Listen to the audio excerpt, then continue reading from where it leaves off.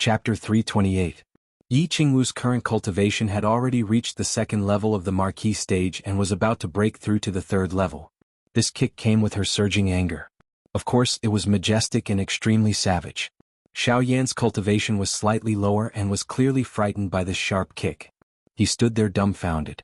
However, the black-clothed man behind him was the first to wake up. He smiled bitterly as he looked at Yi Qingwu in midair. He knew that he was no match for Yi Qingwu, but he had to go up. Otherwise, Xiao Yan would definitely be smashed into meat paste by the furious Yi Qingwu's kick. Circulating the battle qi in his body, he squatted down slightly. His fingers intertwined and his battle qi formed a super strong shield, preparing to take on Yi Qingwu's attack. Bang!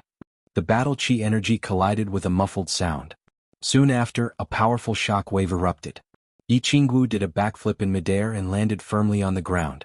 The black-clothed man, on the other hand, spat out a mouthful of fresh blood and flew backward. Finally, he landed heavily on the stone floor and fainted. Cough cough.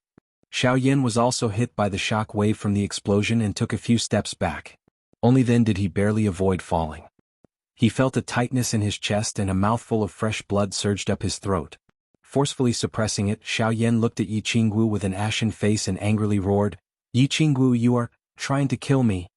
I'm not done with you today. I'm going to your elder hall to report you. You can prepare to be confined for 3 years. Xiao Wujia." Yi Wubian was not injured under Yi Qingwu's intentional care. He happily looked at Yi Qingwu as tears uncontrollably flowed out of his eyes. "Greetings, Miss Wu." Yi Wushuang also had a pleasantly surprised face and hurriedly came over to pay his respects. "Yes, you guys stand aside. Watch how I teach this beast a lesson." Yi Qingwu nodded indifferently. Her good mood today had been ruined by Xiao Yan. Today, with Yi Qinghan behind her, she decided to play a little bigger and vent her anger. "Sister Qingwu, don't make it too big." Yi Wubian watched Yi Qingwu fiercely walk toward Xiao Yan and involuntarily became a little worried. Although Yi Qingwu was the eldest daughter of her family, it would be hard for her to explain to her family if someone were to die. At the same time, her future would be even more difficult. Yi Qingwu waved her hand. Without even turning her head, she suddenly increased her speed and pounced in front of Xiao Yan in a lightning-like manner. She lifted her hand and sent a sweeping slap across. Pa! When Xiao Yan saw Yi Qingwu coming over, he naturally wanted to hide. However, with Yi Qingwu's strength, how could she dodge the sudden acceleration? After a flash of white light, he felt a huge force sweep across his face. He forcefully suppressed the mouthful of blood and 2 of his front teeth. At the same time, his body fell uncontrollably to the ground. Bang! His head collided with the ground and another muffled sound rang out. Shaking his dizzy head, Xiao Yan originally wanted to glare angrily at Yi Qingwu and let her feel his anger.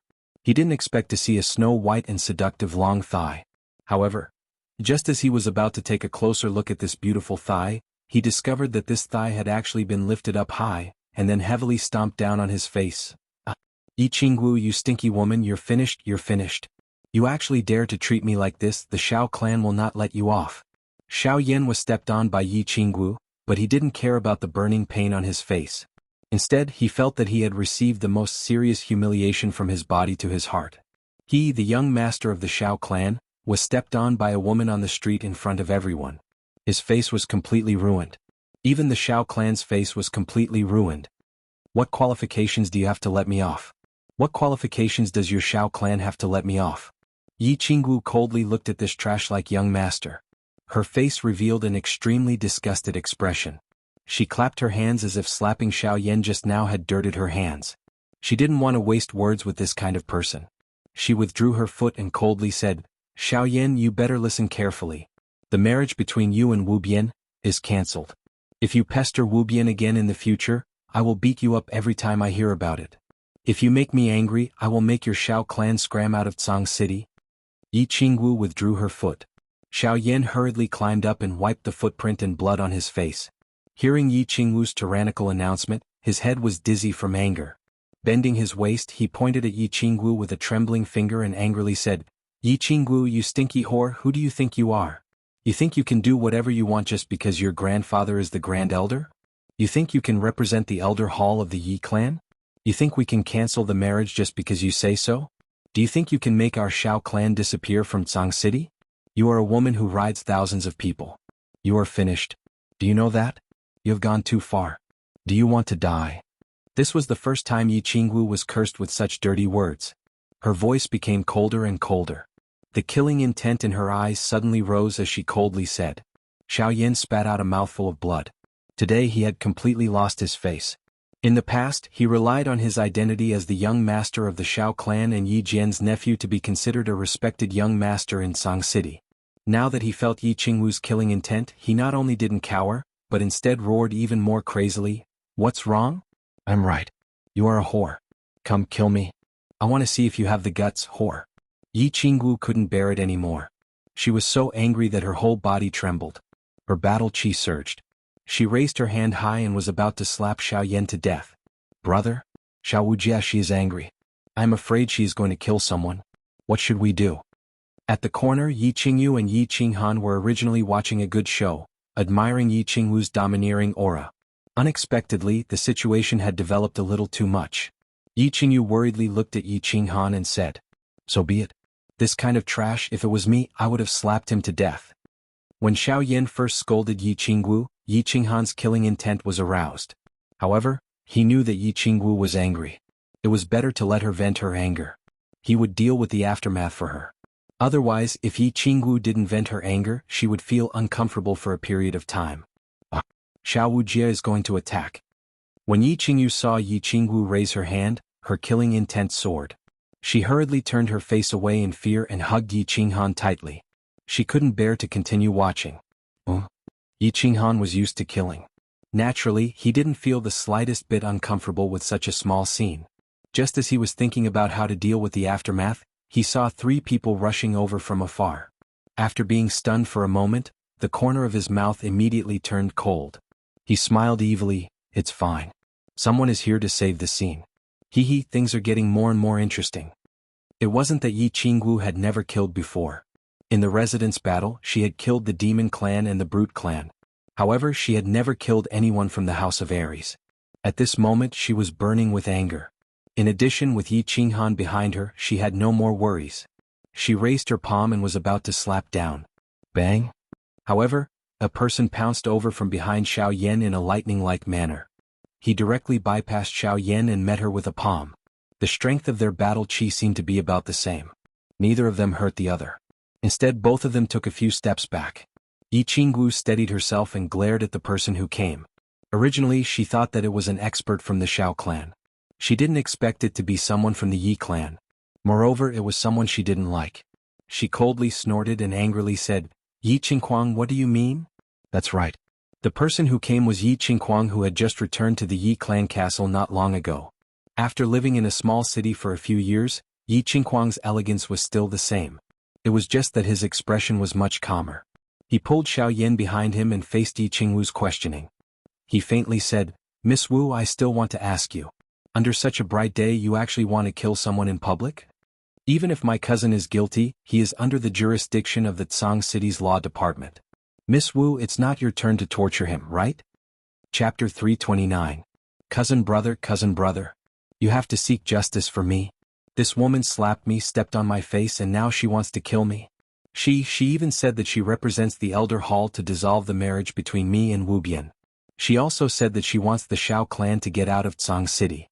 It doesn't matter if I lose my face, but the Xiao clan and the first branch cannot lose their face. Cousin brother, you have to ruthlessly punish this bitch. Xiao Yan was originally able to endure under the cover of Yi Qingwu's murderous aura. However, when Yi Qingwu slapped him, he became extremely terrified. At this moment he was suddenly saved by someone. Moreover, it was his greatest support, the first young master of the Yi clan, Yi Qinghuang. Of course he was extremely happy. He hurriedly cried and complained with snot and tears. But what responded to him was Yi Qinghuang's increasingly cold face and a heavy slap. When Yi Qinghuang heard Xiao Yan's words, his originally gloomy mood became even more furious. He shouted in a deep voice, Shut up.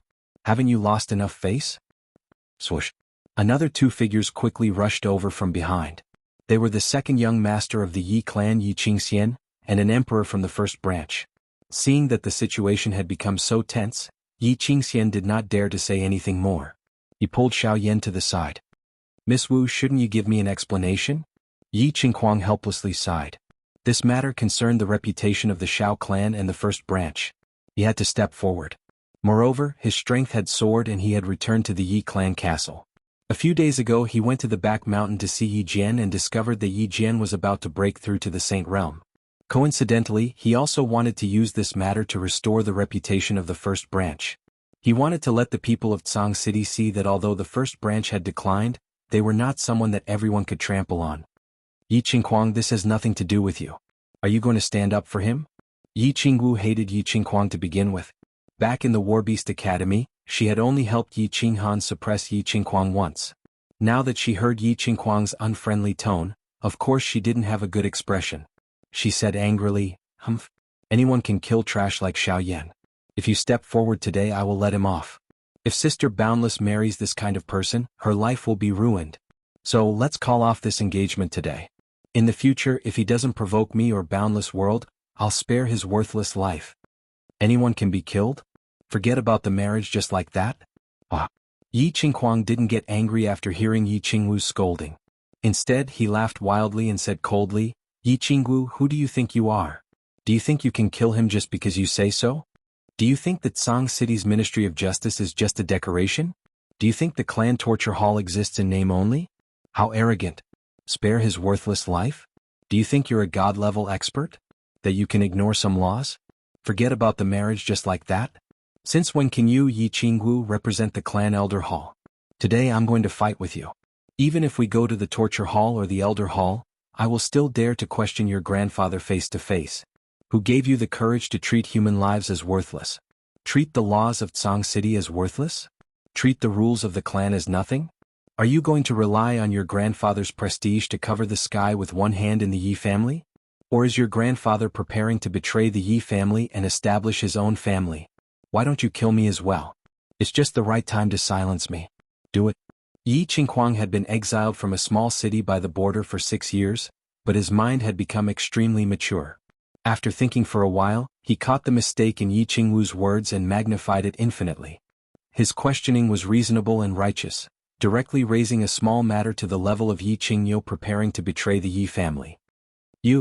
Yi Qingwu obviously didn't expect that Yi Qinghuang would be able to use her words in a moment of anger against her and even implicate her grandfather. She wanted to refute but didn't know how. She was so angry that her whole body trembled and tears uncontrollably fell from her eyes. She looked very helpless. "Let's go. Qingxian, take Xiao Yan with you. Today we'll go to the elder hall to beat the drum and complain about our grievances. I'd like to ask the elders, Yi Qingwu, whose power is she relying on to be so bold and reckless? Is this Tsang City still the Yi family's city?" Yi Qinghuang was unforgiving and wanted to slowly break down Yi Qingwu, forcing her to lower her head and apologize.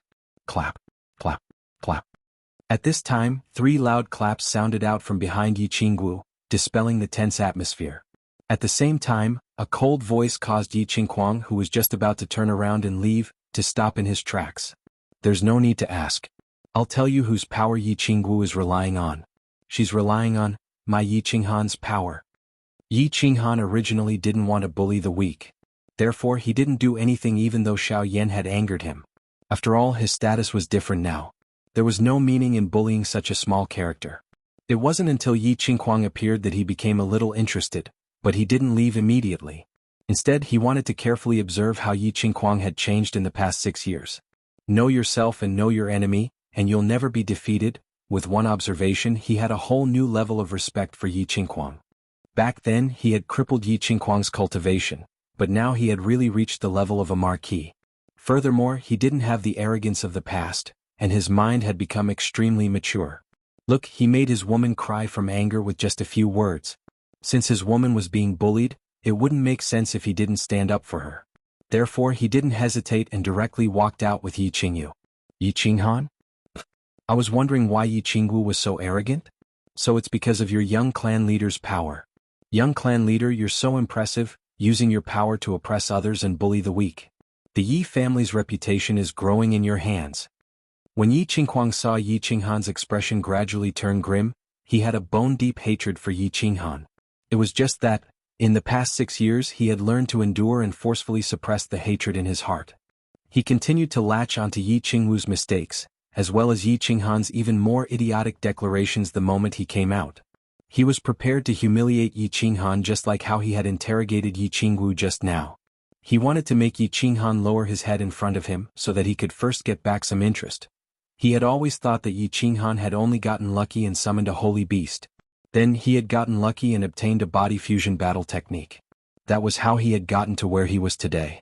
Therefore he was very unconvinced. He felt that if he had a holy beast he would definitely be 100 times more outstanding than Yi Qinghan, no, 1,000 times. The Yi family's reputation is, of course, growing in my hands. There's no doubt about this. Yi Qinghan did not sense the hidden meaning in Yi Qinghuang's words. He did not care about Yi Qinghuang's ridicule at all.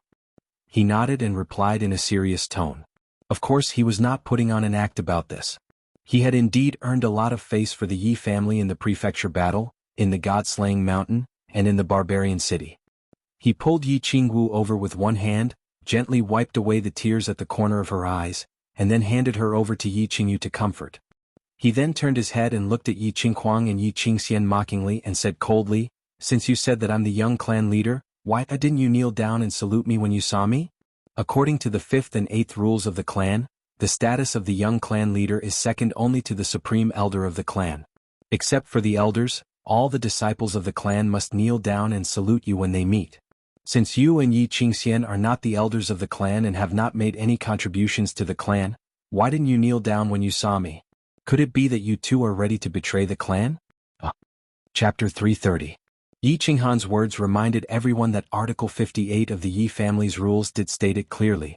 If a member of the family didn't become an elder and didn't make any contributions to the family, he had to kneel before the young master and the grand elder. However, the rules were dead, and the two grand elders of the Yi family didn't care about these complicated etiquettes. Except for when Yi Qinghan had just returned to the Yi family, he had never allowed anyone to kneel before him after he accepted the family's disciples kneel in the Ranjiating pavilion.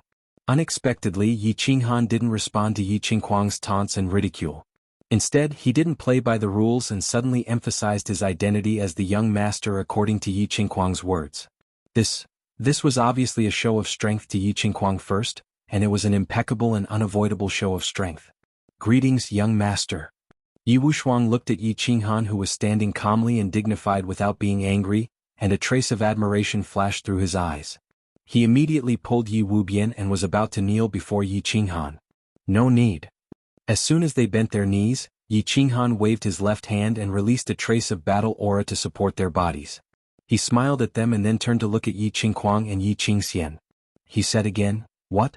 Why aren't you bowing? Do you want me to summon the Tsang city guards to take you down and send you to the torture hall? Or punish you for breaking the family rules?" "Yi Qinghan, don't go too far." Yi Qinghuang's shrewdness that he had been holding back for a long time was completely shattered by Yi Qinghan's casual play. He shouted with a pale face. Today he wanted to restore the prestige of the first branch, but if he knelt down to Yi Qinghan now, then the first branch's face would be ruthlessly swept to the ground again. However, if they didn't kneel, Yi Qinghan had every right to have them taken down. For a moment they could only glare at Yi Qinghan angrily. What's wrong with that? They were both core disciples of the clan. If Yi Wuxuang and Yi Wubian can kneel, why can't you? Could it be that my identity as the young patriarch is fake? I'll ask you again, are you going to kneel or not? Yi Qinghan's tone was still calm, and his expression did not change much. However, his words revealed a boundless domineering and majestic aura. Yi Qinghuang was so angry that he fainted. His handsome face contorted slightly. He knew that Yi Qinghan was taking revenge for what he had done to him in the past. He mocked Yi Qinghan on Yolan Street back then, but he did not expect that he would suffer a greater humiliation at the same place today. There were people coming and going on Yolan Street, and there were so many people watching the show. If he really knelt down, he would be too ashamed to stay in the clan. He could only bite the bullet and endure it. Yi Wuxuang, send the clan's signal flare and gather all the guards in Tsang City. Yi Qinghan smiled faintly and did not force Yi Qinghuang anymore. Instead, he turned around and said to Yi Wuxuang, "I'll do it." Yi Wuxuang was a little hesitant, but Yi Wubian, who was next to him, shouted excitedly. Although she was a tiger girl with a bad temper, she was not a fool. Yi Qinghan had obviously stood up for her. If she still did not know how to fight for it, she would really be a fool. She knew very well what kind of power this handsome young master with a gentle smile had in the clan. Of course, she had to seize the opportunity. Bang! A beam of fiery red light flew out of Yi Wubian's hand and shot into the sky. Following a dull explosion, half of Tsang City was illuminated by fireworks. It was an emergency signal flare for the core disciples of the Yi family. As soon as they saw the signal, the highest-ranking guards and guardian elders of Tsang City had to be on the scene. The fireworks that filled the sky shocked the surrounding onlookers who did not know what was going on. It also made Yi Qinghuang and the rest look as pale as snow. Yi Shanhu was very helpless. When he saw the fireworks that bloomed in mid-air, his bitter face instantly turned bitter. 6 years ago, when he was still a small team leader of the Tsang City Guards, he encountered a dispute between the young masters of the clan on Yolan Street. At that time he wanted to help the poor seventh child, but in the end, his words carried little weight and he was not of much help.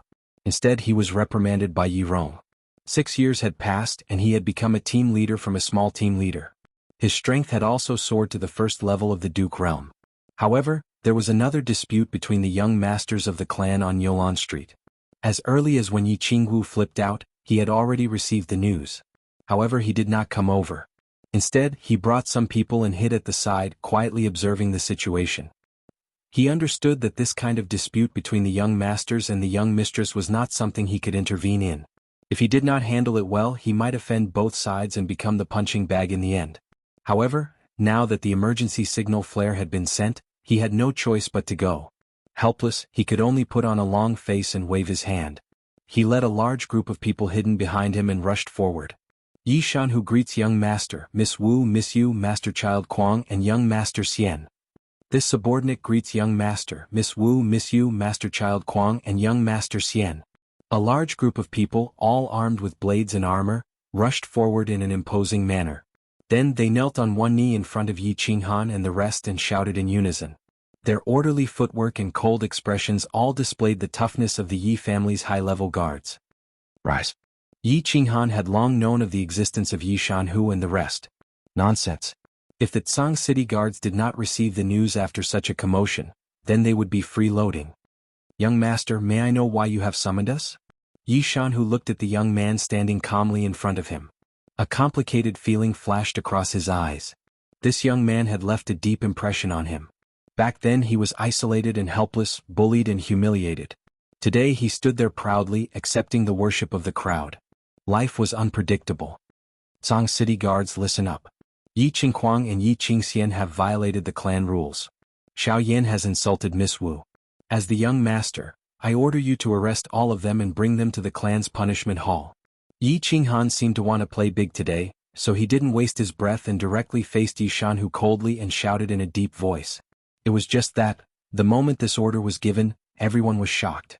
Yi Shanhu was stunned. The Tsang City Guards were stunned. Yi Wushuang, Yi Wubian, Yi Qingwu and Yi Qingyu were speechless. Yi Qinghuang, Yi Qingxian and Xiao Yan's faces turned green. Their bodies began to tremble. They had originally thought that Yi Qinghan had summoned people to suppress Yi Qinghuang. They did not expect him to give such an unbelievable order. Asking the Yi family's guards to arrest the first young master, second young master, and the first young master of the Yi family? Wasn't this a little too much? Young master, this. Yi Shanhu had a bitter face just now, but at this moment when he heard Yi Qinghan's order, his bitter face directly turned into a loofah face. Asking him to kill the Yi family's first young master and second young master, even if he was given 100 guts, he wouldn't dare. Yi Qinghan still didn't waste any words, nor did he explain. He directly took out a black token from his unfettered ring. There were only 2 big words on the black token, Yi Huang. This was the highest level token in the clan leader's token. Yi Qinghan waved the token in the air. His face gradually became cold. He shouted in a deep voice, arrest them. Chapter 331. Whoosh whoosh. When Yi Shanhu and the Tsang City Guard saw the black token, they merged with their battle beasts without hesitation and unsheathed their swords. Yi Shanhu gritted his teeth and his expression turned cold. He shouted and led his men toward Yi Qinghuang. Take them all down. There was only one black token in the Yi family. It was the highest token in the family. Seeing the token was like seeing the family leader. The person who held the token could order all the powerful warriors in the Yi family, except for the Grand Elder, to do anything. At this moment, even if Yi Qinghan ordered them to kill Yi Qinghuang, they would grit their teeth and do it. Yi Qinghuang, Yi Qingxian, and the Emperor Realm warriors behind them turned pale when they saw Yi Qinghan show the Night Emperor's token. They didn't dare to resist. Because The third rule stated that anyone who disobeyed the Night Emperor's order would be treated as a traitor and would be killed on the spot. Dozens of people rushed forward and tied up the three quickly. As for the Emperor Realm Warrior, since Yi Qinghan didn't give the order, Yi Shanhu and the others didn't do anything. Whoosh! Right at this moment, a person suddenly flew over from the sky at high speed. He glided across the sky behind Yi Qinghan and landed on the battlefield. Facing Yi Shanhu and Yi Qingquang was an elder in gray. He was an Emperor Realm Warrior from the Yi family since he could fly in the sky. He looked at the people surrounding Yi Qingquang and the others. They were tied up and their faces were ashen. Furious, he shouted at Yi Shanhu, "Yi Shanhu, how dare you? How dare you tie up the young master of the family? Hurry up and untie me." "Greetings, Elder Yi Quan. But we can't just tie them up." When Yi Shanhu saw Nightwing, he felt even more bitter. Yi Quan was the guardian elder in charge of guarding Tsang City during this period of time. Obviously, he had rushed over after seeing the signal flare. Yi Quan was the elder in charge of the first branch. After being scolded by Night Spring, he lowered his body and winked at Night Spring, signaling him to look behind him. Yi Quan had flown over from behind Yi Qinghan. When he saw that Yi Qingquang was tied up, he was anxious and didn't pay much attention to the others. When he saw Yi Shanhu winking at him, he quickly snapped out of his daze and turned around. When he saw Yi Qinghan standing there coldly, his expression became complicated, and when he saw the Night Emperor token in Yi Qinghan's hand, his expression became even more complicated. After pondering for a moment, he hurriedly cupped his hands in greeting and said very politely, "So the young clan head is also here? How did Master Child Quang and young Master Xian offend the young clan head? Why did the young clan head use the Night Emperor token?" Yi Qingquang had just returned to the Yi family castle, so he didn't know how much Yi Qinghan was favored by the Yi family. But Nightwing knew very well. Just by looking at the Chilling Heart Pavilion, which was built with purple crystal coins. So he didn't dare to be impolite to Yi Qinghan. Yi Qinghan understood the meaning behind Nightwing's words. Nightwing was asking him why he used the highest level Night Emperor token for such a small matter? He didn't have a good impression of Nightwing. Back in the Enchanted Garden, Nightwing had cursed him on behalf of Yi Jian. At the same time, he had felt Yi Jian's murderous intent. So now that Nightwing was mocking him, he naturally didn't give him a good attitude. He put the Night Emperor token into his unfettered ring and said, "Elder Nightwing, do I need to answer to you? Of course I will give the family an explanation, but not you." "You don't need to give me an explanation. But you are both young masters of the family, so I don't think you need to be so ruthless. Can you give me some face and let this matter go? If outsiders see this, it won't be good for the family's reputation. Don't you think so?" Nightwing didn't show any dissatisfaction in the face of Yi Qinghan's impoliteness. Instead, he acted as a peacemaker, giving Yi Qinghan enough face. "Brother, let it go." Yi Qingyu saw that the situation was getting more and more complicated, so she said worriedly. However, Yi Qingyu didn't care. This was a small matter to her, but she knew that it was nothing to Yi Qinghan. "Well, young master, let it go. This matter started because of Wu Shuang and his sister. If it gets out of hand, Wu Shuang and Wu Bian won't know how to explain it to the family." Yi Wu Shuang and Yi Wu Bian knelt down in front of Yi Qinghan again. When he saw Yi Qinghan taking action, he thought that his sister's marriage was going to be settled today. However, the situation was getting more and more complicated. He was very worried that Yi Qinghan and his grandfather Yi Tianxing would be implicated. "Stand up." Yi Qinghan waved his hand at Yi Qingyu, telling her not to worry. He turned to look at Yi Wushuang and Yi Wubian on the ground and said calmly, "As a disciple of the Yi family, you should have an unyielding fighting spirit and a will that is not afraid of any difficulties. You must have a domineering aura that even the heavens want to suppress you, and you must dare to pierce through the heavens. Today I will help you and your sister to make the decision. In the future I can't help you with everything. You can only rely on yourselves." He didn't care about the brother and sister whose faces were flushed and who were full of fighting spirit because of his words. Yi Qinghan glanced at Yi Qingquang, who was tied up by Yi Shanhu. He didn't want to suppress them with his power today. He didn't want to show off his power as the young master. He decided after careful consideration that he wanted to find out Yi Qingquang's background. Yi Qingquang was disabled by him. Now, his strength had increased miraculously and he had returned to the Yi family castle. He didn't know what happened during this period of time, but he instinctively felt a sense of danger from this strange incident. He knew very well how difficult it was for a cultivator whose dantian and meridians were destroyed to cultivate back to their original realm. However, Yi Qingquang did it now. Moreover, he had reached the powerful strength of a level 1 duke. He didn't have a treasure like his soul ring. How did he do it? Therefore he made a move today. He didn't hold back at all. Could even be said that he attacked unreasonably. He wanted to find out Yi Qinghuang's background. He wanted to find out why he could return to the Yi family castle even though the clan knew that they didn't get along. Who exactly was helping him in the dark? He wanted to force these people out. He had never been afraid of fighting openly. However, he was very afraid of conspiracies and plots behind one's back. After all, there were far too many people he needed to protect now. Therefore, he opened his mouth and didn't respond to Yi Quan's plea. Instead, he waved his hand at Yi Shanhu and said, "Untie Yi Qinghuang and Yi Qingxian. Bring Xiao Yan to the punishment hall. At the same time, inform the Xiao clan to come to the clan's punishment hall." Yi Shanhu acted as though he had been pardoned when he heard this. He hurriedly untied Yi Qinghuang and Yi Qingxian. Yi Quan also sighed in relief. After all, if the guards really escorted Yi Qinghuang and Yi Qingxian to the punishment hall, the face of the first branch would be completely ruined. It seemed that Yi Qinghan had not taken things too far. "Humph! Yi Qinghan, just you wait. We will meet at the punishment hall. Today's matter will not end." Yi Qinghuang had completely lost his face today. Originally he wanted to suppress Yi Qingwu and Yi Qinghan. In the end, he viciously stared at Yi Qinghan and left with Yi Qingxian and the Emperor's stage bodyguards. Yi Qinghan ignored Yi Qinghuang's vicious gaze and threat. He wanted to force Yi Qinghuang to attack and expose his trump card. He turned his head to look at Yi Wubian and faintly said, "Let's go to the clan's punishment hall. I will help you dissolve this marriage." Chapter 332. For such a big matter, even the emergency signal flare was used. Of course, the Yi family castle received the news. The elders also received the report immediately and roughly knew the ins and outs of the matter. When everyone arrived at the punishment hall, the hall was already filled with the elders of the clan. Yi Rong was dead, and the deputy elder of the punishment hall was given to the elder of the war beast hall, Yi Tianqing, by Yi Tianlong. The head elder was still Yi Baihu, but if it wasn't a big matter, he wouldn't be disturbed. At this time, Tianqing was already sitting on the main seat. The second seat was occupied by the scholarly deputy elder of the war beast hall, Yi Qiangang. Beside him were more than 10 elders with real power. This matter wasn't big at first. It was just that Yi Qingwu beat up a young master of a small clan in Song City. However, Yi Qinghuang's attack and Yi Qinghan's attack escalated the matter. It had become a direct collision between the older generation of the Yi family and the new generation's popular young master, Yi Qinghan. On one side, there was the number one power of the old clan, which was incomparably powerful in the open and in the dark.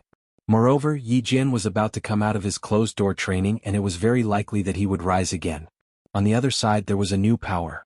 Although it didn't form a complicated entanglement of interests and relationships, because of the existence of Yi Qinghan and Yi Qingyu, no one dared to look down on them. The first to arrive were Yi Qinghuang, Yi Qingxian, and Yi Quan. Yi Qinghuang directly walked to the punishment hall of the clan. He faced the big drum at the gate, raised his fist and randomly smashed it, causing the entire Yi family castle to shake. After that, he angrily walked in with his people. Yi Qinghuang greets Elder Tianqing, greets all the elders. "I beg all the elders to help me and my cousin. I want to sue Miss Wu for committing violence in front of everyone and even wanting to kill Xiao Yan." She also ignored the clan rules and looked down on the punishment hall. "Please punish her severely. I also want to sue young clan leader Yi Qinghan for using his power to oppress others, harming his fellow clansmen, and humiliating the three of us. I beg the clan to strip him of his position as young clan leader." Although everyone present had received some news, they were still shocked by Yi Qinghuang's words. He was shocked by Yi Qinghuang's accusation and request. Yi Qingwu was going to kill someone? Furthermore, he had killed the young master of the Xiao family. And Yi Qinghuang actually begged the torture chamber to punish Yi Qingwu for a serious crime? Asking the family to strip Yi Qinghan of his position as young clan head? Yi Tianqing looked a little old after a few years. His hair and beard had turned even whiter. He had always been known as an honest and just person in the family. Now that he had received an accusation, he naturally had to do things according to the rules. He nodded and coughed softly. "Yi Qinghuang, you have to take responsibility for what you said. This is not a small matter. It's of great importance. I'm asking you, do you insist on your accusation?" "I insist." Yi Qinghuang nodded heavily without hesitation. "Good. Where are the guards of the punishment hall? Go and invite young clan leader and Miss Wu over." Yi Tianqing's face was expressionless as he directly threw out a token. The word Yi and the word punishment were engraved on both sides, representing the supreme authority of the Yi clan's punishment hall. Even the elders and the castellans of small cities could be taken down. No need. We're coming. Before the guards left, Yi Qinghan's indifferent voice came from outside. Then Yi Qinghan walked in with Yi Qinggu, and the boundless siblings. Behind them Yi Shanhu walked in with Xiao Yan, whose face was covered in blood. Greetings, elders. Yi Qinghan cupped his hands in greeting. Yi Qinggu greets elders. Although Yi Qingwu's position was special, she didn't have any position or power. She still had to follow the rules of the punishment hall. Yi Qingyu held Yi Qinghan's hand. She didn't say anything and just stood there quietly. Similarly, she didn't have any position in the Yi family. However, the elders didn't dare to blame her. After all, her position in the Yi family was the most special. She was someone who was going to become a god. Night Mountain Tiger pays his respects to all the elders. Young clan leader, the person is here. I'll go back to my duty first. After bowing, Yi Shanhu immediately prepared to leave. He couldn't participate in this matter. Of course he had to leave first. Elders of the Yi family, please help me. Yi Qinggu beat me up in public and wanted to kill me. If it wasn't for Child Kuang's timely arrival, my life would have been long gone. Our Xiao family has always been the most loyal partner of the Yi family. We've always followed the Yi family's lead. Miss Wu actually wanted to kill me in public today. This sob. Elders, please help me. Otherwise, I'd rather kill myself in the punishment hall. When Xiao Yan mentioned the punishment hall, he was already trembling in fear. However, a moment later he began to howl and complain about Yi Qingwu's crimes. It was obvious that he received instructions from someone. Yi Wushuang and Yi Wubian greet elders. Actually, today's matter was caused by us siblings. It has nothing to do with young clan leader Miss Wu. If the family wants to punish us, Wushuang is willing to bear the punishment together with us. We won't complain about it. Yi Wushuang and Yi Wubian knelt down heavily. Yi Qinghan's words at Nyolan Street just now had a huge impact on Yi Wushuang. He actually mustered his courage and voluntarily begged for forgiveness. Wushuang, Wubian, you two bastards. What stupid thing did you do? You actually made young clan leader and Master Child Kuang at odds? If you cause any trouble in the family, you won't be able to escape death. I'll definitely kill you with my own hands. As soon as Yi Wushuang finished speaking, an old man stood up beside him. His face was filled with anger as he scolded loudly. He was the elder of the Warbeast Academy, Yi Wushuang's grandfather, Elder Yi Tianqing. Elder Tianqing, don't be angry. They didn't do anything wrong. Instead, I admire their temperament and way of doing things. Yi Qinghan was very satisfied with Yi Tianqing's scolding in the name of reprimand, but it was actually a protective scolding. He hurriedly took over and performed a two-man show. He didn't feel the slightest bit worried or afraid about the torture hall. Instead, he was very interested and excited to fight a vigorous lawsuit. All right, Tianqing, sit down first. Young clan leader and everyone else, please calm down. Yi Wushuang, since you said that this matter was caused by your siblings and you were at the scene, tell us everything that happened. Remember, you must tell the truth.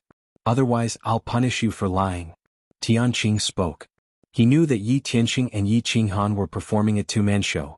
Since he was in this position, he could not be partial to either side. Everything was based on the clan's rules. Otherwise, everyone would be dissatisfied. Hence, he stopped the two from acting. This is what happened. Today, my sister and I went to Nyolan Street to buy some demonic crystals for my sister's battle beast. We didn't expect to meet young Master Xiao Yan. Then, young clan leader brought us to the punishment hall. That's what happened. I swear I didn't change anything. Although Yi Wushuang wanted to help him and Yi Qinghan hide something, there were so many people at the scene. Of course, he could not distort the truth since there were so many people at the scene. Hence, he told them everything that happened. Idiot. Once everything was clear, Tianqing and all the elders looked at Yi Qinghuang. Their first thought was, idiot. Regardless of whether they belonged to the first branch or the neutral elders or the opposing elders, they all thought the same. Yi Qinghuang, you were the first to accuse us. What do you have to say? Tianqing did not say much. He did not ask the other elders to speak or make things difficult for Yi Qinghuang. Instead, he followed the procedure and asked about Yi Qinghuang first. The truth is obvious. Yi Qinggu beat up Xiao Yan in public and even wanted to kill him on the street. This is extremely bad. If we don't punish him severely, we won't be able to appease the public. However, Yi Qinghan used his power to suppress us and tied us up in public. The impact of this is even worse. Not only did he discredit the first branch, but he also showed the Yi family's internal strife to the world. He seriously damaged the reputation of the Yi family. If we don't get rid of such an immoral and incompetent young clan leader, how can we convince the public? Yi Qinghuang's words were filled with righteousness and righteousness. It was as if the Yi family did not punish the two of them. The entire first branch would not be convinced, and the whole continent would see the Yi family as a joke. They would mention Yi Qinghan's moral character and swore to pull Yi Qinghan off his high horse. Otherwise they would not let it go. Young clan leader, do you have anything to say? Before the elders could say anything, Tianqing sighed again. He turned to look at Yi Qinghan and asked solemnly, I don't have anything to say. Yi Qinghan also sighed. He looked at Yi Qinghuang with some disappointment. He did not explain anything. Instead he asked with great interest, I am very curious. Who allowed this idiot to return to the Yi family castle? Chapter 333. As soon as Yi Qinghan finished speaking, everyone present had a complicated expression on their faces. Everyone knew that Yi Qinghuang was an idiot, but there was no need for the young clan leader to say it out loud, right? It was obvious that Yi Qinghuang had been exposed to the sea breeze in the small city by the sea for a few years. Although he seemed to have matured a lot, his mentality had not improved at all. His stupidity was in his arrogance. Did he think that he could continue to be as arrogant as before after returning to the Yi family castle after his great increase in strength? Did he think that Yi Qinghan was still the seventh son of the Yi family from back then? Did he want to make a move without even knowing the strength of the enemy? What was he if not an idiot? Putting aside the fact that Yi Qingwu was the granddaughter of Yi Qingyu, many elders had secretly learned that Yi Qingyu would become a god in a few years' time. This news carried a lot of weight. So what if Yi Jian had broken through to the Saint Realm and left the back mountain? One Yi Qingyu alone was worth 10 Yi Jians. Moreover, Yi Qinghan had been bestowed the status of young clan leader by the elder ancestor, and it would never change. How dare you come here to make a fuss without even knowing this? The clan had secretly warned Yi Qinghuang not to provoke Yi Qinghan. Who would have thought that he would be so arrogant and start a fight within a few days of returning? Wasn't this just asking for trouble? Cough cough. Young clan leader, please watch your words. The unity of the clan is the most important. Tianqing looked a little helpless. He coughed lightly and gave Yi Qinghan a look, meaning to give him some face and not make things too difficult for him. After all, this was the clan's torture chamber. If they caused a ruckus here, the torture chamber would lose its prestige, and it would be difficult to manage the younger generation of the clan in the future. Yes, Qinghan was wrong. It was just a moment of inspiration. Please don't take it to heart. I'm ashamed. Tianqing had always treated Yi Qinghan quite well. Back then he had even spoken up for him in the infatuation garden. Of course Yi Qinghan had to give him face. He was very straightforward and directly admitted his mistake. Did everyone see that? Yi Qinghan actually insulted me in front of everyone in the disciplinary court. With such conduct and talent, how could he be a role model for the younger generation of the family? How would he lead the Yi family in the future? Yi Qinghuang boldly begged to convene an elder council to revoke Yi Qinghan's young clan patriarch status. Otherwise I'll be the first to be dissatisfied. Yi Qinghuang saw Tianqing reprimanding Yi Qinghan, and he admitted his mistake in front of everyone, so he quickly cupped his hands and said indignantly. From the looks of it, he was prepared to use this matter to pull Yi Qinghan down from the position of young clan patriarch. In the small city, someone had planted a soul seed in him. With the help of that person, his strength had been forcefully raised. Moreover, he had used all the hidden forces of the first branch to return to the Yi family castle with great difficulty. This time, of course, he wanted to use all methods to take revenge. Therefore, he wanted to use today's matter to first pull Yi Qinghan down, collect some interest, and then slowly kill him. Yi Qinghuang's emotional accusation caused many people's faces to be filled with black lines, and the word idiot could be seen on their foreheads. However, this matter was not something that could be said openly. The elders of the first branch couldn't help but want to stop Yi Qinghuang's speech several times. However, they were afraid that Yi Qinghan would find out. He could only frown deeply. How could it be worse than the word worry? Yi Qinghan, on the other hand, felt that life was as lonely as snow. He had originally thought that Yi Qinghuang would be a strong opponent. Now it seemed that the forces behind him had helped him. He had overestimated him. Such an idiot had become his opponent. He felt a faint sense of sadness. At this moment he thought of a famous saying from his previous life. He no longer paid attention to Yi Qinghuang, who was getting more and more excited. He looked through the door and softly murmured, No matter how awesome Chopin is, he can't play out my sadness. Idiot. Before Yi Qinghan could finish lamenting, a deep roar sounded outside the torture chamber. The two words that everyone had wanted to curse out were said unscrupulously by the person outside. For a moment, everyone was shocked. When Yi Qinghuang heard these two words, his expression became incomparably angry. Then he was stunned for a moment before he became ecstatic. He cried out in surprise, "Lord Father!" The elders rose from their seats and looked at the door of the torture chamber with complicated expressions. Although they had not heard this voice for a few years, it was still fresh in their memories. This voice was Yi Jian's voice. Of course, they were shocked that Yi Jian could appear here today. This was very significant. This meant that he had walked out of the condemnation cliff. This meant that he had successfully broken through to the Sage Realm. This meant that the Yi family had one more Sage Realm powerhouse. Greetings, elders. Greetings, young clan leader. Yi Jian greets everyone. A tall middle-aged man walked in from the door.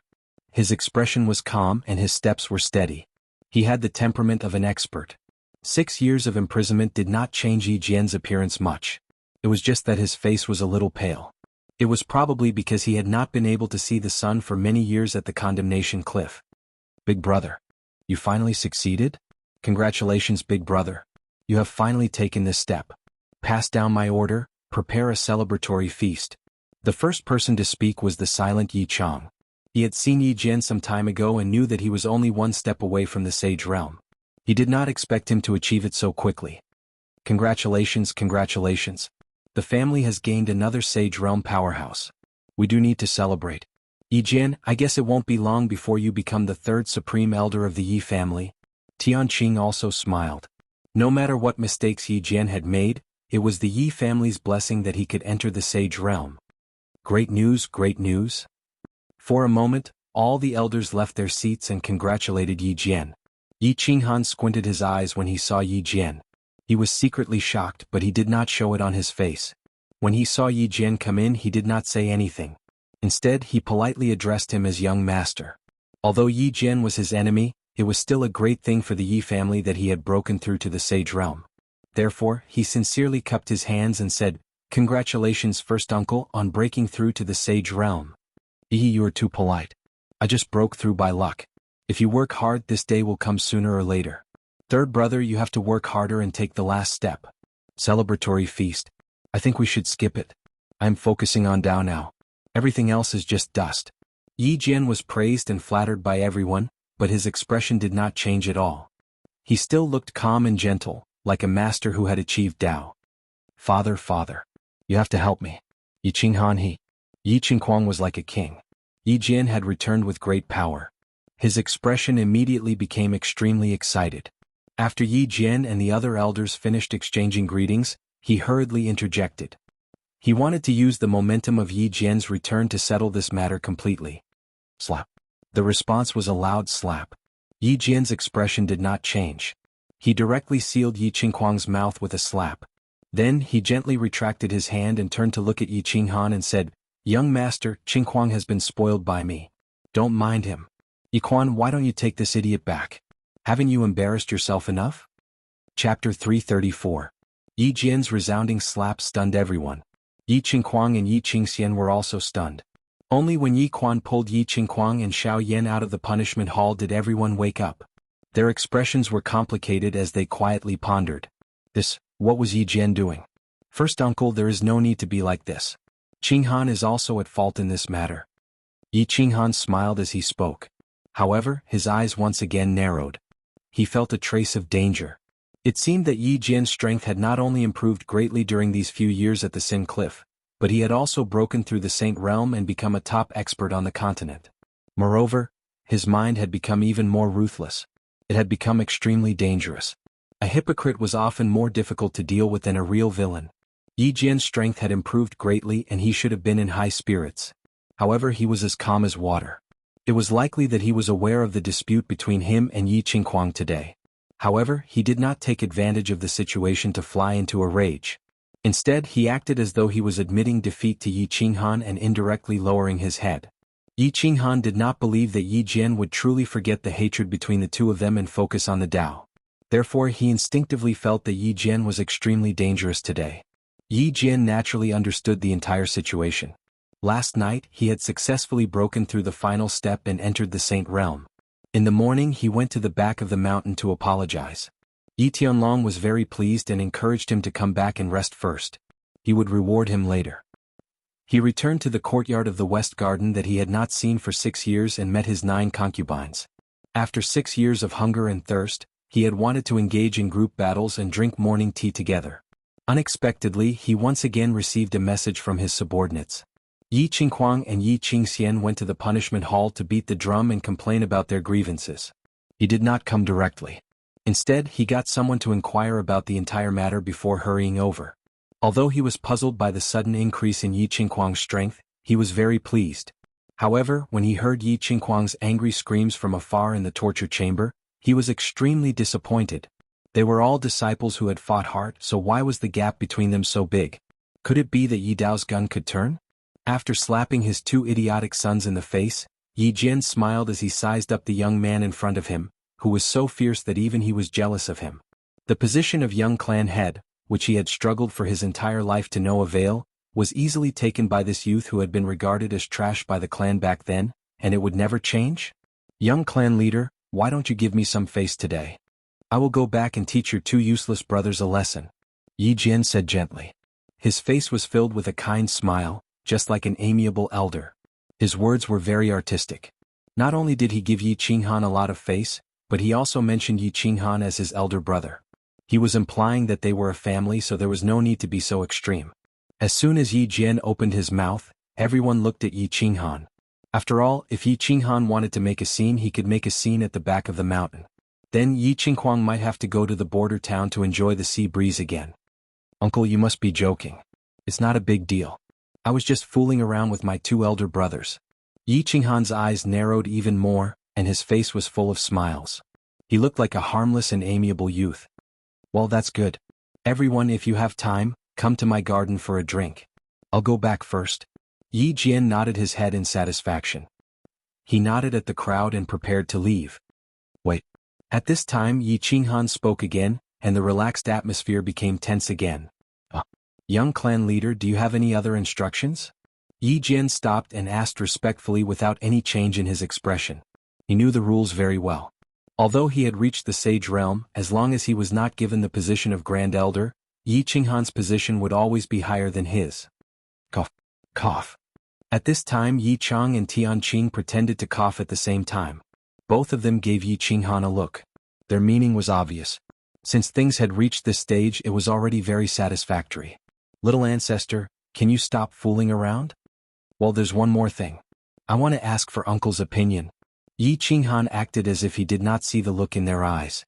He smiled and pointed at Yi Wubian beside him.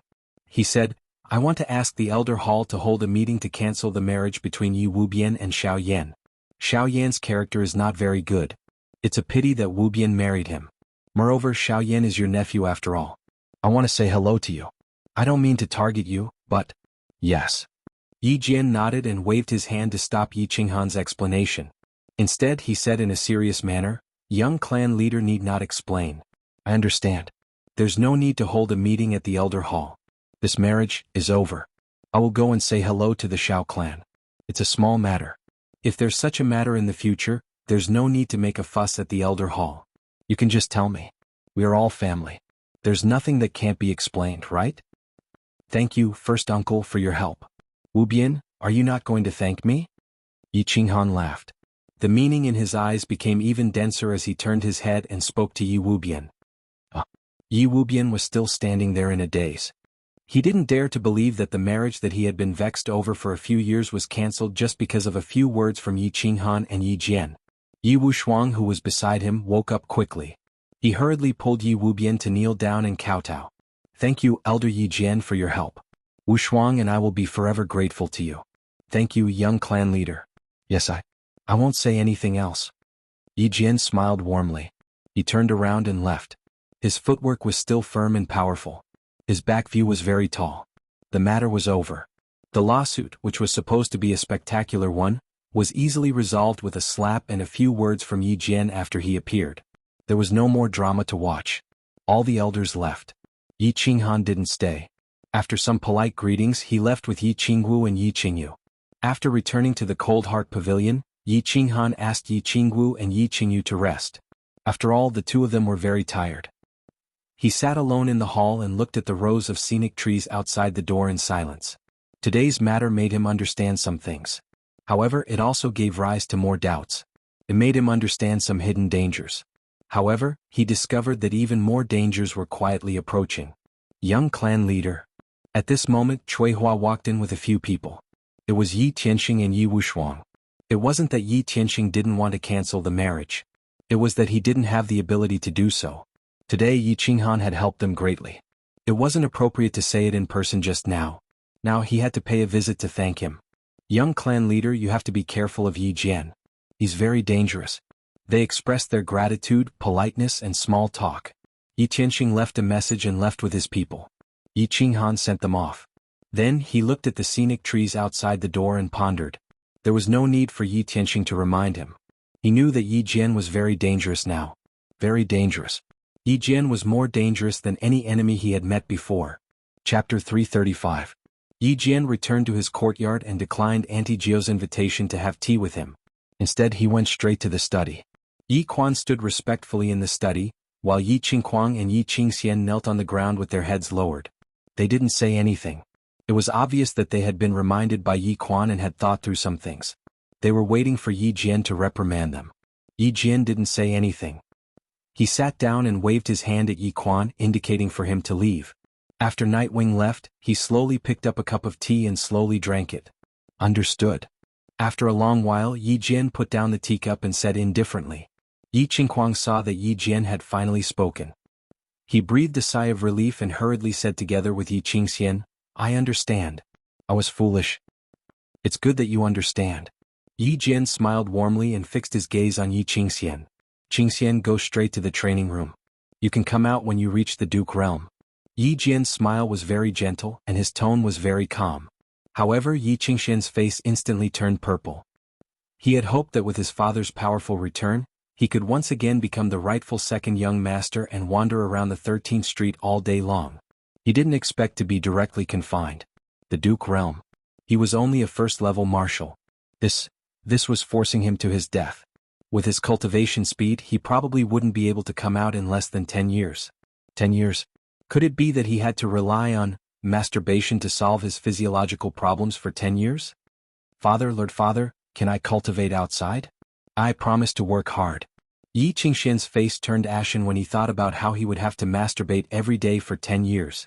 After a long period of silence, he finally mustered up the courage to speak. You have two choices. Either you do as I said just now or you do as I said. Why don't you pack your things now and go straight to a small city by the border? You can stay there for the rest of your life and never return to the Yi clan castle. You can choose between the two options. Yi Jian picked up his teacup and continued to speak without even looking at Yi Qingxian. Yi Qingxian was dumbfounded. This second condition was even more ruthless than the first. He had heard from Yi Qingquang that he was staying with a prostitute in a small border town. There were only about 10 of them and they were all middle-aged women. If they were late, they would be out of stock. For a prodigal son like him who couldn't sleep without a beautiful woman, this was more terrifying than killing him. Therefore he decisively chose the first option. Wasn't it just masturbating for 10 years? Could it be that he could break it? Buzz. As soon as Yi Qingxian left, Yi Jian immediately activated his Saint Realm and enveloped the entire room. At the same time, he examined with rapt attention and his expression turned serious. He asked coldly, Tell me what happened to your body? Yi Qingquang's mouth revealed a trace of bitterness. The explanation he gave to his family was that when his dantian was pierced by Yi Qinghan, Yi Jian spent a huge price to buy a large number of elixirs for him to protect his meridians. Then he coincidentally obtained a fire scale fruit, and the injuries in his meridians were completely healed. He had been training hard for the past few years to achieve such results. But he knew that many people in the family would doubt his words, not to mention fooling Yi Jian. Of course, he didn't intend to hide it from Yi Jian. Yi Qingquang kowtowed heavily on the ground and said with a trembling voice, Father, it's a soul seed. Someone planted a soul seed in my body, and then used a strange elixir to forcefully increase my strength. Bah! Idiot! Idiot! Stupid pig! Yi Jian could no longer maintain the gentle smile he had been maintaining. He slapped Yi Qinghuang and sent him flying. He cursed 3 times and his face was as black as charcoal. God-slaying guard, you bastard! How dare you plant such a thing on my son? I'm not done with you. Yi Qinghuang, did your brain turn into a pig's? Is this thing acceptable? You stupid pig. Why didn't I shoot you to the wall back then? The more Yi Jian spoke, the angrier he got.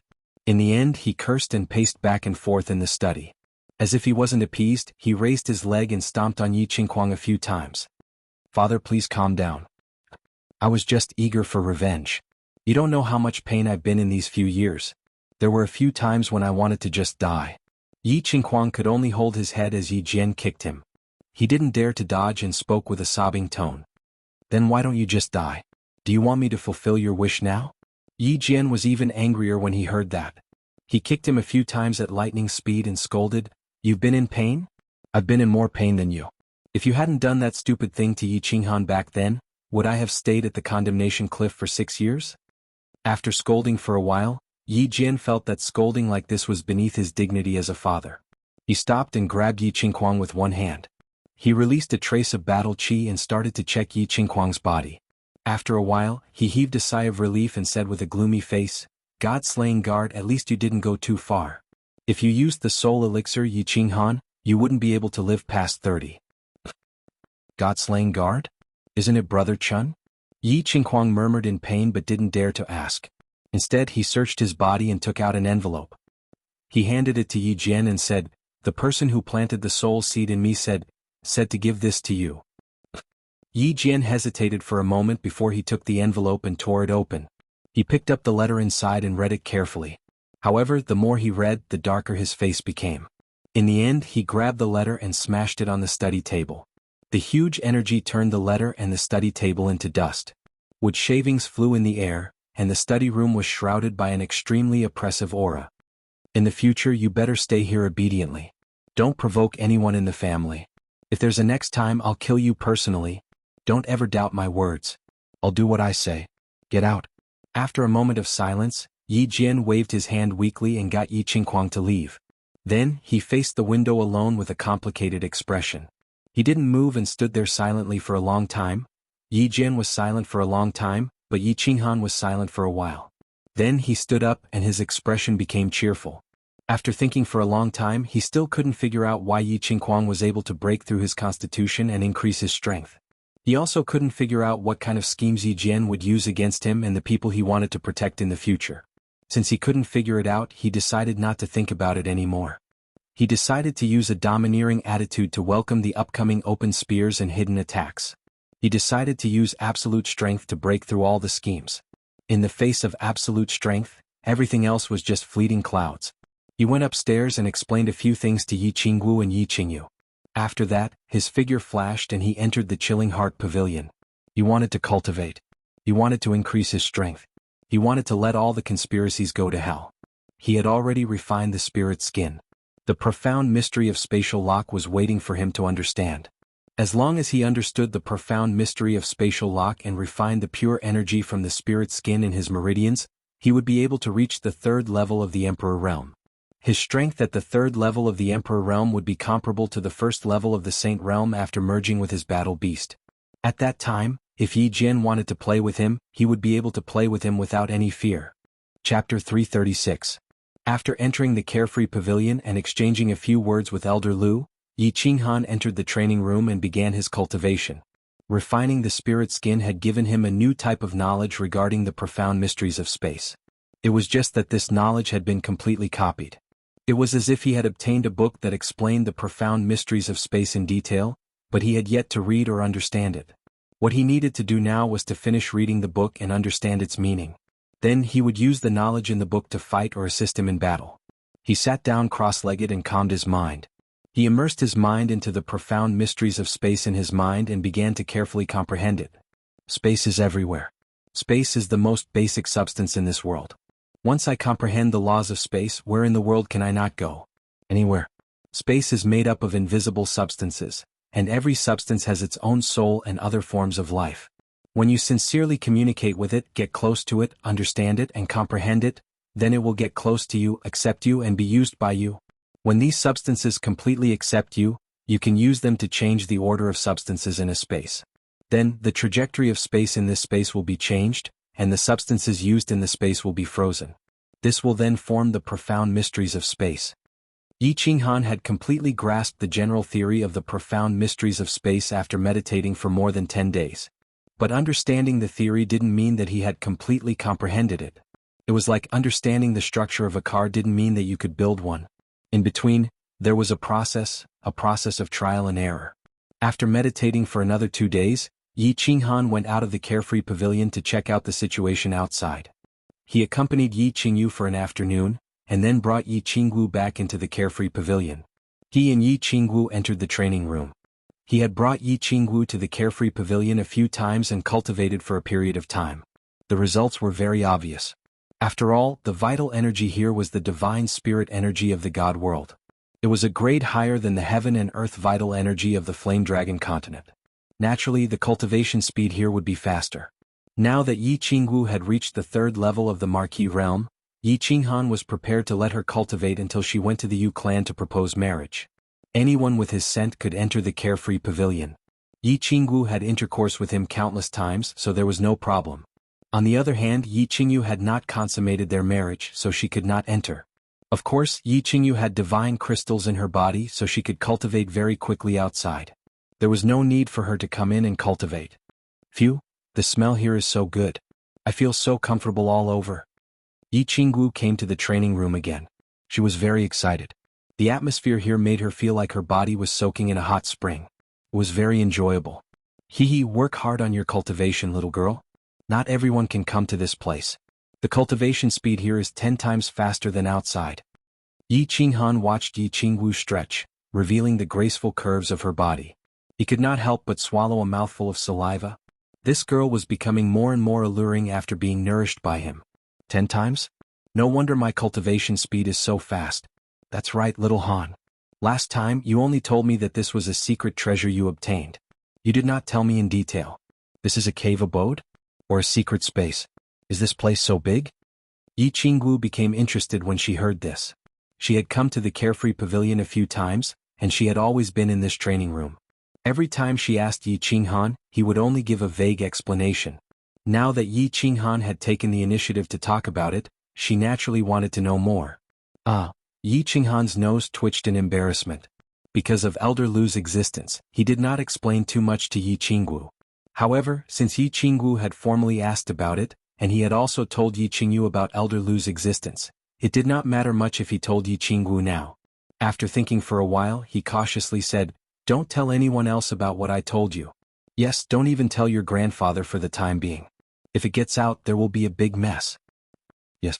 Yi Qingwu saw that Yi Qinghan was being so cautious and that this place was so magical. She was certainly not a fool and understood the principle that an ordinary man's wealth was his own ruin. Actually, we are now in my carefree ring. This is the carefree pavilion, the small divine pavilion at the top of the God-slaying mountain. That day when I was at the God-slaying mountain. Yi Qinghan began to explain in detail to Yi Qingwu. He explained everything in detail. Wow! After listening for a long time, Yi Qingwu finally understood that they were now in Yi Qinghan's carefree ring. This ring was not a space ring but a space divine tool. After pondering for a while, she suddenly jumped up and exclaimed, "Damn little Han, you actually hid it from me for so long. Why didn't you bring me around the carefree pavilion?" Wow! This is the legendary Immortal Palace. Yi Qinghan was about to explain, but he was pulled up by Yi Qingwu and walked towards the main door. He hurriedly laughed bitterly, pressed the mechanism of the main door, and began to wander around with Yi Qingwu. The carefree pavilion had a main hall, 2 side halls, 12 rooms, 3 training rooms, 1 utility room, a front yard, and a backyard. Wow! It's so beautiful. I can't imagine that I've become the mistress of this immortal palace. I don't care anymore, little Han. From now on, I'll stay here for half a month. This place is too beautiful, too beautiful. Yi Qingwu exclaimed from time to time as she looked around. She revealed an intoxicated expression when she saw all kinds of beautiful decorations and patterns around her. Of course you can. Xiaowu, you've always been a goddess in my heart. A goddess naturally has to live in the immortal palace. Choose a room and this room will belong to you in the future. Yi Qinghan smiled faintly, his face full of smiles. He was very proud to be able to make his woman so happy. Okay. I want this room. Yi Qingwu chose a room. This room was a bedroom and there was a jade bed that emitted a gentle light. There were all kinds of precious decorations inside and it was too beautiful to behold. After walking around the room, Yi Qingwu suddenly saw two tightly closed doors in front of her. She asked curiously, "What are these 3 rooms for? Why are the doors closed? Can I go in and take a look?" "This is Elder Lu's resting room that I told you about. Elder Lu is cultivating in seclusion, and I'll bring you to see him in the future. This is the room where I store my treasures and all my treasures are in this small room. You can go in this room. Come, I'll show you my treasures." Yi Qinghan explained to Yi Qingwu, but he didn't say much about the 3rd room. That room was occupied by a coquettish and charming lady boss. He wasn't ready to tell them about the existence of Dark Moon yet, so he changed the topic and brought Yi Qingwu to tour around his treasure trove. They walked into the small room. There were countless small tables inside, and all kinds of different items were placed on the small tables. At the very front was a dazzling sword, followed by a long black saber. There were many other items behind them, and they were all the treasures that Yi Qinghan had collected. This room was equivalent to a spatial ring. If Yi Qinghan needed something, he only needed to sweep his thoughts into the room, and he could take it from there. Isn't this the sage arm guard that you obtained in the Divine City? Why didn't I see you using this thing? Alright, have you asked Elder Lu? Is this thing a treasure or not?" Yi Qingwu suddenly saw a familiar item. This was the Vulcan arm guard that Yi Qinghan had spent 10,000 points to exchange for after the mansion battle. Chapter 337. This is a treasure. But Elder Lu doesn't know why it's so precious. Yi Qinghan touched his nose and took the Vulcan bracer from Yi Qingwu's hands.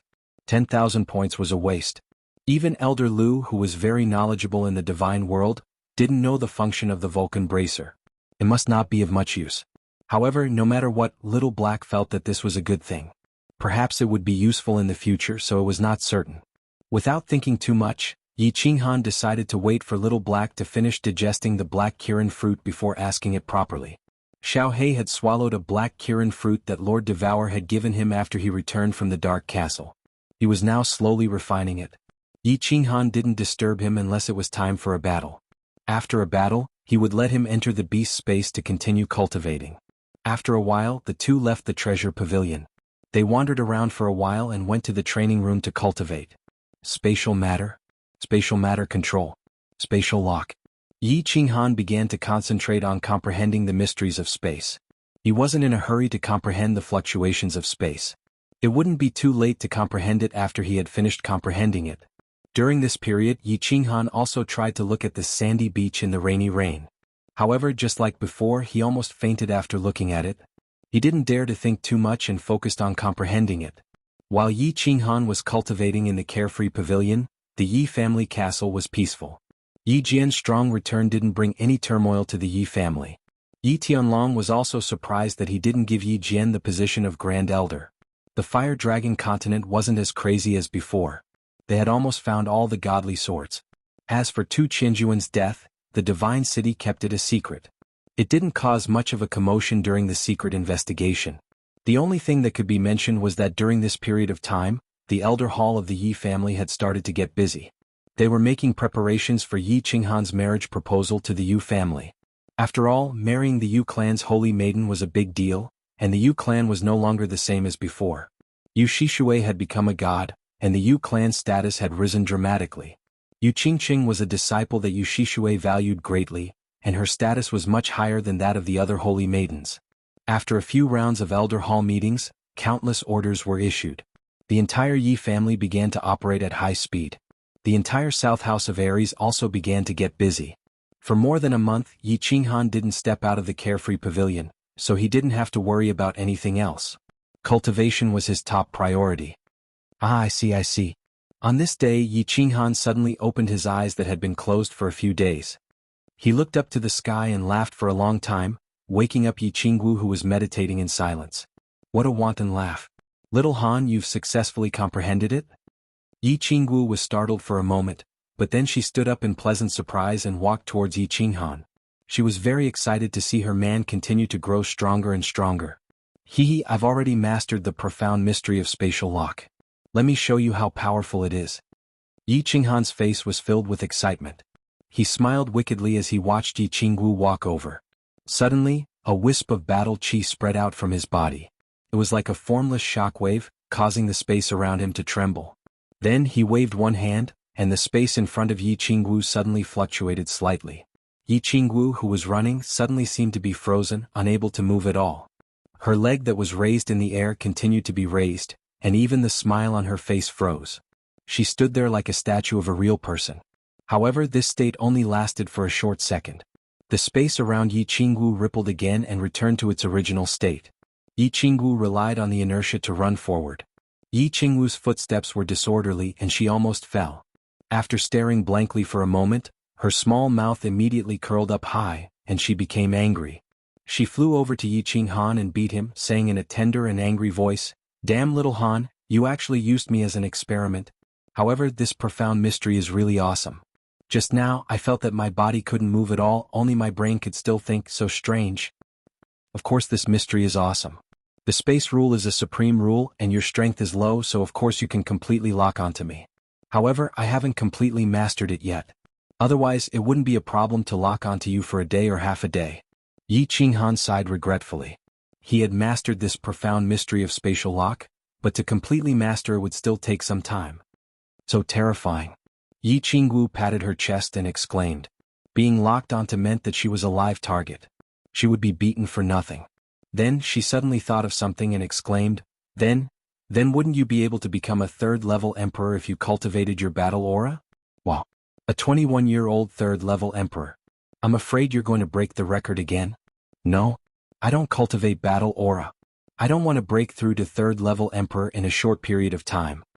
Yi Qinghan shook his head and said something that shocked Yi Qingwu. What? Isn't it good to be strong?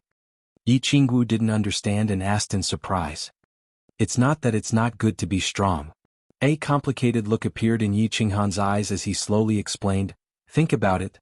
If I broke through to the third stage of the martial emperor realm, once the news spreads, the entire continent will suspect that I obtained the treasure of the Tanuki beast. If I didn't obtain the treasure of the Tanuki beast, how could my strength increase so quickly? The people of the divine city will definitely suspect that I killed Tu Qianjun. After all, I obtained the treasure from the civet beast's mouth, so I definitely have the strength to kill Tu Qianjun. Moreover, I have an irreconcilable grudge with Tu Qianjun, so I will become the #1 suspect. Then, my life and the Yi family's life will be very difficult in the future. Oh, I see. Yi Qingwu nodded. She thought that Yi Qinghan was very thoughtful. He had comprehended the profound mystery of spatial law, and he had the carefree pavilion and the energy from the spirit skin. He could cultivate his battle aura anytime in a short period of time. Now was the time to hide his strength.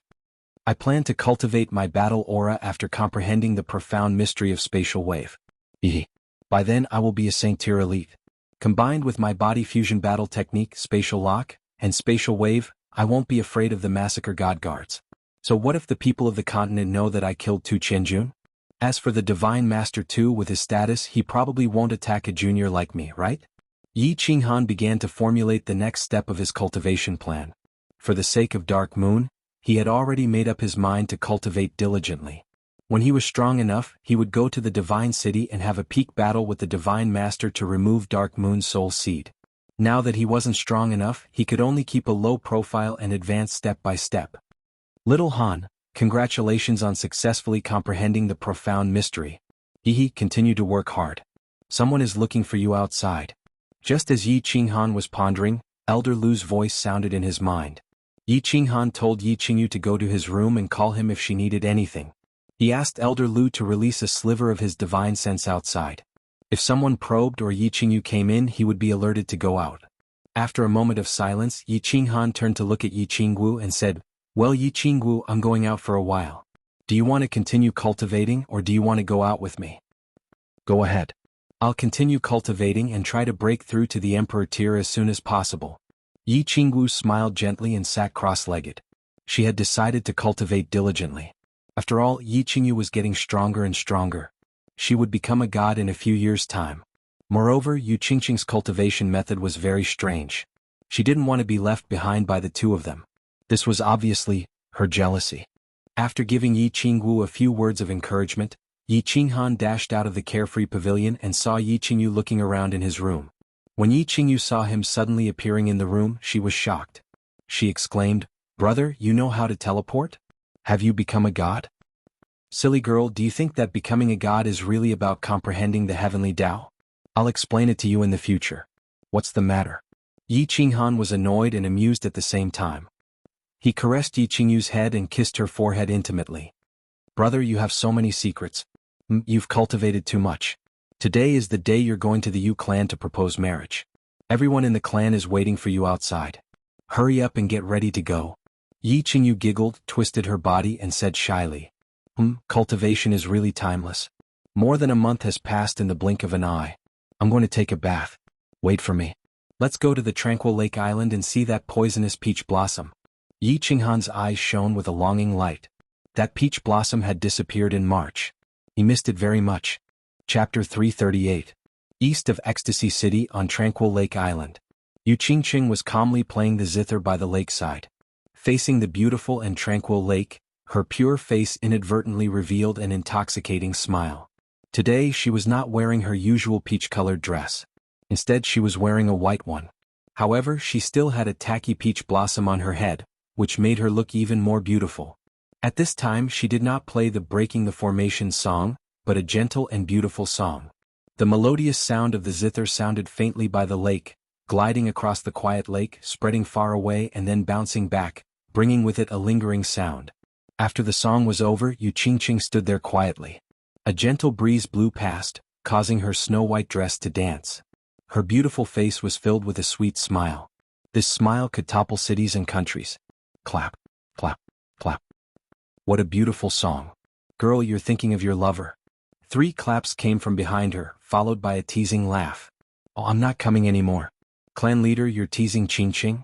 Yu Qingqing was startled. She turned around and discovered that Yu Shishui was looking at her with a teasing smile on her face.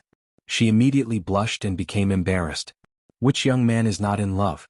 Which young girl is not in love? What's there to be embarrassed about?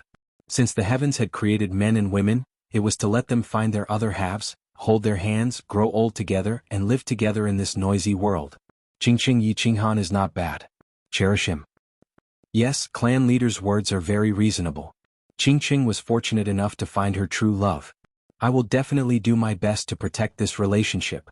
Yu Qingqing nodded lightly, her eyes filled with determination. After a moment of silence, she suddenly asked Yu Shishui, Clan leader Yu, have you ever loved someone before? Someone I've loved before? Yu Shishui felt a bit disappointed when she was suddenly asked this question. The stubborn face of a black-robed elder floated into her mind. She said somewhat sorrowfully, I did in the past, but I couldn't let go of the position of clan leader. He was also the clan leader's successor back then, so in the end we had no choice but to part ways. Then you can redeem yourself now. Now that you have become a god, you can let go of many things. Of course, you can pursue your love and happiness. When she saw Yu Shishui's despondent expression, Yu Qingqing also felt sad. Yu Shishui had ruined her entire life of happiness and suffering for the sake of the Yu clan. It's different now. He's already the patriarch and has countless grandchildren. There are some things that you won't be able to have again once you miss them. Yu Shishui shook her head, her expression somewhat desolate. Patriarch, I still think that you have to fight for your own happiness. If you don't fight for it, you will regret it. Instead of spending the rest of my life in regret and sadness, I might as well. Yu Qingqing couldn't help but feel her heart ache as she gazed at Yu Shishui's beautiful face. She began to persuade Yu Shishui. I hope she will be brave enough to pursue her happiness. But, before she could finish her sentence, she was interrupted by a strange song from afar. She looked towards the quiet lake angrily, but when she looked, her face turned red. Her face instantly turned as red as a tomato, so red that it even outshone the peach blossoms on her head. Hey, little sister over there. Listen to me today. I'm here to ask for your hand in marriage. The birds in the sky have formed a pair. I'm going to take little sister home. Countless small boats quickly rowed across the quiet lake. A delicate and handsome youth stood in front of the boat at the very front. He was dressed in a bright red robe, with a red crown on his head and red leather boots on his feet. There was even a large red flower pinned to his chest. At this moment, he was holding a large bouquet of red roses in his hands. He was singing a strange love song as he waved the roses in his hands and gazed in the direction of the lake. If this wasn't Yi Qinghan, who else could it be? He. The Yi clan's marriage proposal is quite unique. Qingqing, why don't you go dress up and welcome your little lover? Yu Shishui giggled as her entire body swayed. It took her some effort to suppress her laughter before she began to tease Yu Qingqing again. Yu Qingqing looked at Yi Qinghan, who was dressed strangely and singing a strange love song, and giggled. I'm not coming anymore, clan leader. I'm going back. How embarrassing. When she heard Yu Shishui's teasing, her face became even redder. She stamped her feet, lifted her dress and ran away happily. Why did she run away? Was my love song too forceful? Did I scare little sister away? When Yi Qinghan saw that Yu Qingqing had actually turned around and ran away as soon as she saw him, he couldn't help but stop waving his hands. His body squirmed a little as he fiddled with his clothes. These clothes made him feel extremely uncomfortable, and it took him a while to get used to them. He turned around and said to Yi Chang and Tianqing behind him, You little brat, don't you know any other love songs? I'm getting goosebumps from your singing. It would be strange if your little wife didn't run away. Yi Chang, who was behind him, also felt a wave of discomfort as he glared at Yi Qinghan. Ahem ahem. Young clan leader's love song has a special charm to it. Tianqing's face was also filled with black lines, and his face was slightly red as he spoke. Damn, it's all your fault. You forced me to dress like this and I even had to sing a love song. This is the only song I know when it comes to marriage proposals. Do whatever you want. Yi Qinghan's face was also filled with black lines. When he had arrived at Enchanting City this morning, the Yi family's master of ceremonies had made him wear a large red robe, and had even explained many rules to him. He said that this was the Fire Dragon Continent's marriage proposal etiquette, and that he absolutely could not be disrespectful. Tianqing and Yi Chang, as the vice elders of the Yi family's Hall of Battle and Hall of Torture, were naturally duty-bound to become the Yi family's representatives this time. They had brought countless treasures to the Yu family to ask for the saint's hand in marriage. In less than an hour, all the ships had reached the shore. Countless elders and disciples of the Yu family had already arrived, and started to welcome the Yi family's envoy. They had even specially organized a band to welcome them with gongs and drums. It was a very lively scene. Yi Qinghan's face was full of smiles. Under the arrangement of the two families' masters of ceremonies, he performed countless etiquettes, such as pouring water, sprinkling flowers and serving tea. After a few hours he had finally completed all the complicated etiquettes. He was so tired that he felt as if he had just fought a big battle with a large group of people. After all the etiquettes were done, it was almost time to eat. Although it was said to be a meal, Yi Qinghan actually didn't eat a single mouthful of rice. He had been holding a wine cup and taking turns to toast table after table.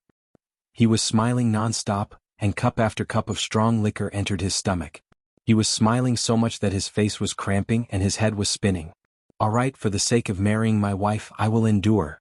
Yi Qinghan forcefully endured the urge to vomit and was in a bad mood.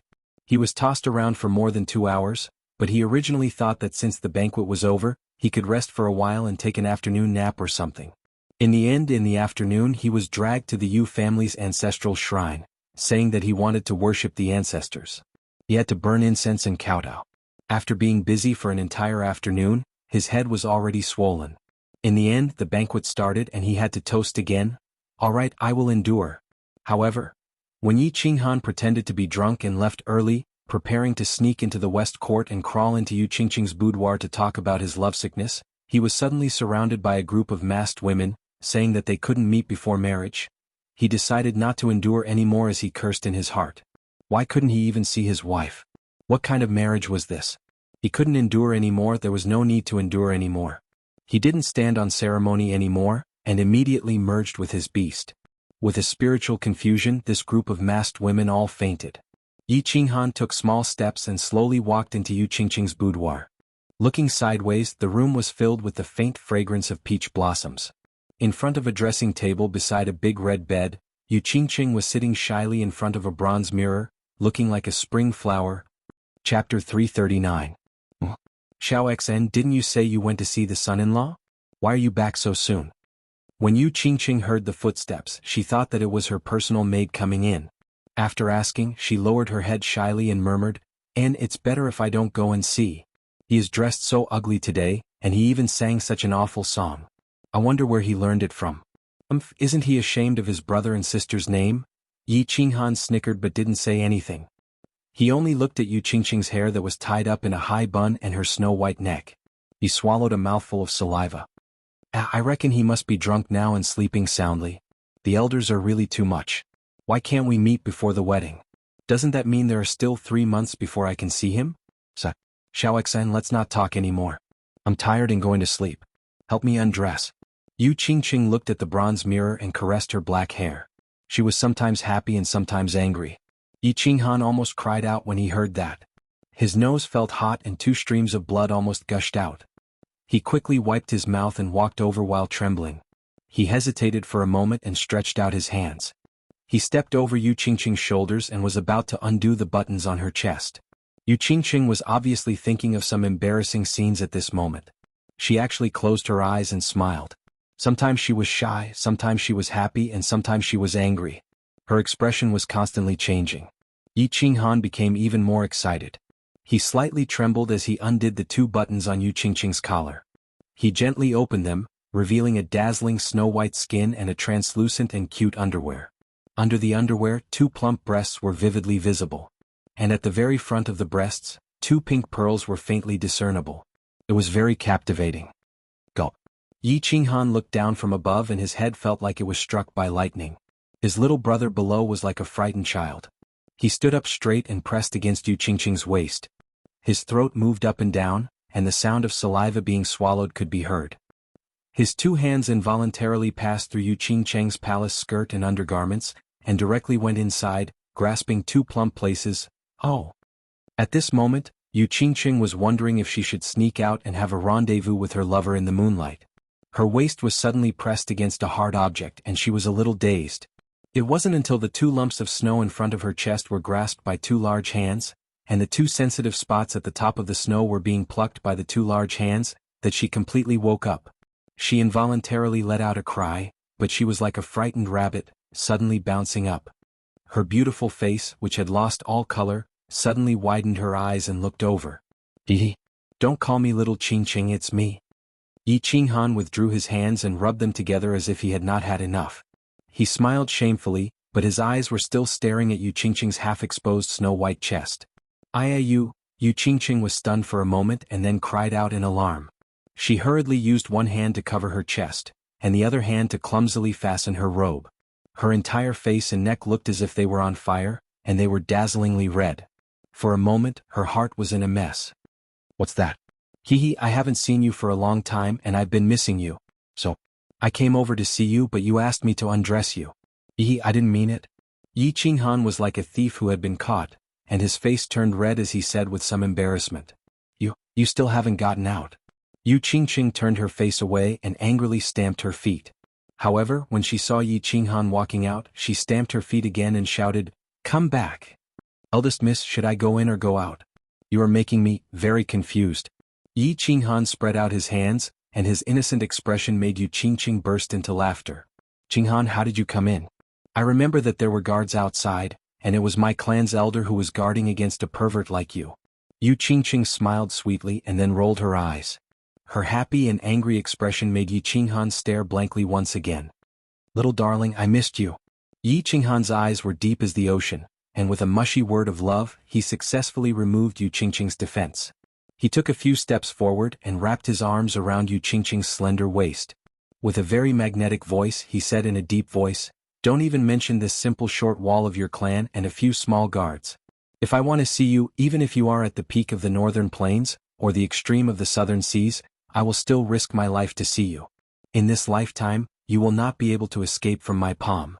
Oh! As Yu Qingqing listened to Yi Qinghan's words of love, her eyes gradually became misty. Her eyes were half closed and her red lips were slightly opened, making her look extremely alluring. When Yi Qinghan saw this, how could he let go of this good opportunity? He kissed her gently and greedily, sucking on her lovely lips, and tasting the fragrance in her mouth. For a moment, it was as if he had eaten the most delicious delicacy in the world. After a long time, their lips parted, and Yu Qingqing's body became soft. Her chest heaved up and down, and she closed her eyes as she leaned on Yi Qinghan's chest, as if she was still immersed in the wonderful taste from earlier. After a while, she recovered and said shyly, "I'm not coming anymore, you scoundrel, always coaxing me with words of love and taking advantage of me. You're so bad. Why aren't you going back? If my clan's elder finds out, how am I going to face him?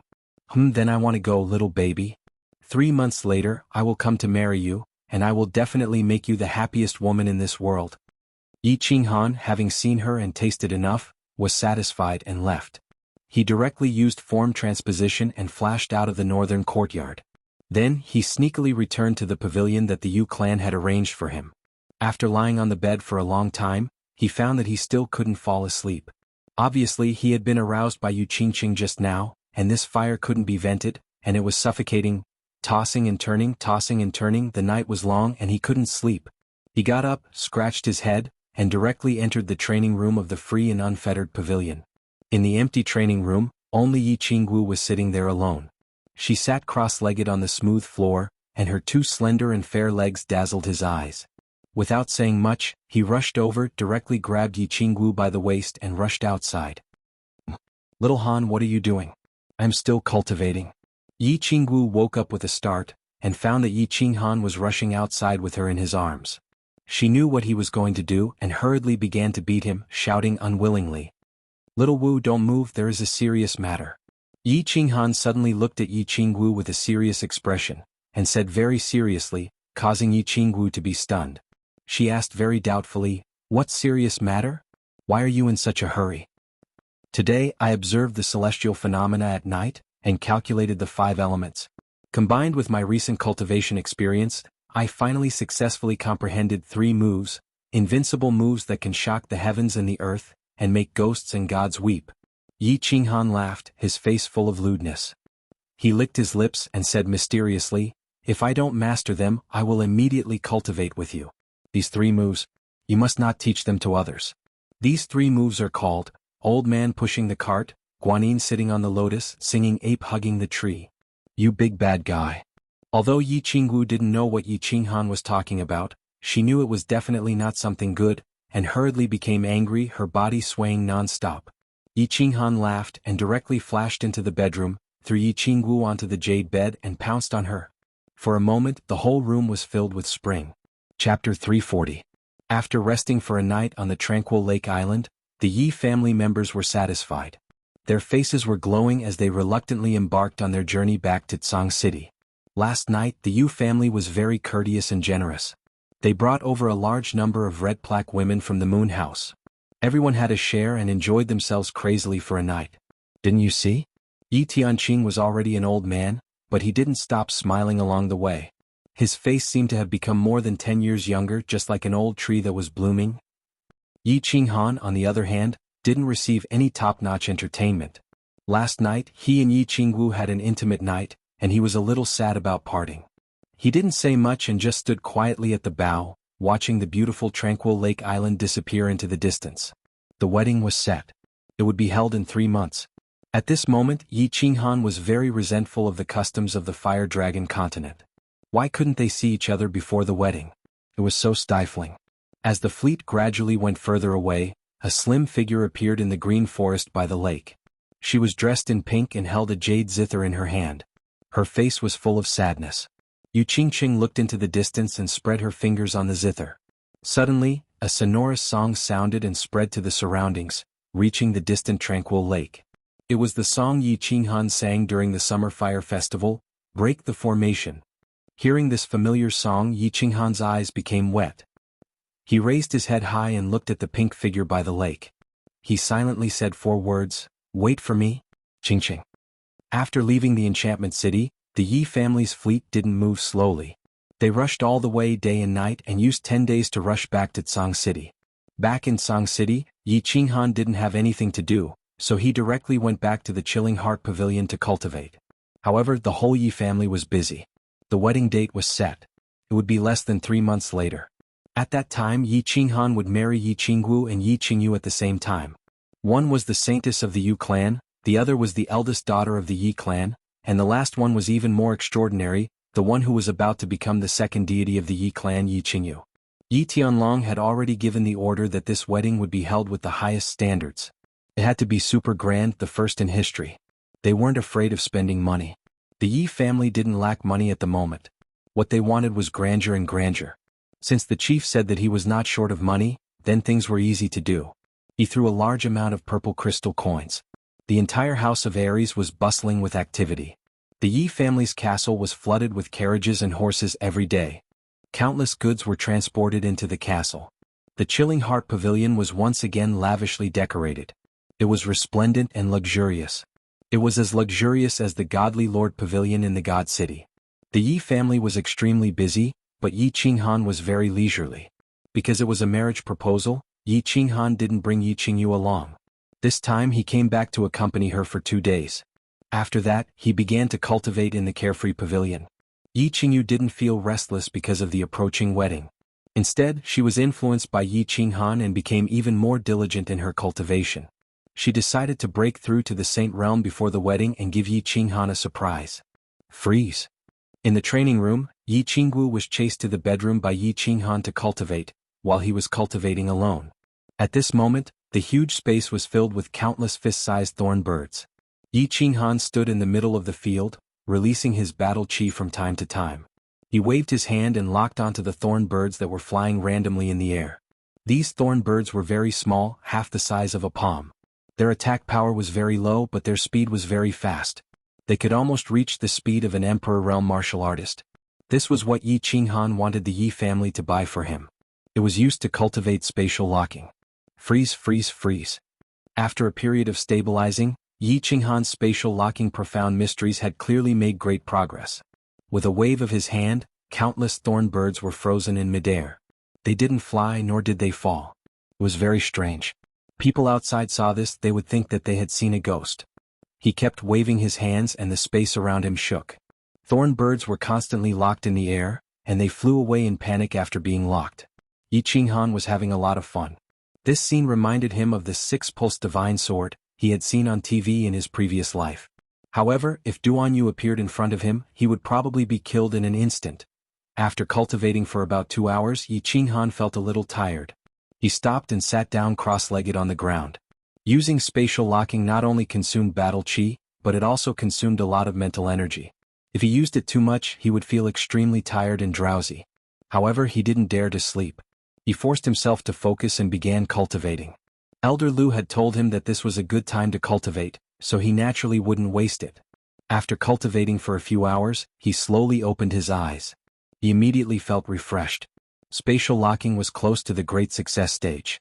All he needed now was more practice and he would be able to completely master it. He was no longer in a hurry to comprehend it. Instead, he began to comprehend the fluctuations of space. He had comprehended the profound mysteries of spatial locking when he had been tortured by Elder Lu on the Fallen God Mountain. He had combined it with the strange phenomenon that had descended when Yushishue had become a god. Even though he had touched the surface of it, and his mind had occasionally flashed with inspiration, allowing him to roughly determine the frequency, angle, and speed of an enemy's attacks, trying to comprehend it now was like groping around in the dark. He had no idea where to start. After thinking hard for a while, he realized that he still had no clue. Yi Qinghan opened his eyes, a little embarrassed, and rubbed his chin. After thinking for a while, he suddenly thought of a problem and exclaimed, "That's right. Even though I'm still at the first level of the Imperial Realm, my comprehension of the nomological laws has already reached the 3rd level. Why don't I try to comprehend the rain on the beach painting? Who knows, I might be able to comprehend something." Yi Qinghan cleared his mind of distracting thoughts and focused all his attention on his eyes. He began to look at the smooth wall on the left. Slowly, the smooth wall on the left began to glow with a gentle light. Yi Qinghan's vision began to blur. He had arrived in that illusory or real world again. This was a beach. The sea in the distance seemed calm, but there seemed to be huge waves crashing into the sky. It was surreal. However, torrential rain fell from the sky from time to time. Large raindrops fell rapidly from the sky, smashing heavily on the beach and forming circular holes in the sand. Pa pa pa. Yi Qinghan seemed to hear the sound of rain falling on the yellow sand. At this time his mind suddenly felt dizzy. The scenery in front of him disappeared again, and he saw a smooth wall again. My strength has improved so I can see the painting a little more clearly now. But, why don't I understand anything? And the waves? Why do they disappear after one moment? The rain also stops after one moment. It's so strange. Yi Qinghan shook his dizzy head and hung it down helplessly. The profound mystery painting left behind by the Soul Emperor was indeed incomparably profound. He was about to reach the 3rd level of the Imperial Realm, but he still couldn't understand anything. Sighing, Yi Qinghan prepared to go out for a walk. At this time he suddenly froze. Then, ecstasy appeared on his face.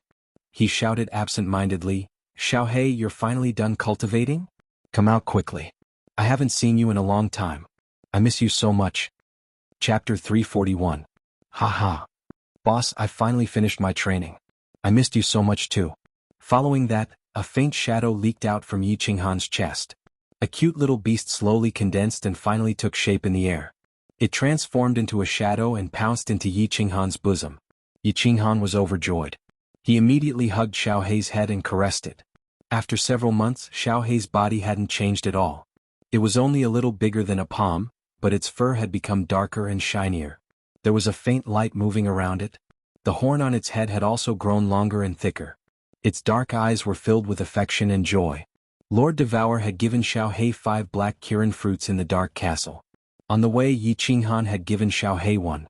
After that, Xiaohei had been in the battle space, digesting this spirit fruit that was many times better than the dragon crystal. Yi Qinghan knew that Xiaohei was digesting the spirit fruit and cultivating normally. That was why he didn't call him. Every time he finished a battle and cancelled the battle beast fusion, he would let him return to the battle beast space to continue cultivating. After several months, Xiaohei had finally finished cultivating and came out. How is it? Xiaohei, this black Kirin fruit tastes good, right? Yi Qinghan held Xiaohei up high and chuckled. Boss, this fruit is indeed a treasure. Its energy is many times more than the dragon crystal. I've only consumed the energy initially.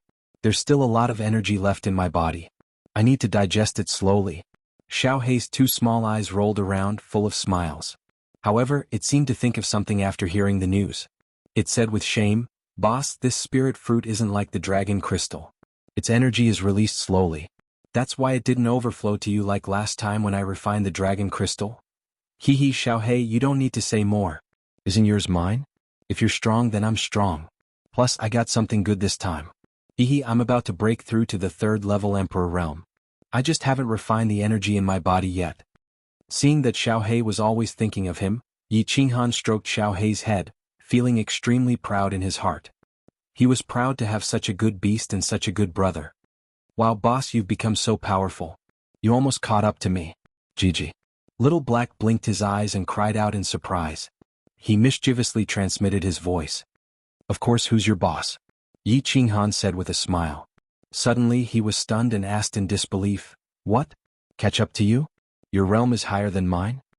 Of course, don't you know who my boss is?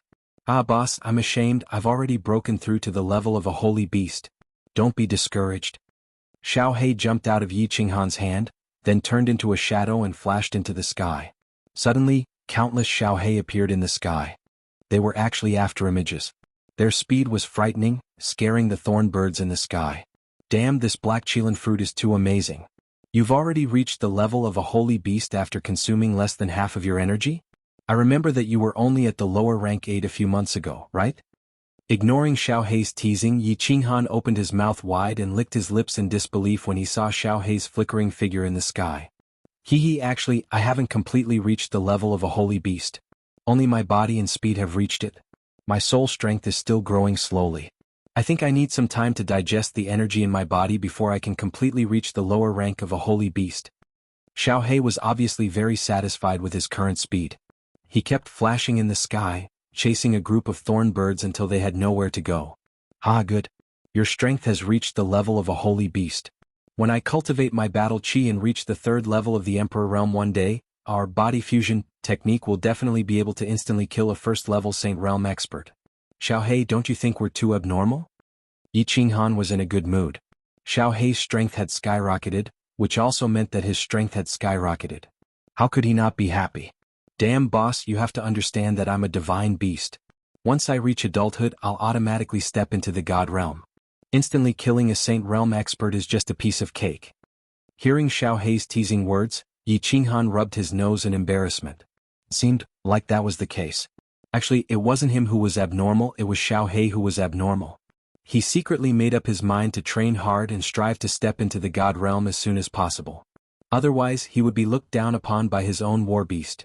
Xiaohei's breakthrough and awakening brought Yi Qinghan infinite joy and passion. Thus, he cultivated even more desperately. Hence, after a few days, a strange scene appeared in the technique training room. Swoosh! A square table made of white jade and a few long benches were placed beside the wall of the technique training room. The table was filled with all kinds of precious spirit fruits.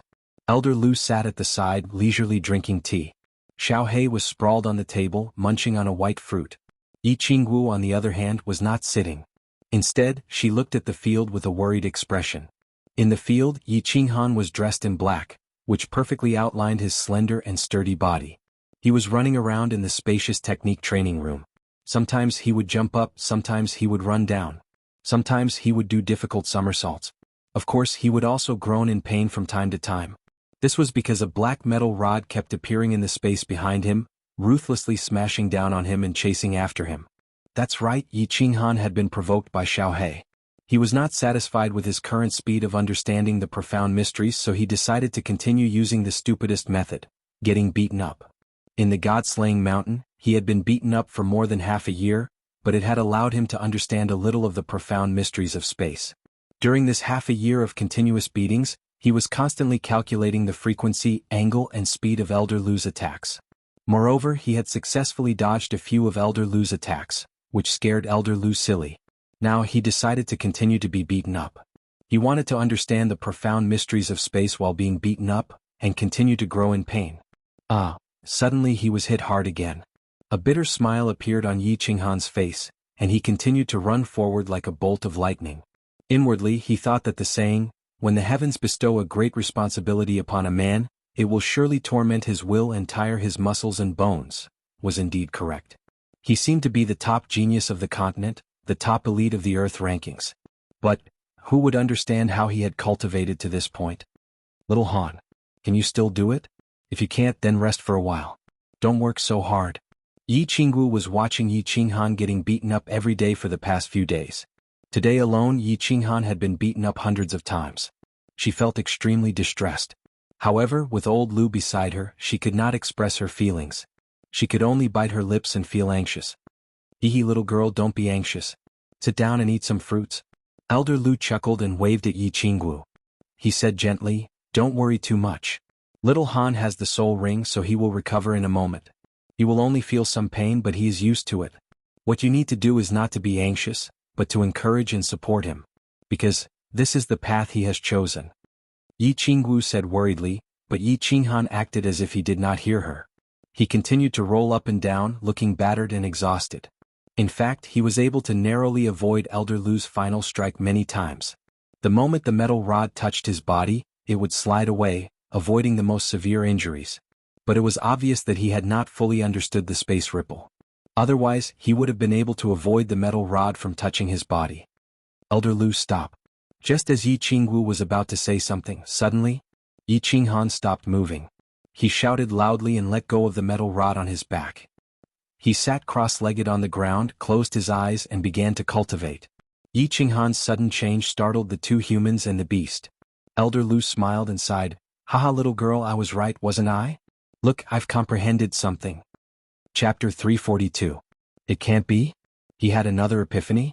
Then, doesn't that mean he has to comprehend the profound mysteries of space and cultivate his battle chi? Then he can break through to the sage realm? Heavens, a sage in his 20s, this? Yi Qingwu was shocked when she heard Elder Lu's words. She looked at Yi Qinghan in disbelief. "Silly lass, do you think comprehending the profound mysteries is child's play?" Elder Lu rolled his eyes when he saw the excited Yi Qingwu. He took a sip of tea and said slowly, "Actually, I realize that many people in the Flame Dragon continent have a wrong understanding of the laws of heaven and earth." "Is that so? Can you explain it to me, Elder?" Yi Qingwu's interest was piqued. She had always looked up to this Elder Lu, who was at the peak of the heavenly god realm. Now that he was talking about cultivation, she was naturally very excited. She calmed down and listened attentively. Many people in the continent think that comprehending the laws of heaven and earth is the same as comprehending the Tao. Actually, this is a wrong way of thinking. Elder Lu was very satisfied with Yi Qingwu's admiring gaze. He started to explain. "What is the heavenly Tao? Who can comprehend it? You people say that comprehending the Tao can make one a sage. Are all sages? Wrong. According to your explanation, not all sages are sages who have seen through the world and have attained the Tao. Are all sages good? Do they have no emotions and desires? According to your understanding, the world is at peace. The laws of heaven and earth are the laws of heaven and earth, not the heavenly Tao. Comprehending the laws of heaven and earth will only make you stronger. At the same time, your desires may be stronger. There are billions of sky gods in the 6 continents of the divine world. According to your explanation, they are all gods, one realm higher than sages. Why don't they seek the Tao every day? Instead, they keep on killing? The increase in one's cultivation realm only represents one's strength, not their character. In this world, there is no such thing as good or evil. The strong rule. According to the legends, one can become a god immediately with the heavenly Tao. However, the profound mysteries of the laws of heaven and earth had to be comprehended step by step, deduced step by step, and comprehended step by step. This was not something that could be achieved in one go. Yi Qinghan's space ripple is only at the beginner level. Even if he had an epiphany now, he would only be able to comprehend a sliver of it at most. He would still be a distance away from the minor mastery, let alone the major mastery. Do you understand now, lass? Elder Lu's long speech had enlightened Yi Qingwu as if she had been enlightened. In an instant he understood many things. It turned out that the profound mysteries of the laws of heaven and earth were not the legendary heavenly Tao, but a method to strengthen oneself through cultivation. At this moment she was no longer in awe of the laws of heaven and earth. She was even more confident in breaking through to the Emperor realm. Yi Qinghan's epiphany lasted for a day and a night. Over the past few days he had been constantly being chased by Elder Lu. At every moment, he had been sensing the spatial frequencies and vibrations caused by Elder Lu's attacks in his mind. From there he could determine the angle, speed, and strength of Elder Lu's attacks. At that moment he thought of the raindrops falling on the beach in the painting of rain hitting the beach, and he felt a little enlightened. Of course he immediately asked Elder Lu to stop. He started to deduce, calculate, and simulate in his mind. When he opened his eyes, he smiled contentedly. Although this cultivation was a little painful, the results were obvious. As for the pain in his body, he did not care. He had been in pain for so many years and he was already used to it. Hello, Elder Lu. Xiaowu, you are here too. Xiaohei, you are still so fond of eating. He turned around and saw Elder Lu looking at him with a smile. Yi Qingwu was sitting at the side, playing with her cup in boredom. Xiaohei was still holding a spirit fruit and eating it. Although Lord Jiao had instructed him not to eat these miscellaneous foods, Yi Qinghan did not stop Xiaohei. After all, a life without hobbies and interests was not a happy one. Little Han, you are awake? How is it? Do you have a big surprise for us? Yi Qingwu suddenly heard Yi Qinghan's voice. She turned around and shouted happily, pouncing over. What do you mean by awake? There is no big surprise. I just had some enlightenment. Elder Lu, come and try. Let's see if you have improved. Yi Qinghan held Yi Qingwu's hand and smiled. Then he looked at Elder Lu with a face full of fighting spirit. Hee, be careful. Elder Lu laughed. With a wave of his hand, a black iron rod appeared in his hand. He swung it forward and it disappeared in the air again. Yi Qinghan quickly put on a serious expression and pushed Yi Qingwu to the side. His lower body exerted strength and battle aura surrounded him. His whole body was like a leopard as he dashed forward. Swish. While he was in midair, the space behind him suddenly fluctuated. A black iron rod suddenly appeared and ruthlessly smashed toward his back. Yi Qinghan did not panic. His face was calm, but a trace of excitement flashed in his eyes. At this moment he made a very strange move. He waved his left hand to the left, and his body made use of the counterforce of the battle aura to roll in the air. He narrowly dodged the iron rod. The iron rod brushed past his body, and only a small part of his robe was touched. Beautiful. Yi Qingwu, who was watching from the side, could not help but exclaim in a low voice, beautiful. However, Yi Qinghan acted as if he did not hear Yi Qingwu's words. His expression did not change. Just as his body was about to fall to the ground, he struck the ground with both hands. Battle aura surged behind his feet, and his body continued to drift forward. Swish.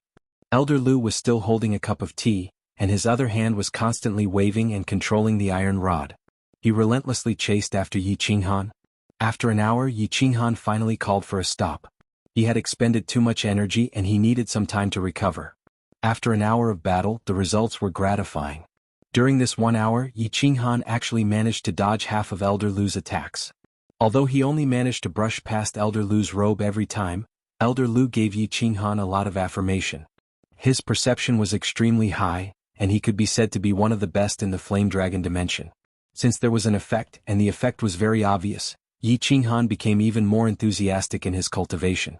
In the following period of time he basically had nothing to do. He was tortured by Elder Lu every day. Moreover, in order to pressure Yi Qinghan, Elder Lu increased his strength and speed, causing Yi Qinghan to suffer unspeakably. Apart from getting beaten up, Yi Qinghan tried to see through the rain-patterned beach painting every day. Although it was the same every day and he could only vaguely see through it for a short while, Yi Qinghan enjoyed it endlessly.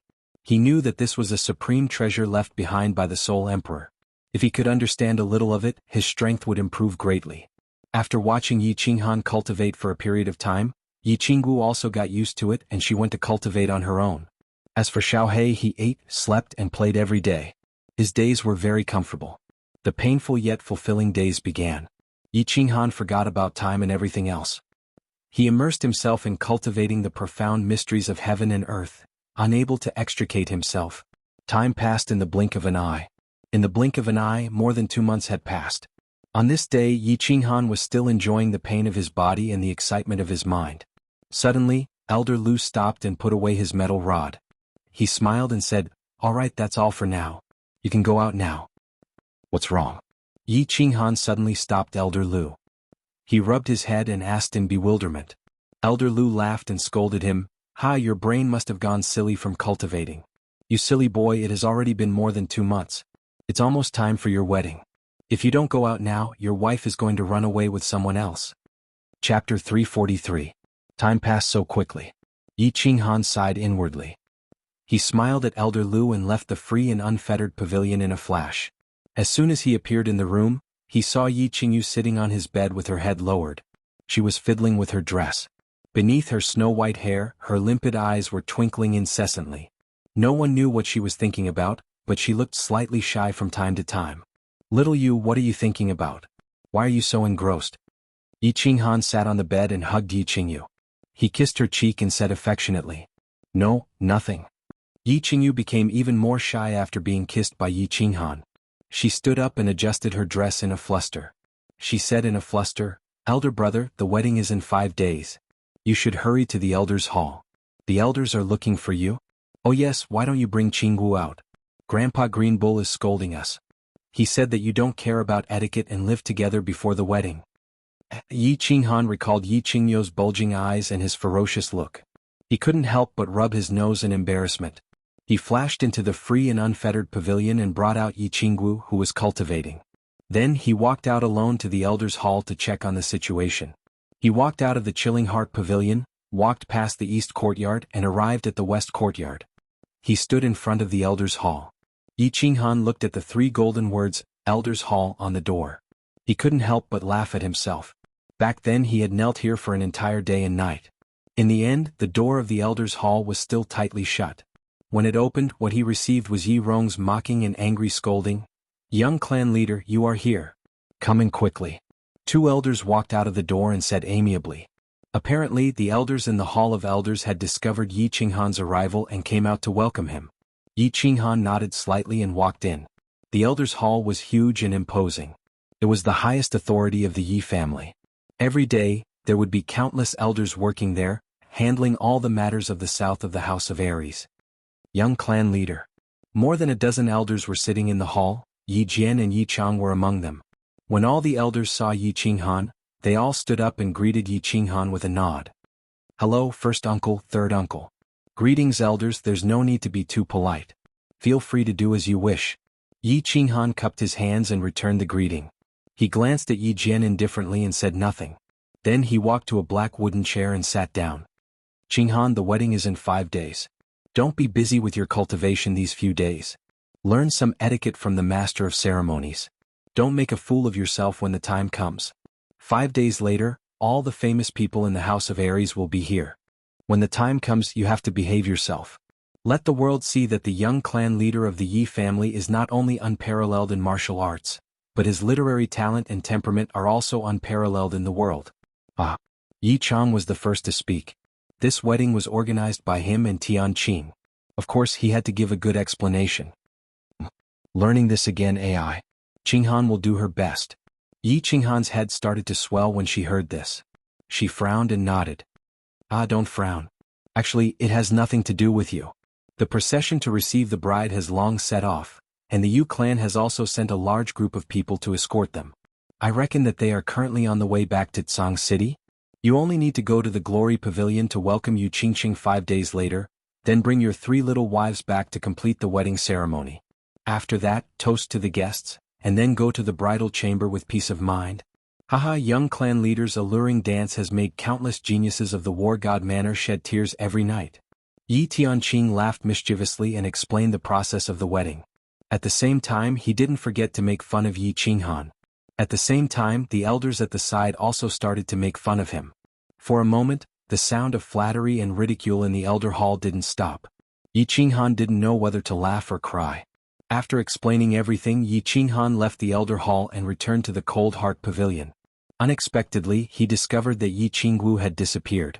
After asking, he discovered that Yi Qingwu had actually returned to the graceful dance pavilion. She said that Yi Qingyo had sent someone to call her back to prepare for the wedding and that she was not allowed to run around. As he was about to marry 3 peerless beauties that were envied by the people of the continent, Yi Qinghan's heart couldn't calm down and he didn't have the heart to cultivate. He was forced to go to the master of ceremonies to learn etiquette all day long. After that, he would come back to spend time with Yi Qingyu. Yi Qingyu's wedding was approaching in the next 2 days. Although the Yi family's master of ceremonies wanted Yi Qingyu to live outside for a few days and then move into the Cold Heart Pavilion during the wedding, Yi Qingyu refused. However, Yi Qingyu refused. Feeling helpless, the master of ceremonies hall could only send several old nannies to live in the Chilling Heart Pavilion to prepare for Yi Qingyu. On this night, the wind was gentle and the clouds were light. The full moon hung high in the sky and the stars twinkled. After Yi Qinghan and Yi Qingyu had dinner, the 2 of them walked to the open-air balcony and sat on the balcony to admire the moon. Of course, they were admiring the moon openly. As for what they were admiring, it was hard to say. However, from the increasingly shy expression on Yi Qingyu's face, it was easy to guess. Come, Xiaoyu, sit beside Big Brother. Yi Qinghan sat on the long deck chair and looked at Yi Qingyu's silver hair under the moonlight. She looked like a fairy and revealed a trace of a sacred aura. Yi Qinghan couldn't help but have a trace of desire in his eyes as he waved at her. Don't want to come. Big Brother, you're always up to no good. Yi Qingyu's delicate nose twitched and her face turned slightly red. As the wedding approached, it seemed that she was becoming more and more shy. Okay, I promise I won't be up to no good today. Big Brother is a gentleman. I will use my mouth and not my hands. Yi Qinghan chuckled and quickly said in a serious manner. And remember what you said. After hearing his promise, Yi Qingyu moved lightly and sat beside him. Unexpectedly, the moment she sat down, she was hugged by Yi Qinghan. Then her 2 proud lips were directly covered by Yi Qinghan's big mouth. His tongue nimbly burrowed in and wandered around, constantly entangling with her sweet little tongue. Big Brother, are you a man of your words? Didn't you say that you will use your mouth and not your hands? Are you big baddie? Yi Qingyu asked. Yi Qinghan's masculine aura was so domineering that his whole body turned soft. After a long time, he finally reacted and pouted coquettishly. Unexpectedly, she realized that Yi Qinghan's words just now were a trap. She couldn't help but be embarrassed and angry. She punched Yi Qinghan's shoulders. Hee, of course I only used my mouth. We're about to get married, why are you still shy? Ugh, Xiaoyu, your tongue is so soft. Yi Qinghan was very well behaved. He hugged Yi Qingyu with both hands and did not make a move. Instead, he once again kissed her fragrant lips. In a pile of mud, the 2 sat hugging each other. Yi Qingyu leaned half of her body against Yi Qinghan. Her whole body was hot and her face was red like a flower. She lowered her head and continuously pinched Yi Qinghan's thigh. Yi Qinghan did not say anything and let Yi Qingyu massage him. He closed his eyes slightly and enjoyed the intoxicating moment. Big Brother. After a long time, Yi Qingyu's soft cry woke him up. He looked down at Yi Qingyu in surprise. Unexpectedly, he found that she was blushing as if she was on fire. He couldn't help but feel restless and asked, What's wrong, Xiaoyu? Big Brother, tonight? You want me? Yi Qingyu suddenly plucked up her courage and looked at Yi Qinghan with her eyes wide open. She said something that almost made his jaw drop to the ground. Yi Qinghan was stunned for a long time. Looking at Yi Qingyu's fiery gaze, he blinked his eyes and choked out a sentence after a long time. What? This matter doesn't need to be rushed. Isn't the wedding in 2 days? Then what? I'm not in a rush, I can still hold it in. Are you in a rush? Chapter 344. Brother, what are you saying? What kind of shameful words are you saying? Hearing this, Yi Qingyu, who had mustered up a lot of courage to open her eyes wide, quickly retreated in defeat. She hurriedly lowered her head in panic and her neck was bright red. After a long time, she once again mustered up the courage to say, I want to give up my wedding to Sister Qingqing. I am not in a hurry. Let's not talk about it, it's so embarrassing. Yi Qinghan looked at Yi Qingyu, who was like a fairy that had walked out of the jungle, in his arms and couldn't help but feel touched. This girl, she was always thinking about him, but she had never asked for anything from him. To be able to marry such a woman, he had no regrets. Qingyu, from today onwards, I am no longer your brother, I am your man. You will forever be my most beloved woman, my most beloved wife, irreplaceable. I will cherish you for the rest of my life, forever. Yi Qinghan held Yi Qingyu by her waist and said this to Yi Qingyu in a very serious manner. Then he walked towards the door of the rooftop. Brother, you will forever be my man, I will forever be your woman, your wife. Yi Qingyu raised her head in a daze, and looked at Yi Qinghan's knife-like face. A clear tear flowed from the corner of her eye. She had waited for this day for too long, too long. Carrying Yi Qingyu, he slowly walked into his room and gently placed her on the bed. Yi Qinghan didn't rush to pounce on her. Instead, he gently hugged her, kissed her and caressed her, calmed her heart and made her body slowly heat up. Brother, take me, I want to be your wife. Yi Qingyu's eyes were slightly closed and occasionally, a trace of blurriness flashed through her eyes. Her two delicate lips opened and closed, and her cheeks were rosy and white, very attractive. Qingyu, my little wife, I'm coming. Seeing that the time was right, Yi Qinghan leaned forward and kissed them all the way down. However, his hands were not idle as he swiftly untied their robes. For a moment, the temperature in the room suddenly rose, and the atmosphere became charming. It was just that. After Yi Qinghan flirted for half an hour, raising their lust to the peak and slowly entering, a very strange thing happened. Yi Qingyu cried out in pain. As she hugged Yi Qinghan tightly, her body suddenly emitted a faint holy light. The light was very soft, very weak, and it disappeared in a flash. As a result, the two of them, who were in the middle of their passion, didn't notice that there was a sudden gust of wind outside the window. The qi of heaven and earth in the room suddenly became abnormally dense. It was even denser than when Yi Qinghan first entered the state of soul silence on the tranquil lake island. Of course, Yi Qinghan didn't know what was happening. Yi Qingyu's seemingly delicate body was actually exquisite after taking off her robe. Although it wasn't as exaggerated as Yi Qingwu's, it was still enough to make him feel ecstatic. Moreover, Yi Qingyu's skin was abnormally smooth like jade, making him unable to let go.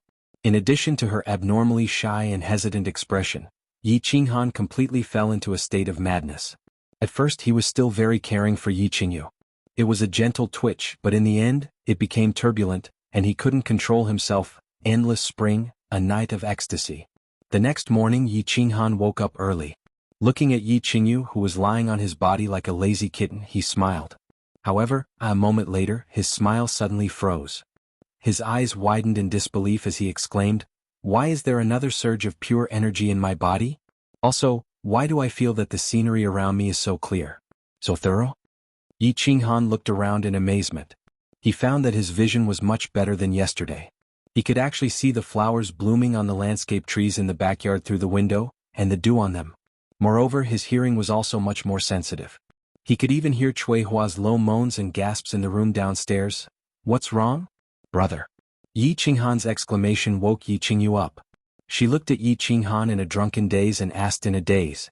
However, after a moment, her eyes suddenly widened and she also exclaimed, "Brother, I've broken through to the Saint Realm." Yi Qinghan was even more shocked. He turned his head in confusion, and only after Yi Qingyu confirmed again did he ponder. After a night of sex, both of them actually had a breakthrough? Although Yi Qinghan only had an additional mass of energy in his body, and his five senses had suddenly become much more sensitive, he didn't notice any other strange things. Yi Qingyu had already reached the peak of the Emperor Realm, and she was only one step away from the Saint Realm. However, this matter was still too strange. She didn't need to cultivate, but she actually had such a breakthrough after having sex once? What would happen if they had sex every day in the future? After pondering for a moment, Yi Qinghan and Yi Qingyu seemed to be in deep thought at the same time. They widened their eyes and said at the same time, "Jade Spirit Constitution?" The two looked at each other and nodded at the same time. This matter. Other than the Jade Spirit Constitution, there was no other explanation. 6 years ago, Yi Qingyu forcefully sacrificed herself in the Garden of Enchantment, which destroyed her Jade Spirit Constitution. Now it seemed that it wasn't completely destroyed. Instead, it gave the two a hint of surprise. After a night of entanglement, Yi Qingyu had just become a married woman, so Yi Qinghan didn't dare to go out. He rejected the Master of Ceremonies Hall's request for him to learn etiquette and stayed with her the whole day. He cooked a big pot of Phoenix black chicken soup for her, fed her mouthful by mouthful, and chatted with her in the room for the whole day. He only hugged her and fell asleep in the middle of the night. The next day, when dawn broke, Yi Qinghan was awakened by the noise outside the Chilling Heart Pavilion. He didn't dare to sleep anymore, and he hurried Yi Qingyu to wake up. The two of them dressed neatly and walked down to the second floor. The main hall was already filled with people. Today was the wedding day and countless MCs were already busy. The Chilling Heart Pavilion was hung with red cloth, big red flowers and a big happiness character. Countless maids came and went and it was very lively. My young master, why did you wake up so late? Where are you? Hurry up and help young master and young lady Qingyu change their clothes and dress up. We are going to pick up the bride later. Hurry up, hurry up. The moment they reached the ground floor, an old MC who was leading the MC hurriedly shouted. At the same time, countless maids surrounded the two of them and brought them to the dressing room on the first floor. More than 2 hours went by in a flurry of work and torment. Just as Yi Qinghan was about to lose his temper, it was finally done. Yi Qinghan wanted to cry, laugh, and be angry at the same time. His attire today made him blush with shame. It was many times more complicated than when he had gone to the Yu clan to propose. Thinking that today was his big day, he could only force a smile and walk out of the hall. He followed Yi Tianqing and Yi Chang, who had been waiting impatiently for a long time. When Yi Qinghan hurriedly arrived, the main gate of the Yi family castle was already filled with countless people. Yi Tianlong, who hadn't seen him for several months, was standing at the gate with Yi Baihu and Yi Qingyu, welcoming the guests. Today was the wedding of the young master of the Yi family. Almost all the clans in the House of Aries, big and small, had come to celebrate. They all brought valuable gifts and came to congratulate him. Little Han, not bad, not bad. You look quite spirited. Come with me to welcome the guests. Yi Tianlong had specially put on a new set of clothes today and looked very spirited. Seeing that Yi Qinghan had come, he grinned. Hee little brat, if you dare to bully my precious granddaughter in the future, I will skin you alive. Yi Qingyu was also full of smiles and patted Yi Qinghan's shoulder, very satisfied. Congratulations, little Han. Yi Baihu walked over and nodded slightly. He had wanted to say a few words of congratulations. However, halfway through his words, his expression suddenly changed, and he looked towards the northern sky in horror. Yi Tianlong and Yi Qingyu both exclaimed in surprise at the same time. Their gazes were fixed on the northern sky at the same time, and their expressions suddenly became extremely grave. Something big has happened, little Han. Yi Qinghan was originally very curious as to why the few of them were so nervous. At this moment he suddenly received a voice transmission from Elder Lu, and he hurriedly looked towards the northern sky in horror. Boom! There was a sudden loud noise in the northern sky. It sounded like thunder in the middle of the night, and everyone in the Yi family castle was scared out of their wits. Immediately after, a dazzling light shone, and the clear sky looked as if it had been cut open, revealing a huge black hole. It was pitch black and seemed bottomless, as if a ferocious beast had opened its gaping mouth. What? Flame dragon plane, here we come. Waha, a material plane. I can actually descend upon a material plane again? Kill, kill, kill. Kill all the men in the flame dragon plane. Rape and kill all the women. Long live the Blood King, kill. Countless roars came from within the black hole, reverberating throughout the land. Immediately after, a tall man with 2 horns on his head and a strange tattoo on his face pushed open the black hole and walked out. He stood coldly in the air, his 2 horns glowing with a cold light, and his black robes fluttering even though there was no wind. It was as if a demon had descended upon the world. Then another 2 hands pushed open the black hole, and another tall man with the same pair of horns and the same strange tattoo on his face crawled out. 300 men in black kept crawling out of the black hole. All of them were tall and had cold expressions, and they had cruel smiles on their faces. They looked down coldly like wolves coldly sizing up a pen of sheep. Swish! Just as Yi Qinghan and the others were stunned, not knowing what was happening and were staring blankly at the northern sky, a man suddenly appeared beside them out of thin air. It gave them a fright. When they took a look, they realized it was their ancestor, White Brow Yi Ruoxue. Disciples of the Yi family, listen up. The marriage is cancelled and the entire clan is to prepare for war. Issue a clan order, gather all disciples in Song City, and defend the Yi family castle. So many experts from other planes actually descended upon the Flame Dragon continent? This time the situation is serious. Don't run around and wait for my orders. I will go and investigate. Yi Ruoshui's expression was extremely solemn. His two white eyebrows no longer drooped, but stood up like two sharp swords, emitting a cold intent. After he finished speaking, his figure flashed and disappeared in front of everyone. Experts from other planes? Everyone looked at each other and their faces turned pale and their bodies tensed up. This matter had gone too far. F*ck their grandpa. Just when everyone turned their gaze to the north again, preparing to pay attention to the strange scene, Yi Qinghan, who was at the side, suddenly tore the big red robe on his body, leaving only the warrior robe underneath.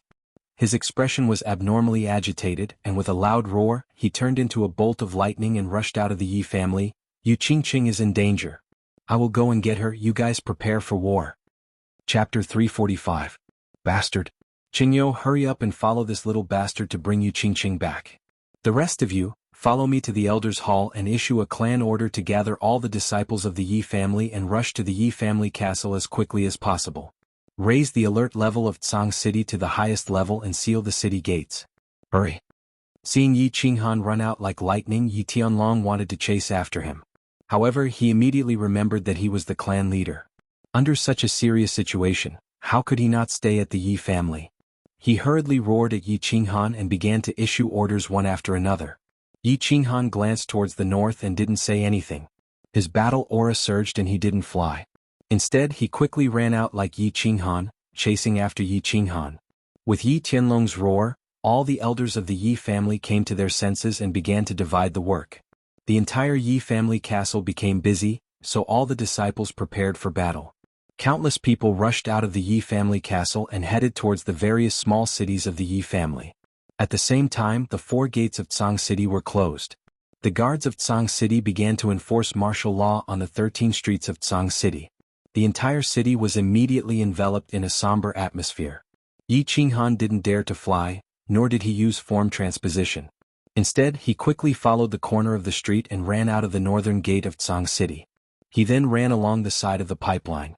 Not long after leaving Tsang City, Yi Qinghan saw Yi Qinghan running like a mad leopard. He hurriedly sped up and chased after Yi Qinghan. At the same time he growled, "Bastard, wait for me." "Grandpa Qingyo, why are you following me? Go back quickly. You should be guarding the Yi family castle right now." At this moment Yi Qinghan was anxiously running while secretly cursing those strange monsters in the northern sky. They didn't come late or early, they actually came at the time of his wedding. However, when he heard someone rushing over from behind, he hurriedly turned around and couldn't help but smile bitterly. "What nonsense are you talking about? If you die, will my precious granddaughter become a widow? Don't worry too much, those experts from the other planes haven't finished descending yet. If we're fast enough, we'll be able to bring you Qingqing back. Moreover, they're a little far from Tsang City. And they should be in the northeast of Tsang City, between Tsang City and Floating Snow City. I wonder what's going to happen later." Yi Qingyo caught up and glared angrily at Yi Qinghan, as if blaming him for not cherishing his own life. "Alright, let's go. We need to bring Qingqing back as soon as possible." Yi Qinghan did not say anything else. Instead, he quickly moved forward along the pipeline. In the northern sky, the black hole that looked like the gaping mouth of a giant beast was still pouring out of it. Outside the black hole, there were now countless horned men standing in an orderly fashion.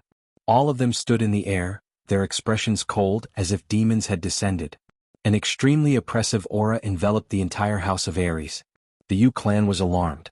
Yu Shishue walked out of the Joyful Heart Pavilion, her beautiful face filled with shock. She stared at the sky for a long time before her figure flickered and reappeared in the Yu clan's Hall of Elders. After quickly issuing a few orders, she disappeared from Tranquil Lake Island. The Shui clan was alarmed. After all, the experts that had descended this time were right between Floating Snow City and Tsang City. The Shui clan's ancestor walked out of the cave that he cultivated in for many years, then sent out a few voice transmissions before disappearing halfway up the mountain. Dragon City was alarmed. Long Bufu stood in the city lord's residence and was just about to go to the secret room to ask the 3 war gods about the situation. To his surprise, the 3 war gods suddenly appeared beside him, gave him a few stern instructions, then flew away.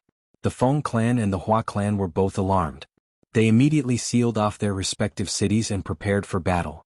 The entire divine battle manor was alarmed by such a phenomenon.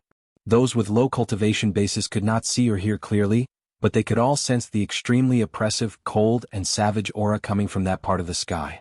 The hundreds of cities in the House of Ares immediately went into lockdown, either in preparation or in anticipation of what was about to happen. The demon god residents and the barbarian god residents weren't alarmed as they were too far away. Only a few people sensed something, but it didn't cause a huge panic. However, the demon god mountain that had been peaceful for a long time was once again broken by a few surprised exclamations. Instead, a few golden-skinned and abnormally tall barbarians walked out of the barbarian god valley. They were slightly astonished and then disappeared from the barbarian god valley. The people of the hidden island didn't sense it either. However, at the northernmost part of the island, an old man wearing a straw raincoat slightly trembled as he held onto his fishing rod. He then slowly put away his fishing rod and walked towards the center of the island. God City? The massacring god guard was originally scolding his subordinates for being useless.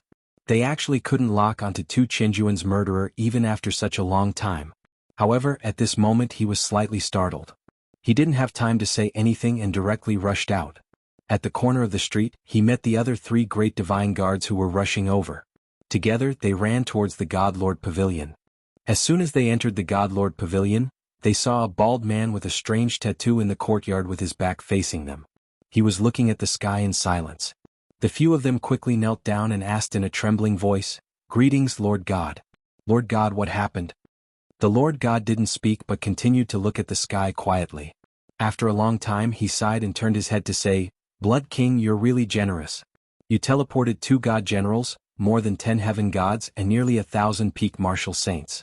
How generous. I'm afraid the amount of god stones consumed could buy half of the Blood King city. 2 god generals? More than 10 heaven gods? Nearly 1,000 peak martial saints? This. Lord God, didn't you say that teleporting people from the divine world to the material plane requires a large amount of god stones? The higher the level, the greater the consumption. Now what happened? Also, didn't you say that without your permission, no one from the divine world can be teleported to the flame dragon plane?" The massacre god guards were shocked and their mouths were agape. After a long time they asked in confusion, "Idiot, didn't you hear me say it's generous?" Humph. The Blood King is so capable that he isn't afraid of the divine world's law enforcement team finding out that he colluded with the ethereal sovereign subordinates who were in charge of the teleportation formation to secretly teleport people to the material plane? He actually dared to go against the heavens for this divine sword. Humph, as long as I don't die, I'll definitely go to the divine world and wreak havoc in the ethereal city. The Lord God's face was cold. His black and red eyes shone with demonic radiance and his aura was as cold as ice. Then Lord God, what should we do? Sensing the Lord God's suppressed anger, the massacre god guards didn't dare to ask further. Recall all the people and soul slaves from the God City. Seal the God City and activate the 7-star absolute kill shield. I don't believe that these 2 god generals would dare to go against the law set by the 8 sovereigns of the divine world and attack the God City. It's all because of you fools. You didn't find the divine sword and instead caused trouble. The Lord God Massacre's face turned colder. Then, are we not going to care about the people from the Flame Dragon continent? The Massacre God Guard waved his hand and asked the other 3 God Guards to carry out the Lord God's orders. However, the moment he spoke he knew that something had happened. Bam! Indeed, the Lord God Massacre waved his hand and sent him flying. He roared furiously, "I can't even protect myself. Why should I care about others? Why should I care? Kill everyone from the Flame Dragon continent? Why should I care? Those are 2 god generals.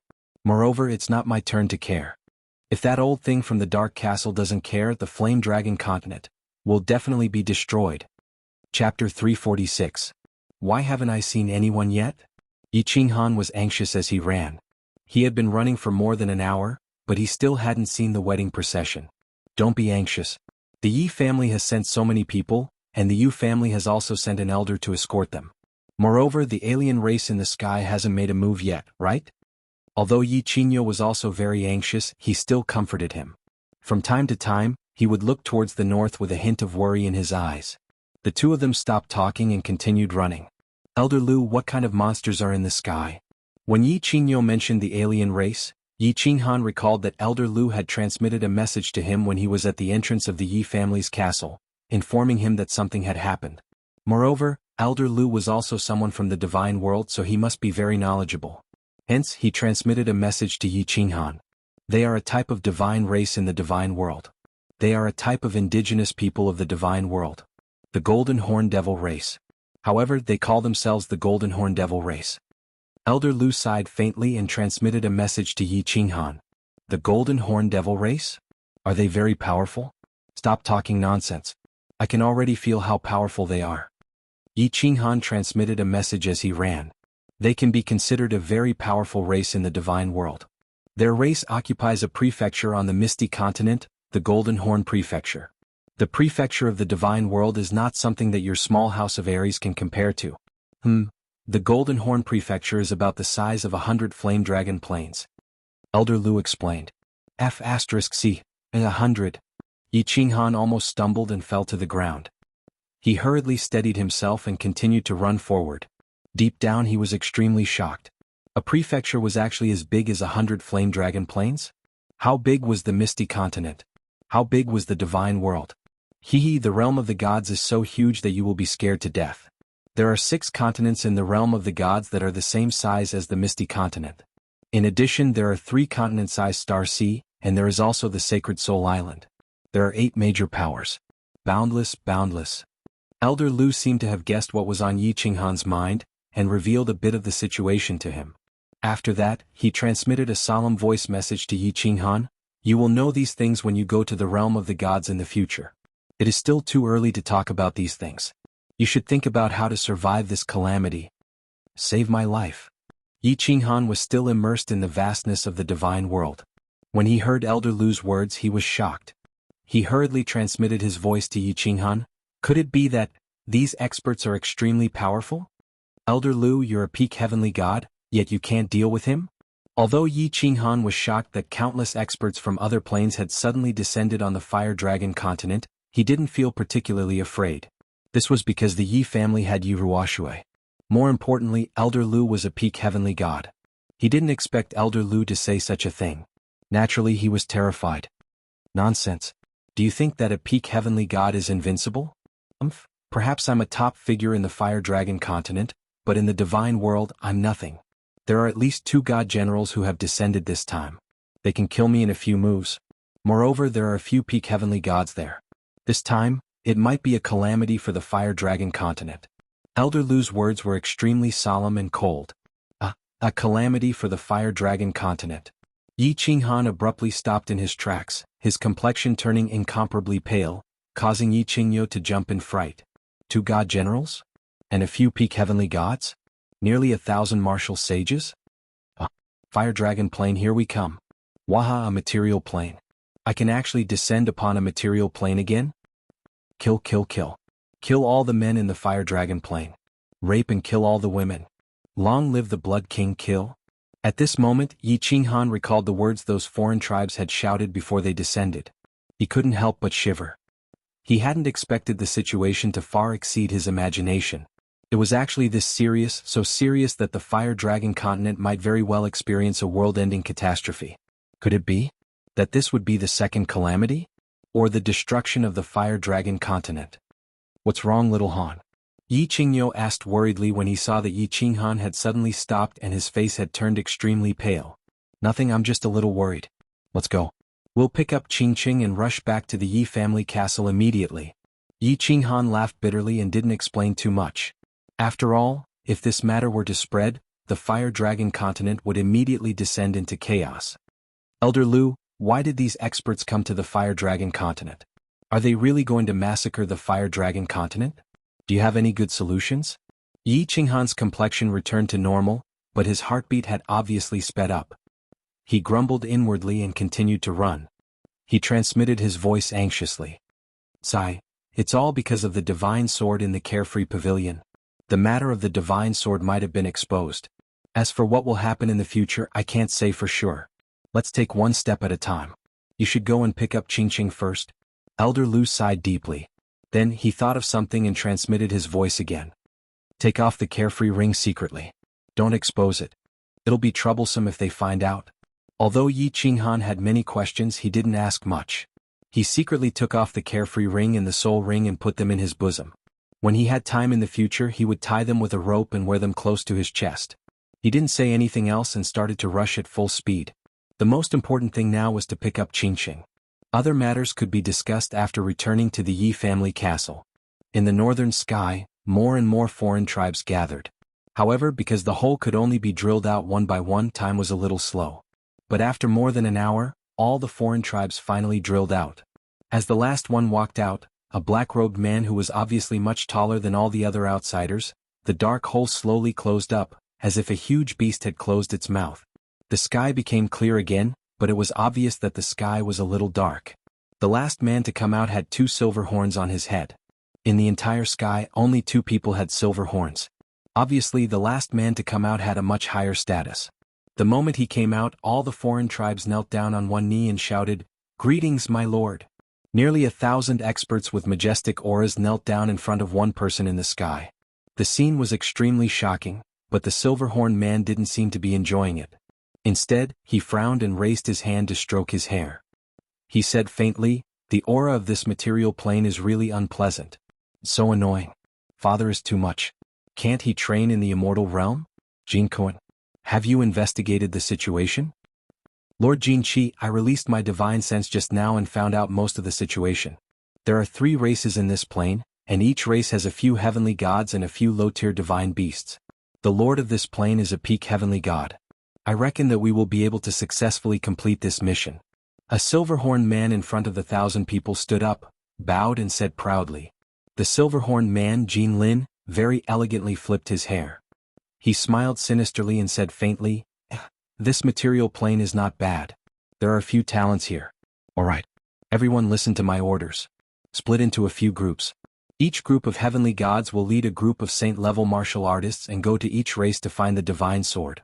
If anyone obstructs us, kill without mercy. Jin Kuan, let's go meet the lord of this plane. How can we not greet him when we come to his territory? Kaka. Children, let's go." Chapter 347. Jin Qi brought Jin Kuan and flew towards the divine city, while the rest of the Golden Horn holy tribesmen were divided into 4 groups. Each group had a peak heavenly god leading several heavenly gods and hundreds of martial saints, flying towards the demon god estate, barbarian god estate and hidden island respectively. As for the remaining people, they all looked at the peak heavenly god Golden Horn celestial race leader, waiting for his instructions. "Lord Golden Bull, where should we start our search in the human territory?" A Golden Horn holy tribesman with a spider tattoo on his face asked. The House of Ares had so many cities, there had to be a place to start. "Yes. Jin sure has brought people to the south. We will start from the largest city in the north. We will occupy all the human cities and search step by step. From the north to the south, we will meet with Jin Shur in the big city in the south. Let's go, children, kill and snatch women, Kaka." After saying that, Golden Bull took the lead and flew towards the north. Several heavenly gods followed closely behind him. Behind them was a group of martial saints who flew forward in a grandiose manner. However, the Golden Horn warrior with the spider tattoo stopped abruptly. He pulled the hand of a Golden Horn warrior beside him and yelled at the troop in front of him with a lustful smile, "Brothers, you go first. Golden Pig and I are going to rob a woman. Follow us right now." Hearing this, the sage-level experts laughed and left, ignoring the spider-tattooed clansman. The man with a ferocious pig tattoo on his face said in surprise, "Golden Spider, where is the woman? Don't mess around, it will be bad if Lord blames you." "Kaka, Golden Pig, what are you afraid of? Follow us immediately after snatching it." "Kaka, when we arrived just now, I saw a wedding procession. The bride glanced in our direction and I happened to see it. Tsk, what a rare beauty, are you going or not? If not, I will enjoy it alone." The man called Golden Spider laughed lasciviously, looking extremely terrifying. "Go, what are you waiting for? Lead the way." Golden Pig's eyes shone with lustful light as he hurriedly urged. "Kaka, in the immortal realm, we sage-level experts are at the bottom of the food chain. In this material plane, we have to be well-behaved and enjoy ourselves. Let's go." The Golden Spider laughed wildly and took the lead to fly towards the south. Yu Qingqing was very scared. Half an hour ago, when the sky in the north changed, she opened the window cloth of the sedan and looked into the sky curiously. But, when she saw that pair of lustful eyes full of naked desire, she began to be afraid. She was so afraid that her whole body couldn't help but tremble. She didn't even realize that the few bright peach blossoms on her head had fallen to the ground. She was not afraid of death. She was confident that she could end her life and die bravely before anyone or any monster wanted to violate her. But she was afraid. She was afraid that she wouldn't be able to see Yi Qinghan one last time before she died. The palanquin sped forward. His own family's grand elder, Yu Ji, and the Yi family were escorting him along with more than 20 Emperor Realm experts. But she was still afraid. She understood that if that person in the sky targeted her, not only would Yu Ji and these elders not be able to save her, they would instead die together. This was not her deduction, but a woman's intuition. Sometimes, a woman's intuition was very scary. Qingqing, don't be afraid. With me here, nothing will happen. Also, the Yi family must have received the news. They will definitely send people to receive us. They might already be on the way. Yu Ji could feel Yu Qingqing's trembling through the curtain. She had also seen that pair of extremely evil and lustful eyes just now. She was also very afraid. But she could only pretend that nothing had happened and comfort Yu Qingqing. She didn't dare to fly to the Yi family alone with Yu Qingqing. That would be more obvious and dangerous. So she could only urge everyone to speed up. I'm not afraid. I'm just... Yu Qingqing pretended to be calm. She picked up the peach blossom on the ground and put it on. However, the fear in her heart grew stronger and stronger. The hand holding the peach blossom trembled a few times, and the peach blossom couldn't be inserted into her hair. Sigh, you have to believe me, child. Yu Ji sighed slightly and prepared to comfort her. But she suddenly seemed to notice something. Her expression changed and she suddenly looked at the sky behind her. At the same time, her battle aura surged and she shouted with a trembling voice, "Stop, everyone prepare for battle. Yi Fu, Yu Xiang, take Qingqing and run. The rest of you follow me and fight." Whoosh. The hundreds of guards in the bridal escort team tore off their red robes at the same time. Their battle aura surged and their armor and blades were on their bodies. They looked coldly at the two black figures flying over from the northern sky. Go. An Emperor Realm elder of the Yu family rushed into the bridal sedan and grabbed Yu Qingqing. Together with Yi Fu, the elder with the highest cultivation realm in the Yi family, they rushed towards the south. They didn't care if they looked disheveled at all. Aunt? Yu Qingqing's beautiful face turned pale. She turned her head and roared at Yu Ji. She couldn't hold back her tears anymore. They gushed out and left 2 deep tear stains on the makeup on her face. Go, or else, we won't be able to die in peace. Yu Ji turned to look at Yu Qingqing. Her dazed expression was replaced by a trace of determination.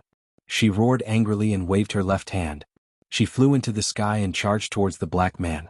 At the same time she roared hysterically, "All martial practitioners below the Emperor Realm, run for your lives. Those above the Emperor Realm, follow me into the sky. We will fight these 2 foreign races, to the death and protect the Saintess. Fight to the death and protect the Saintess." The Yu family and Yi family's Emperor Realm experts all roared angrily. They flew into the sky and charged towards the 2 men in black. Everyone's faces were filled with the determination to die. They were doing this to give their Saintess and their young family head's wife a way out. They decided to use their own corpses to buy time for Yu Qingqing to escape.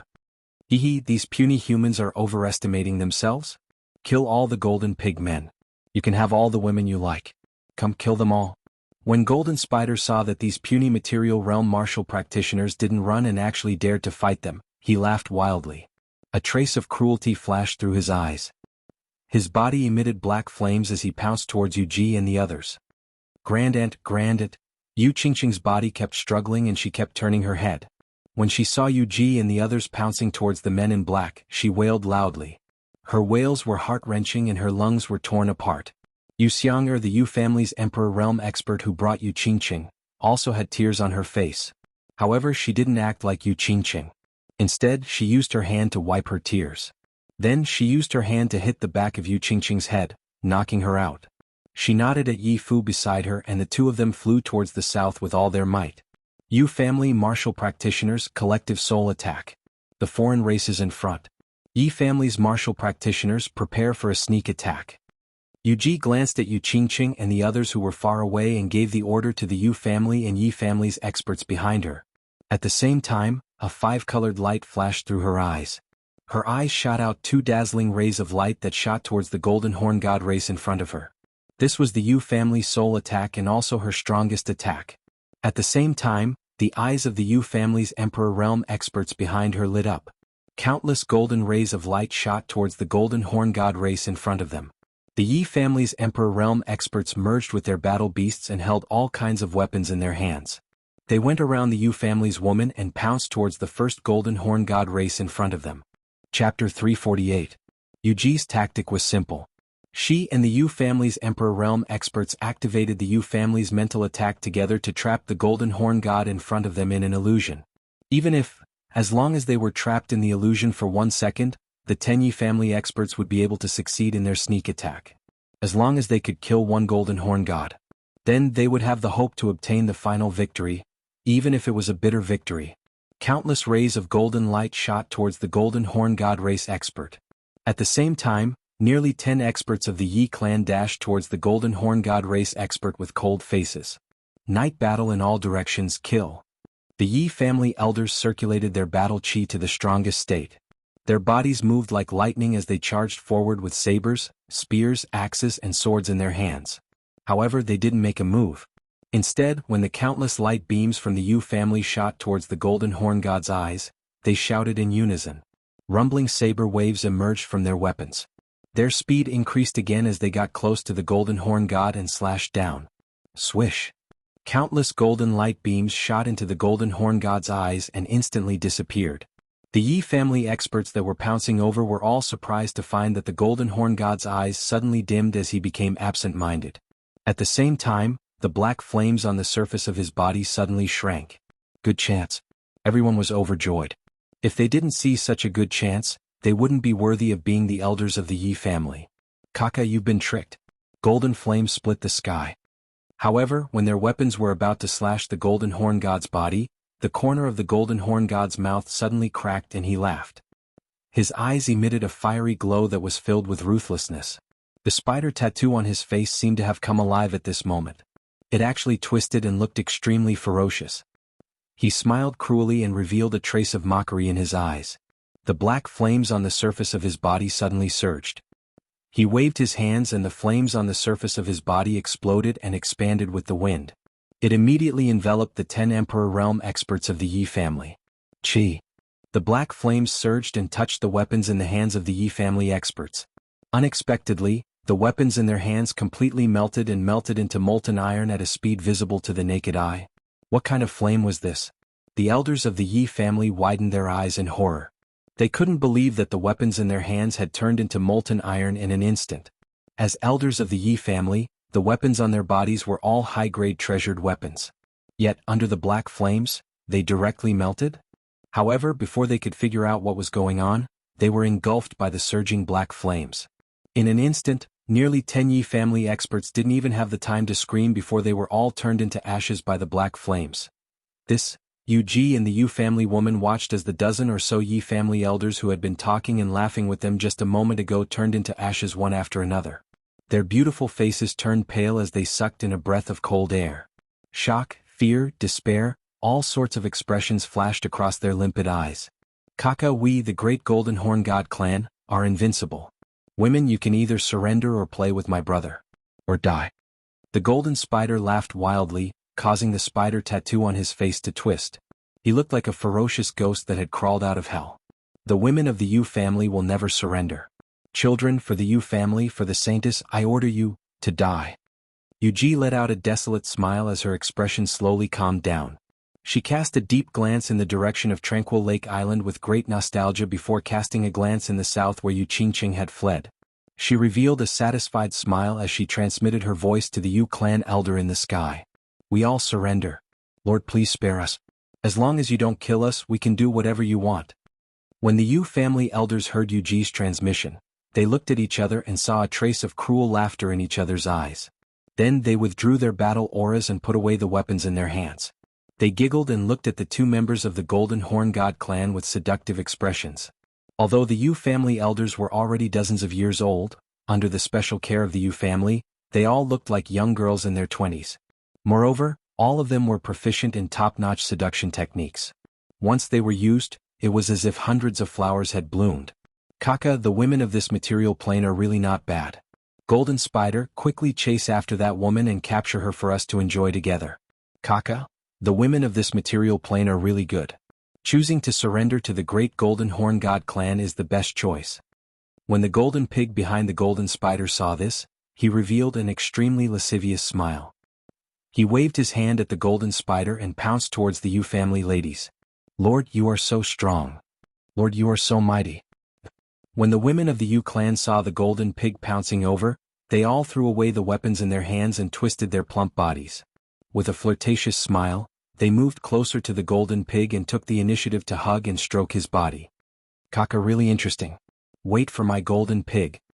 The golden spider licked his lips and didn't think too much about it. After all, the group of women had just shot out golden light beams. This kind of spiritual attack was nothing to the Golden Horn God clan, whose souls were extremely strong. Thinking of the beautiful woman who had just cried her heart out, he suppressed his lust and chased towards the south. When Yuji saw that the golden spider didn't come closer, her face slightly darkened. After pondering for a while, she suddenly smiled and her whole face suddenly glowed with a gentle light.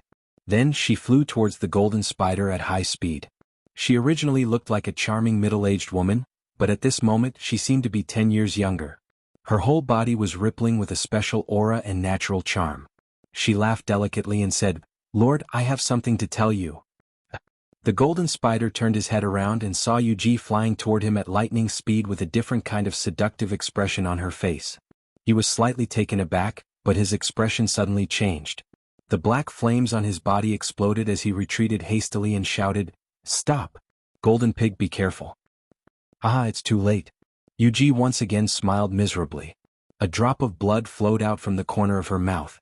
On her white and tender face, it was actually a different kind of flirtatious. Her eyes suddenly erupted with a dazzling brilliance. Her body also began to emit a dazzling light.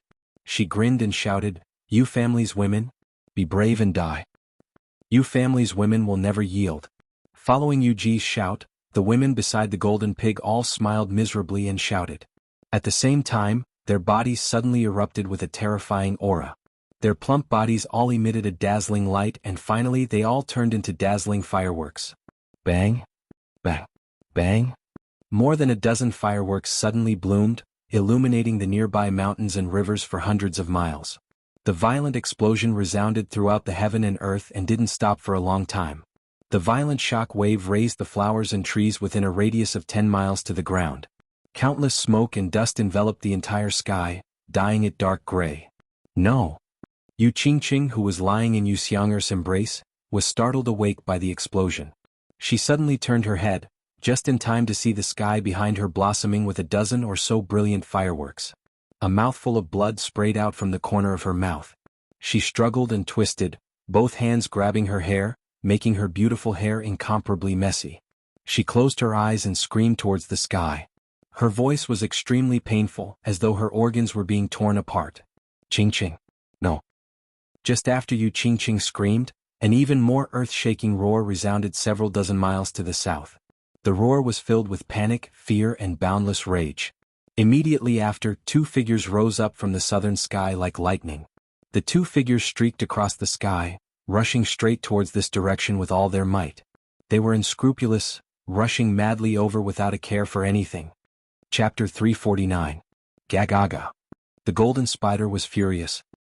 He stared at the mangled and bloody golden pig in front of him. The spider tattoo on his face twisted rapidly, and his eyes were filled with an incomparably violent rage.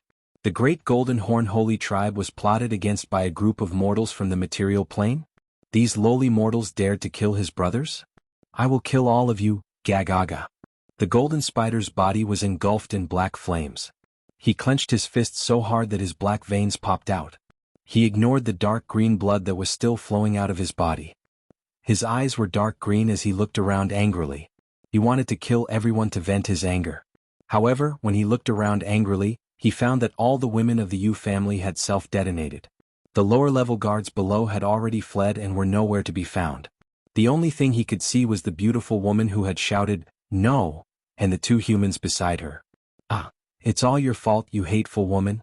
Otherwise, how could my brothers have died? I will tear you apart. No. Two more came. The golden spider revealed a cruel smile.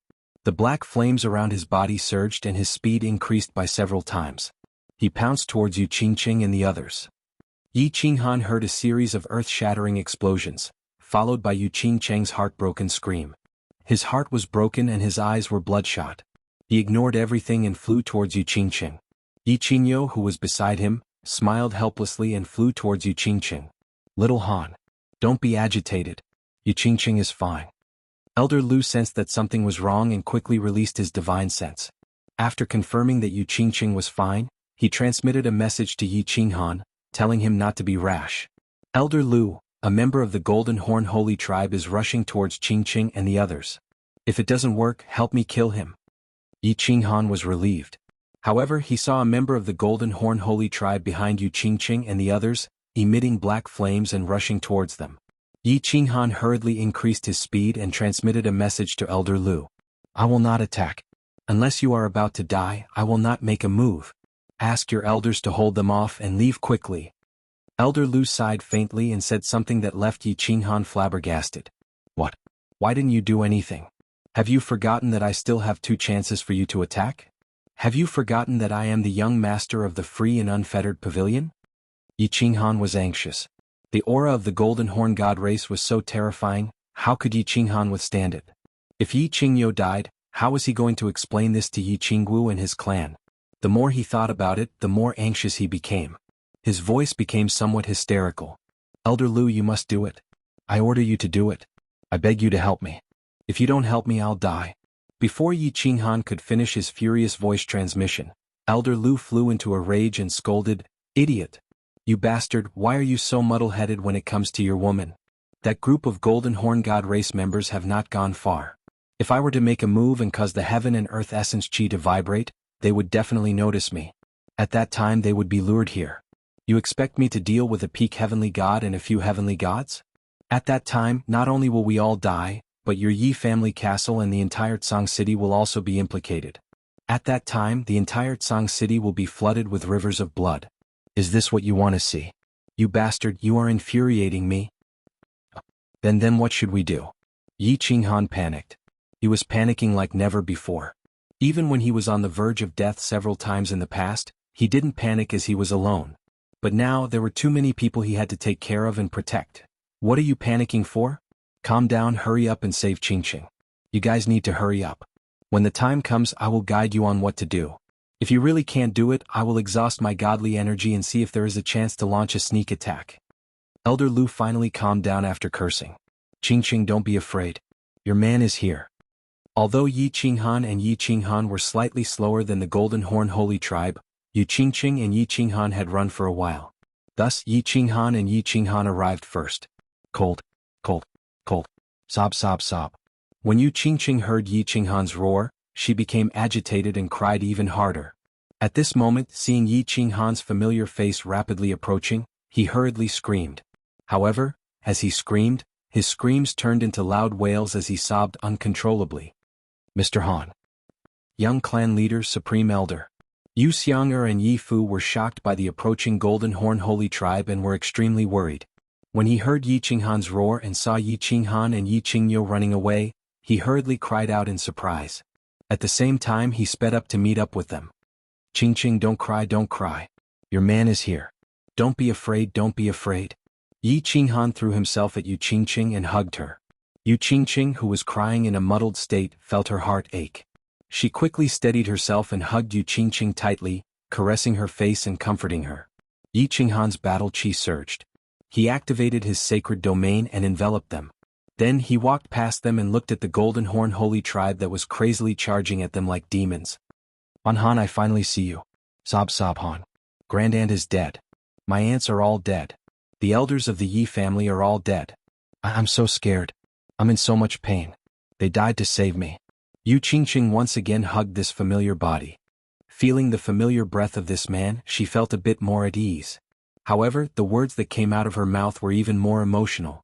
Her sobbing voice would break anyone's heart. Qingqing, don't be afraid. As long as I'm here, nothing will happen. I know what you're saying. Don't worry, I'll definitely avenge them. I'll do everything in my power to avenge them. Yi Qinghan hugged Yu Qingqing and felt her soft body trembling unceasingly. When he thought of the dozens of splendid fireworks in the sky just now, a trace of anger flashed through his eyes. The Golden Horn Holy Tribe had touched the reverse scale in his heart. Avenge your mother. Before Yi Qinghan could finish his words, he heard Yi Qinghan curse and saw Yi Qinghan's incomparably furious face. Yi Qingyo's eyes bulged and his entire face contorted as he bellowed angrily, "How dare you? Bastard, why aren't you running away with your woman? What kind of *T are you babbling about? If you don't leave now we'll all die. Go, I'll drag this monster out. Yi Fu, use your life to protect them. Go." After saying that, Yi Qinghan's aura suddenly burst forth. His entire body emitted a horrifying aura. A huge Kuei-Ox phantom suddenly appeared behind him. His body stood straight proudly as he took steady steps in the air. Without looking back, he pounced towards the Golden Horn Holy Tribe. "Young patriarch, let's go. Avenge me in the future." Yi Fu wiped his tears and pushed Yi Qinghan away. Then he followed Yi Qinghan's footsteps and charged forward. "Young miss, you must be happy." Yu Xiang didn't cry. Instead, she smiled sweetly and looked deeply at Yu Qingqing. Then she followed Yi Fu's footsteps. In the distance, the huge black silhouette was getting closer and closer. With a loud roar and berserk rage, it pounced towards them. "Qingqing, are you afraid of death?" Yi Qinghan looked at the huge silhouettes of the Golden Horn Holy Tribe. His expression calmed down as he gently wiped the tears from Yu Qingqing's eyes. "I'm afraid." Yu Qingqing was influenced by Yi Qinghan's aura. She slowly became docile. Her lips twitched as she shook her head. A trace of satisfaction appeared in her eyes as she said faintly, "But as long as I'm with you, what's there to be afraid of? Ah, this is my Yi Qinghan's woman. Come, let's go meet that monster. Let him have a taste of this young master's domineering aura." Yi Qinghan let out a wild laugh. His entire body emitted an aura that looked down on the world. Then he followed the group and charged forward. Chapter 350. "Kaka, how many more are here to die? Today I will send all of you to the next world so that my brother's soul can rest in peace." When Golden Spider saw that these people had suddenly stopped running and were instead pouncing towards him, his mouth curled into a mocking smile. A mid-level martial saint wanted to fight him? He wasn't afraid of even a peak martial saint, let alone a mid-level martial saint. Golden Horn Holy Race was a race of gods, much stronger than these mortals. "Bastard. What are you doing here? You idiot, get out of my way. Are you trying to kill me? Or do you want Xiao Wu and Xiao Yu to be widows? Get out of my way." Yi Qingyo wanted to charge at the Golden Horn Holy Race, but he saw Yi Qinghan and Yu Qingqing following him. He immediately turned around and scolded.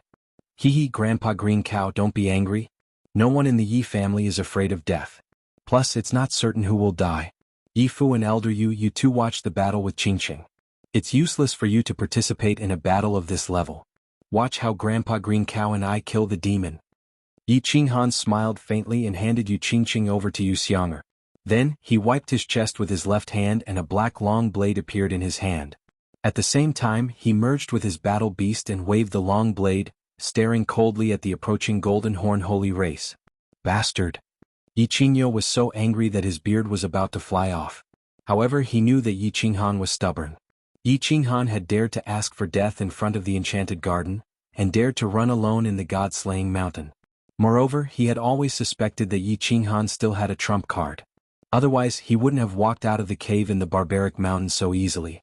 Therefore, he didn't stop him and said angrily, "What level? What level are you at? Tell them not to participate? Do you think you have the strength to participate? Even I don't have the confidence. Do you?" Of course, Yi Qinghan wasn't confident. He hadn't even cultivated his battle aura yet. Although he had reached the third level of the Emperor Realm, he wasn't confident at all. However, his own strength was only at the first level of the Emperor Realm. Together with Xiao Hei's fusion, he was at the peak of the Emperor Realm. Facing the peak of the saint-level Golden Horn God race, it was like a mantis trying to stop a chariot. He was not confident, but Elder Lu was. He thought hard for a long time and came up with the worst solution. If he really had no other choice, he could only ask Elder Lu for help to quickly destroy this monster. If the commotion caused was too big, it would be discovered by the Golden Horn God clan in the north. In order to avoid implicating the Yi family in Song City, he could only escape to another place alone. At worst, he could make the world his home and fight alone. In his heart, he was looking forward to it at all times. Two helpers, Yi Ruoxue and Lord Devour. If Yi Ruoxue knew about the current situation, she would definitely teleport out to help. As for Lord Devour, he wasn't so sure. No matter what, Lord Devour had said that even if he was about to die, he wouldn't take action. He would only save Xiao Hei before he died. Normally, big shots wouldn't take back their words. Therefore, he didn't dare to have too much hope. "Kaka, turn all of you into ashes. Golden flame sky splitting. The golden horn god race expert arrived in front of them in the blink of an eye. Without any nonsense, he used the ultimate move that killed the elders of the Yi family. The black flames on his body surged and engulfed the area of 1 mile around them. What a powerful flame. Hide behind me and protect yourselves. This battle chi consumption is too high. It won't be long before the Saint Realm is broken. Kuei sky splitting. Yi Qingyo's expression changed. He felt that the Saint Realm was surrounded by an extremely hot flame. In an instant, his battle chi was being consumed like water. He hurriedly shrunk the Saint Realm so that it could only protect a few people. Then, the tall Kuei phantom above his head turned into a mad bull under his command. It passed through the black flames and charged towards the golden spider. Kaka, the fundamental mystery of the law of destruction? You dare to show off such a small trick in front of me? Don't you know that the great golden horn god race is best at the law of destruction and the law of fire? Today I'll show you the real mystery of destruction. Seeing the black kuei formed by Yi Qingyo's battle chi, the golden spider revealed a disdainful smile. With a maniacal laugh, his hands continuously formed hand seals. The black flames in front of him suddenly condensed into countless strange beasts that pounced towards the kuei. Before the kuei could reach the golden spider, it was instantly surrounded by countless beasts. They continuously bit and tore at it. Gradually, it faded and finally disappeared. It's over. Yi Qingyo saw the golden spider's black flames radiate countless beasts. Moreover, each of these beasts was stronger, more agile, and more imposing than his kuei. Suddenly, his expression turned ashen. The law of destruction that he was most proud of was nothing in front of the golden horn god race. What was the point of fighting? With a bitter expression, his battle chi surged out and seeped into the green sacred domain, stabilizing it so that it wouldn't be destroyed by the black flames. Then he turned to Yi Qinghan and said, "Brat, if you don't show your trump card, we're all finished." "Alright, let me try." Yi Qinghan's expression was also very pale. He knew that the golden horn god race was strong, but he didn't expect them to be this strong. Leaping out, he directly teleported in front of Yi Qingyo, getting closer to the golden horn god race. Soul Chaos Space Lock World Annihilation / Without hesitation, Yi Qinghan immediately released his body fusion technique. A bewitching purple light shone and directly enveloped the golden horn god race in front of him. At the same time, his battle chi fluctuated, and he waved it forward, locking the space around the golden spider. Finally, the slaughter god saber released a wave of saber energy, and a fire dragon left his body and attacked the golden spider with lightning speed. What's that? The golden spider was startled by Yi Qinghan's sudden teleportation. Teleportation? It doesn't seem like it. This person's strength is so low, how can he teleport? What is this purple light? Why is there a movement in the space? Damn, this fire dragon is so fierce. The golden spider was surprised by Yi Qinghan's series of strange attacks, but he didn't expect to see an extremely fierce fire dragon pouncing on him. He wanted to escape, but it was already too late. His body once again shone with intense flames, desperately protecting his body. Bang! The huge fire dragon collided with the black flames, emitting a dazzling light. It also caused the black flames that enveloped the golden spider and the others to tremble and instantly dissipate. Young patriarch is so fierce? Yi Fu and Yu Xiang looked at each other in shock, while Yu Qingqing's eyes flashed with a trace of intoxication. Little Han, quickly take the others and run, one-legged bull transformation.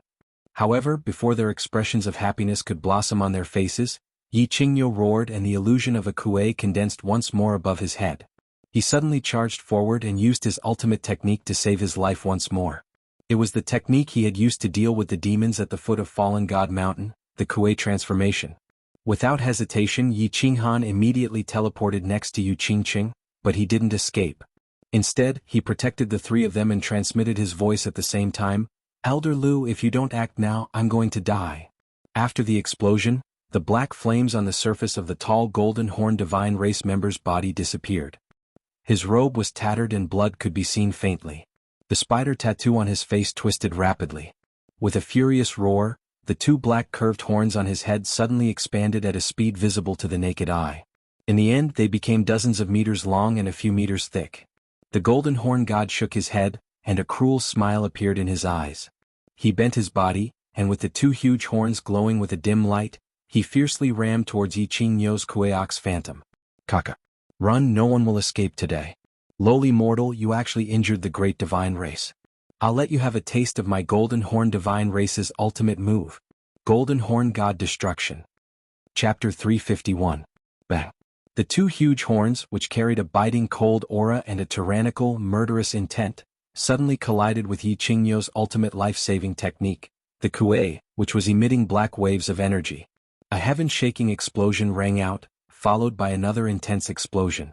A dazzling light lit up, and a huge shockwave scraped the ground a few inches deep. Impossible. Little Han, run. Yi Qingyo vomited a mouthful of blood, and his bulging eyes were filled with despair.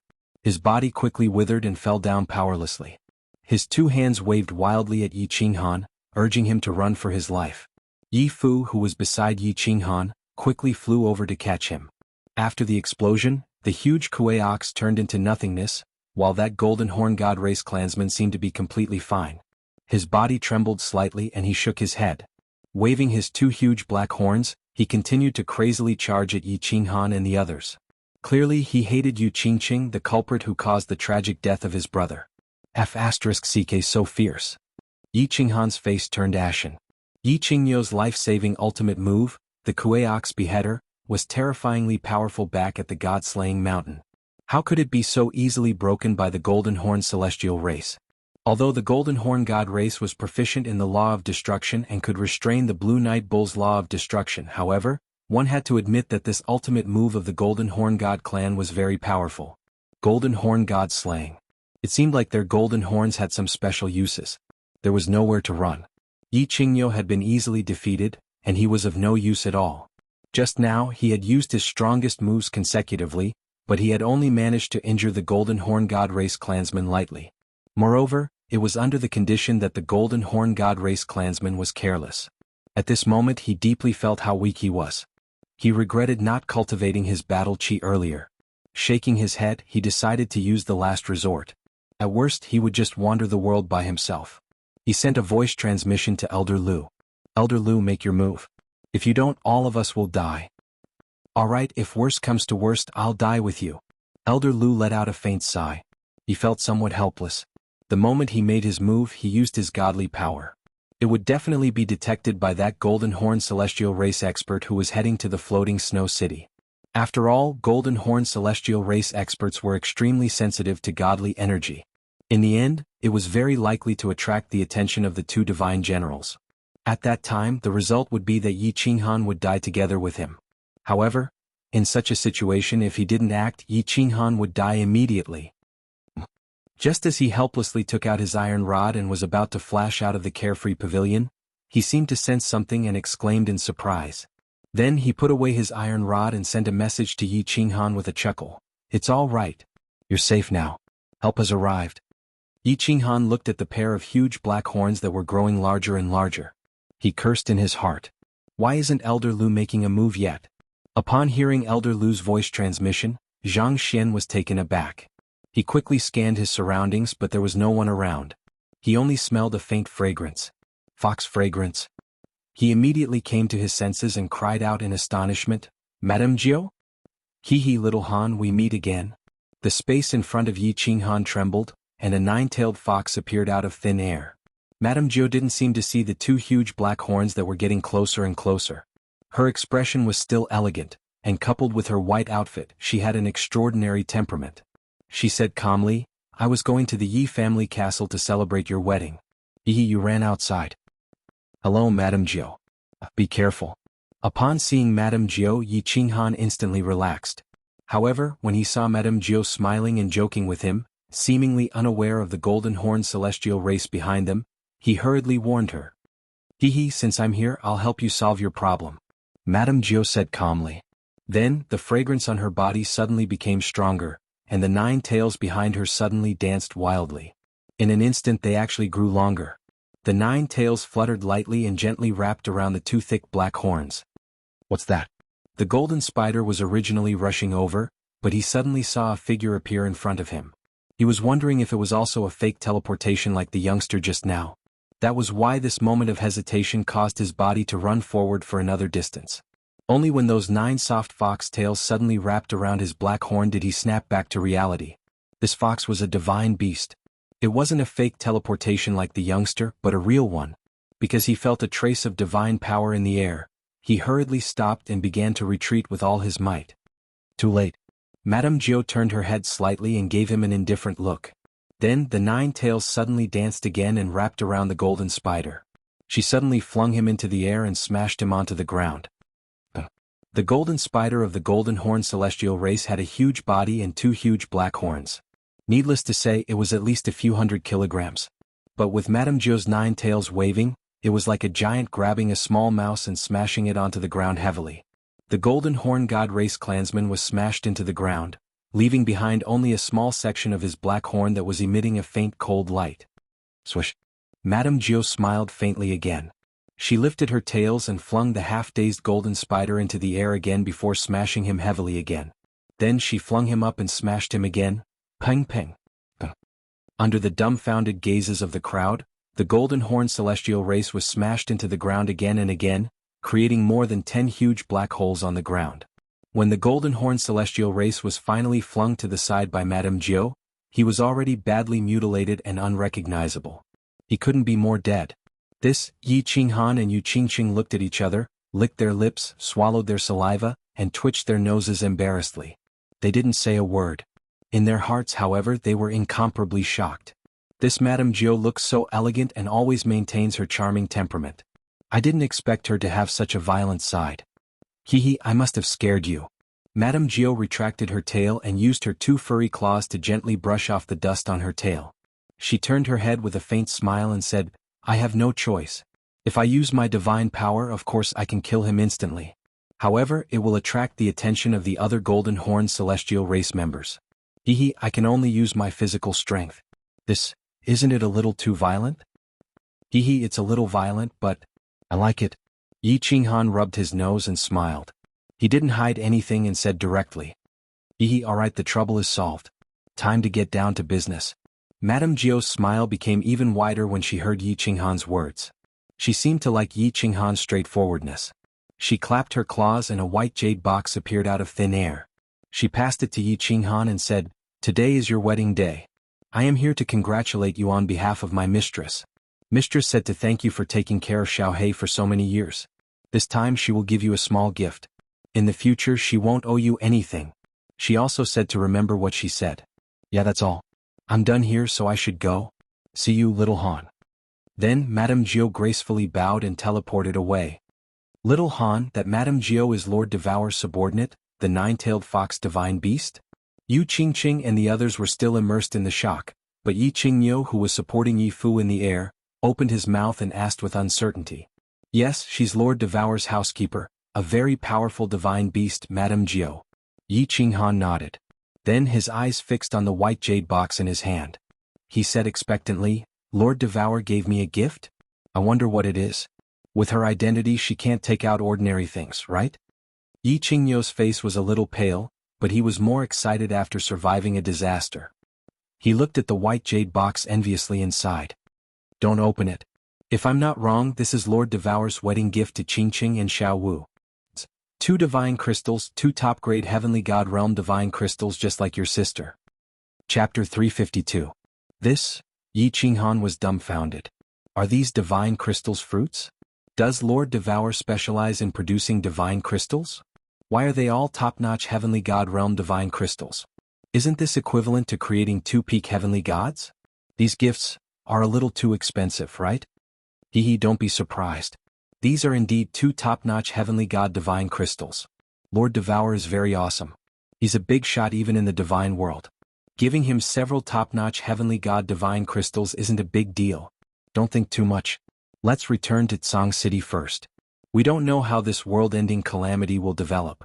If we don't handle it well, everything will be for naught. Elder Lu used his divine senses to check and stopped Yi Qinghan from thinking too much. Yi Qinghan pondered for a while and didn't think too much about it. He directly put the white jade box into the unfettered pavilion and turned to Yi Fu. Elder Yi Fu, bring Grandpa Green Cow, and Elder Yu, bring Qingqing. I'll protect them. Let's return to Tsang City first. Alright, let's go back first. Yi Qinghan sighed deeply and looked to the north worriedly. Yi Qinghan forced a smile at Yu Qingqing and handed her over to Yu Xiang'er. Then he held the slaughter god saber and led the way. The group flew towards Tsang City at high speed. Along the way, Yi Qinghan looked around vigilantly. At the same time, he was thinking about what had just happened. Why didn't Yi Ruoxue appear in such a dangerous situation? What was he doing now? Did Lord Jiu happen to appear here because of Devour's order, or did Lord Jiu just happen to come here? What would this world-ending calamity turn into in the end? Was the Flame Dragon plane really going to be destroyed? But if it wasn't destroyed, who could save it? Yi Ruoxue didn't appear. It wasn't that he didn't want to leave, but he couldn't. Moreover, he had found out that Lord Jiu had appeared in Song City, so he didn't rush over. Yi Ruoxue and the other deity realm experts of the Battle God's Manor were currently following the group of Golden Horn Celestial race members who were flying towards the Drifts Now City. The moment the experts from the other planes descended, all the divine-level experts in the House of Ares made arrangements for their respective clans and left hurriedly, gathering together. However, with the gathering of such a terrifying aura and the presence of so many experts who were far stronger than them, they didn't dare to show themselves. When the two god generals flew towards the floating snow city, the group of Golden Horn god tribesmen split into several groups and flew towards different continents. Only then did they fall far behind the group of Golden Horn god tribesmen heading towards the floating snow city and started to discuss countermeasures. Everyone, what should we do? From the looks of it, they were heading to Snowfall City. Once they go, floating Snow City will definitely be razed to the ground. The old ancestor of the Shui clan was the most anxious. After all, the Shui clan that he had been protecting was the first to encounter. What can we do? If we go over, we'll just be throwing our lives away. One of them has an extremely powerful aura. He must be at the peak of the heavenly god realm. And there are 4 heavenly gods. So, does the heavens want the Flame Dragon continent to die? Yushi's face was as pale as a snow lotus on an iceberg. Don't worry, don't worry. There will always be a way. There will always be a way. Yi Ruoxue's 2 white eyebrows were like 2 sharp swords, slanting and slanting. The 3 war gods were also distressed. There will always be a way? What could they do? The experts from the other planes who had descended this time were too powerful.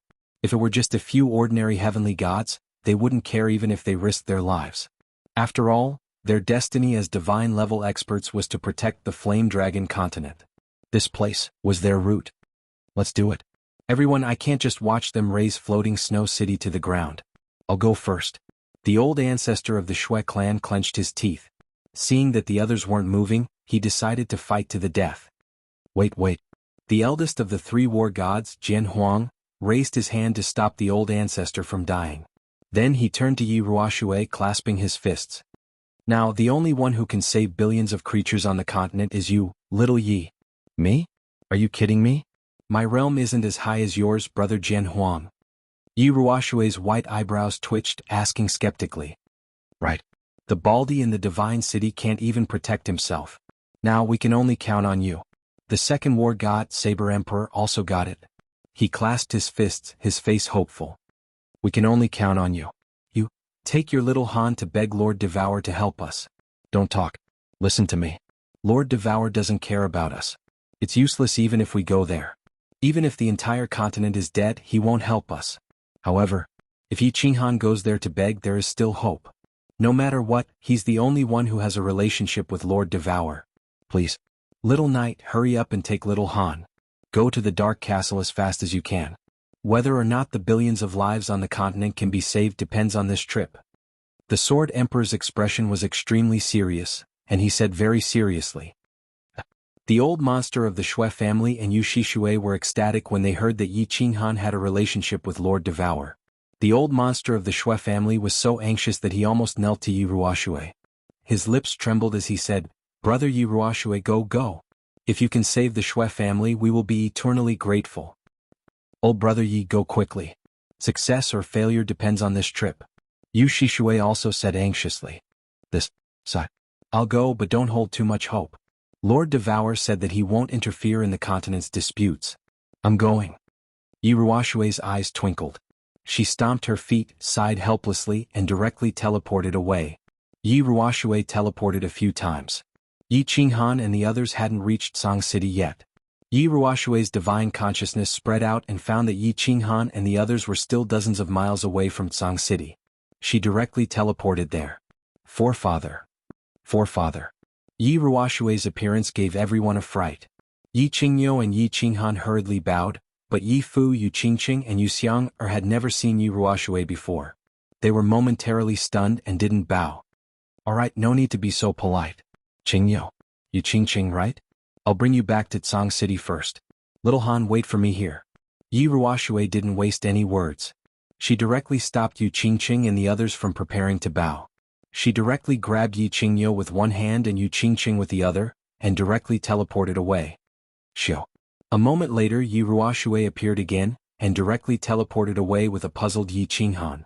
She left behind a few words, telling Yi Fu and Yu Xiang'er to hurry back to Tsang City alone. Forefather, where are we going?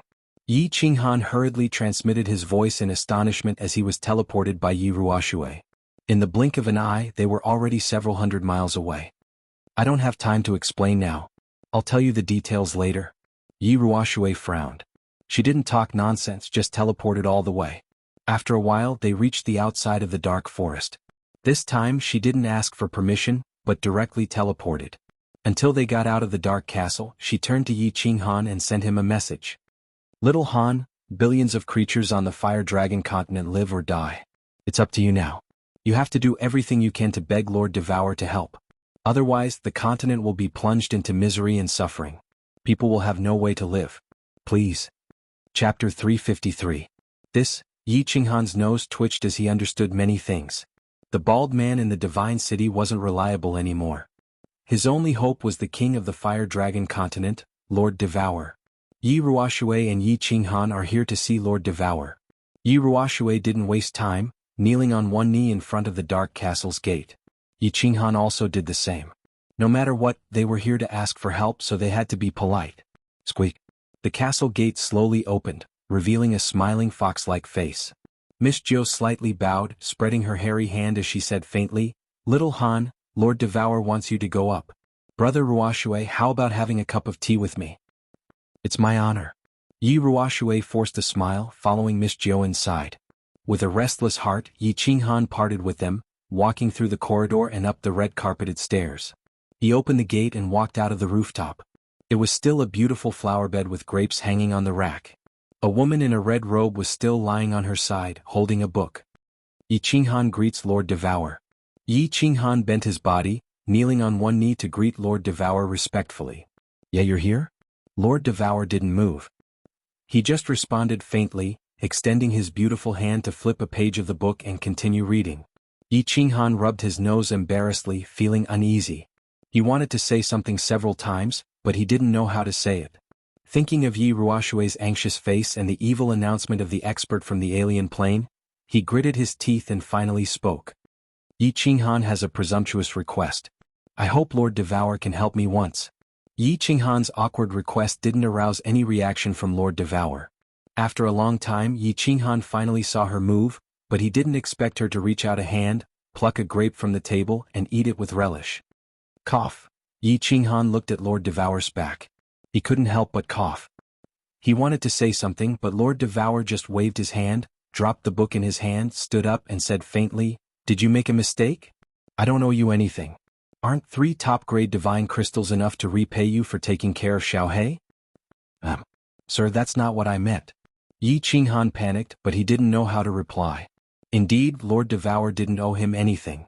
She had given him 3 top-grade divine crystals, so how could he have the face to ask her for help? She wasn't from this plane in the first place. No. It wasn't a human but a divine beast. How could you expect a human to manage the battle of a group of ants? This time, the experts from the alien plane are from the Golden Horn God clan, the subordinates of the God King Jin Shui. Of course, the God King isn't a big deal. But he has a brother who's a God Emperor. Jin Ken is an overlord in the Misty Continent. I don't put the Blood King in my eyes, but I don't want to provoke the God Emperor. You tell me, if it were you, would you provoke a strong opponent for no reason? Lord Devour walked to the grape trellis, reaching out one hand to pick a bunch of grapes and put them on the table. Then he coldly looked at Yi Qinghan. Sir, if you don't help us, the fiery dragon continent will be destroyed one more time. All of us will die. Yi Qinghan's heart chilled. Did the Golden Horn God clan have such a strong background? Even Lord Devour didn't want to provoke them? He hurriedly impatiently started to plead. What does the fiery dragon continent's destruction have to do with me? Are you dead? What does it have to do with me? I'm not from this plane. Even if the continent is destroyed, I can just take Xiaohei to another plane. Yi Qinghan's plea didn't arouse Lord Devour's sympathy. Quite the contrary, his face became colder. Ark, what should we do then? Yi Qinghan didn't know what to do. He was so worried that he almost jumped up. Pondering for a while, he kneeled begrudgingly, kowtowing to Lord Devour. Sir, please show us the way. Yi Qinghan is so grateful. What? Looking at Yi Qinghan kowtowing unceasingly, Lord Devour had a gleam of a smile in his eyes. However, it disappeared quickly. She waved her hand lightly and said, "There are two options. First, you give them the divine sword and they will most likely retreat. Second, you owe me a favor and I will help you once. Of course, I won't help you kill them all. You choose. Give him the divine sword? Owe him a favor?" Yi Qinghan stopped kowtowing and blinked her eyes. Her mind quickly began to think. He didn't feel it was a pity to give up the divine sword. However, what if they didn't retreat and continued their slaughter? Owe him a favor? What's the use of my favor? Yi Qinghan didn't ponder for a long time. He made up his mind, bowing to her one more time. "Please help me, Sir Devour. I'm willing to owe you a favor. But, what do you need me to do?" "Haha, you'll know it later." It was the first time Lord Devour showed a smile in front of Yi Qinghan. It was so charming. She brushed her sleeves, sitting down again. She picked up the book and asked them to leave. "You guys can go now." Yi Qinghan rubbed his nose embarrassedly. He didn't say anything, clasping his fists and leaving. He met Yi Ruoxue flying to Tsang City. After the Golden Horn God clan landed, they split up. Originally, the team heading to Drifting Snow City was the shortest. However, as they were worried about the hundreds of Sacred Realm experts behind them, they didn't teleport, choosing to fly instead. The first to arrive were the two god generals, Jin Qi and Jin Kuan. "Young master, this is the place where the lord of this plane resides." The two of them hovered in the sky in front of the city. Jin Kuan pointed at the city, talking to Jin Qi politely. "Quack, he spent such a big price to build the 7-star absolute kill god formation? This lord does have a little bit of money." "Alright, Jin Kuan, tell him to surrender."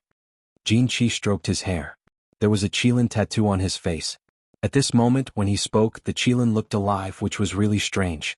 "Yes, young master." Jin Kuan bowed respectfully, then urged his god power to shout. His voice seemed to have a penetrating power, piercing through the enormous blue shield above the city, echoing in every corner of the city. "Listen up, people below. Immediately close the shield or I will destroy it. Everyone inside will be killed and not a single one will be spared." The cold voice reverberated throughout the entire city, shocking everyone in the city. Everyone looked at the two demon-like figures with boundless auras in the sky. It was as if a bucket of cold water had been poured on their heads in the winter. Instantly they felt cold from head to toe. They all looked at the tall God Master Pavilion in the center of the city. Tu pays his respects to the two lords. The God Master didn't disappoint them. He appeared decisively, teleported above the God Master Pavilion, and cupped his fists to greet them. However, his words disappointed all the people in the city. "I'm the overlord of the Fire Dragon Plane.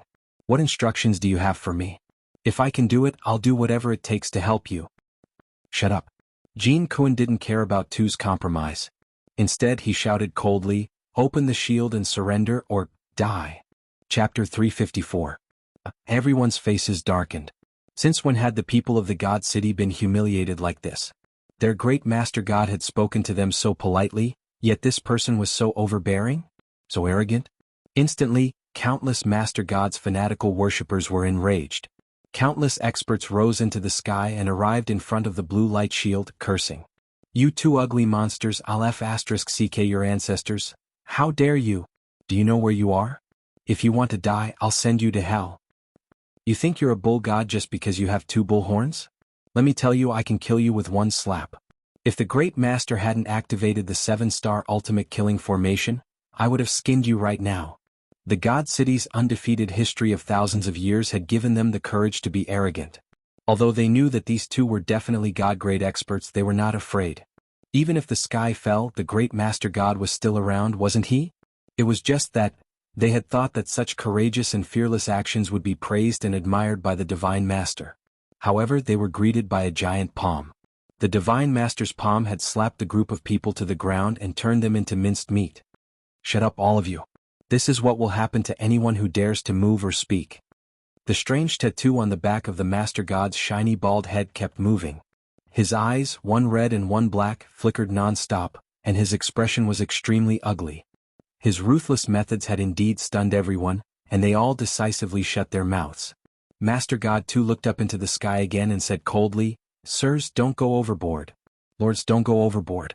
My ancestor, Rakshasa King, has been friends with your Lord Blood King for many years.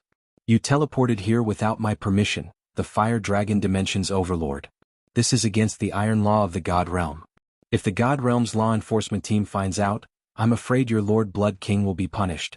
I'll give you two-face and not pursue this matter. However, please don't harass my residents anymore. As for the outside, I won't care. How about that?" Master God 2's words were reasonable. He first tried to build a good relationship with them, then he pointed out that they had violated the iron law of the God Realm. He first stood on the side of reason, then he gave them face by not pursuing the matter and letting them do as they pleased. This was giving the two divine generals a lot of face. "Ehe, Devil King?" Jin Kuan didn't say anything, but Jin Chi laughed sinisterly. He laughed maniacally.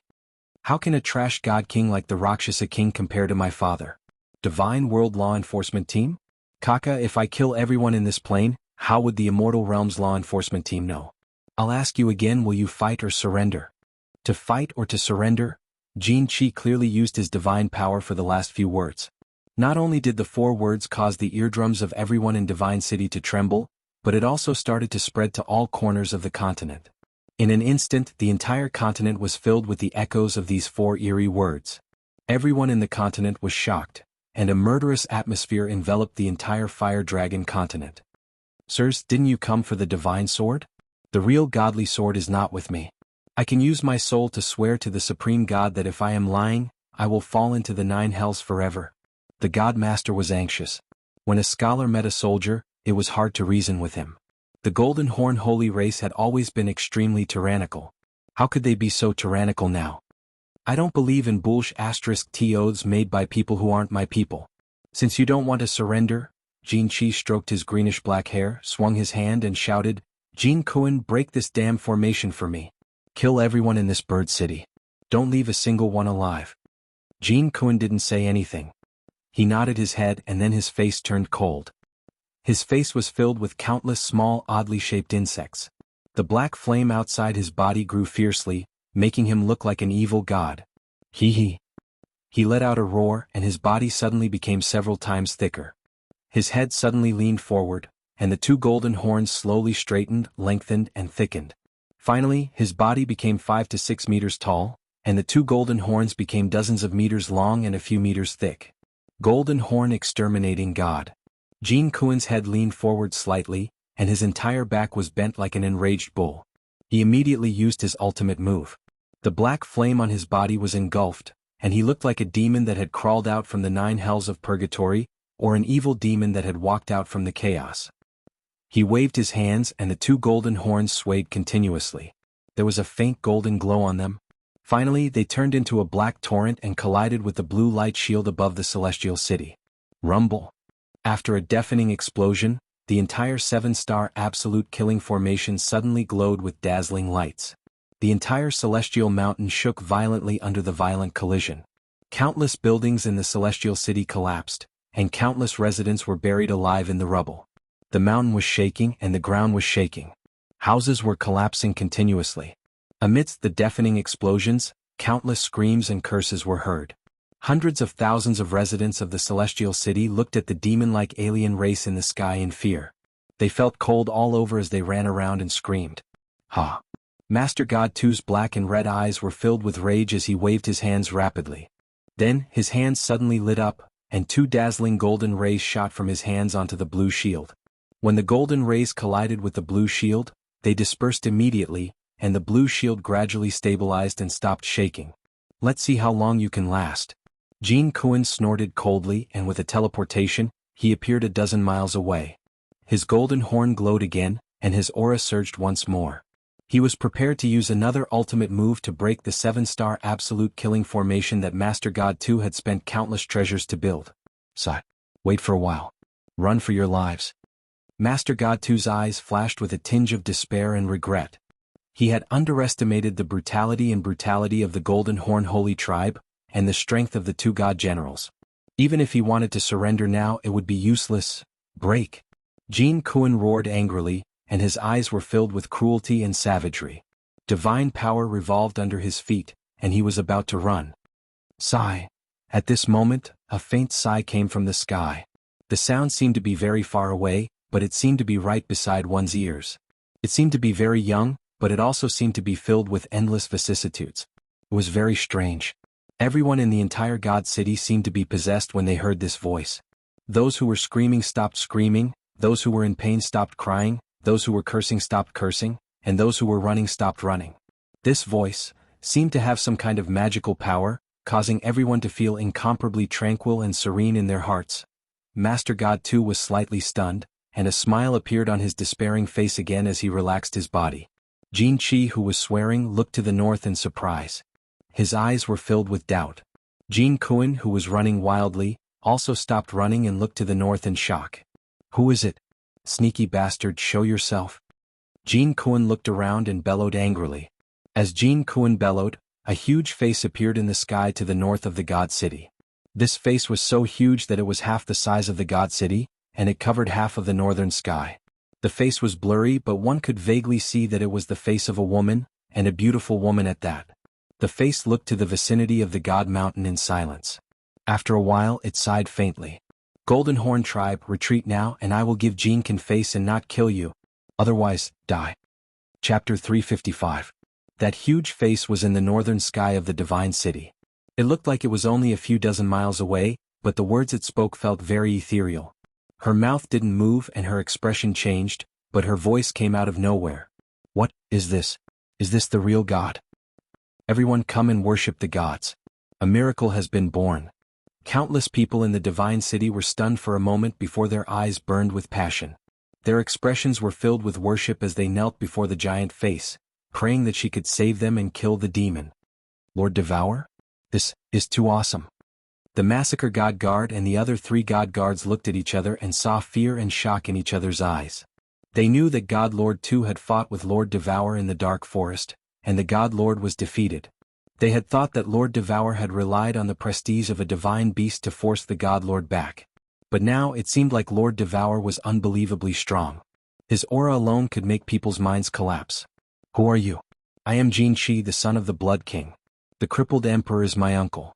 I hope that you can give our Golden Horn God clan some face and not get involved in this. I will be extremely grateful. Although Lord Devour didn't show up, just a phantom face, he had successfully subdued Jin Chi and Jin Kuan. The two of them were not fools. This aura was at least at the God King level. It might even be at the God Emperor level.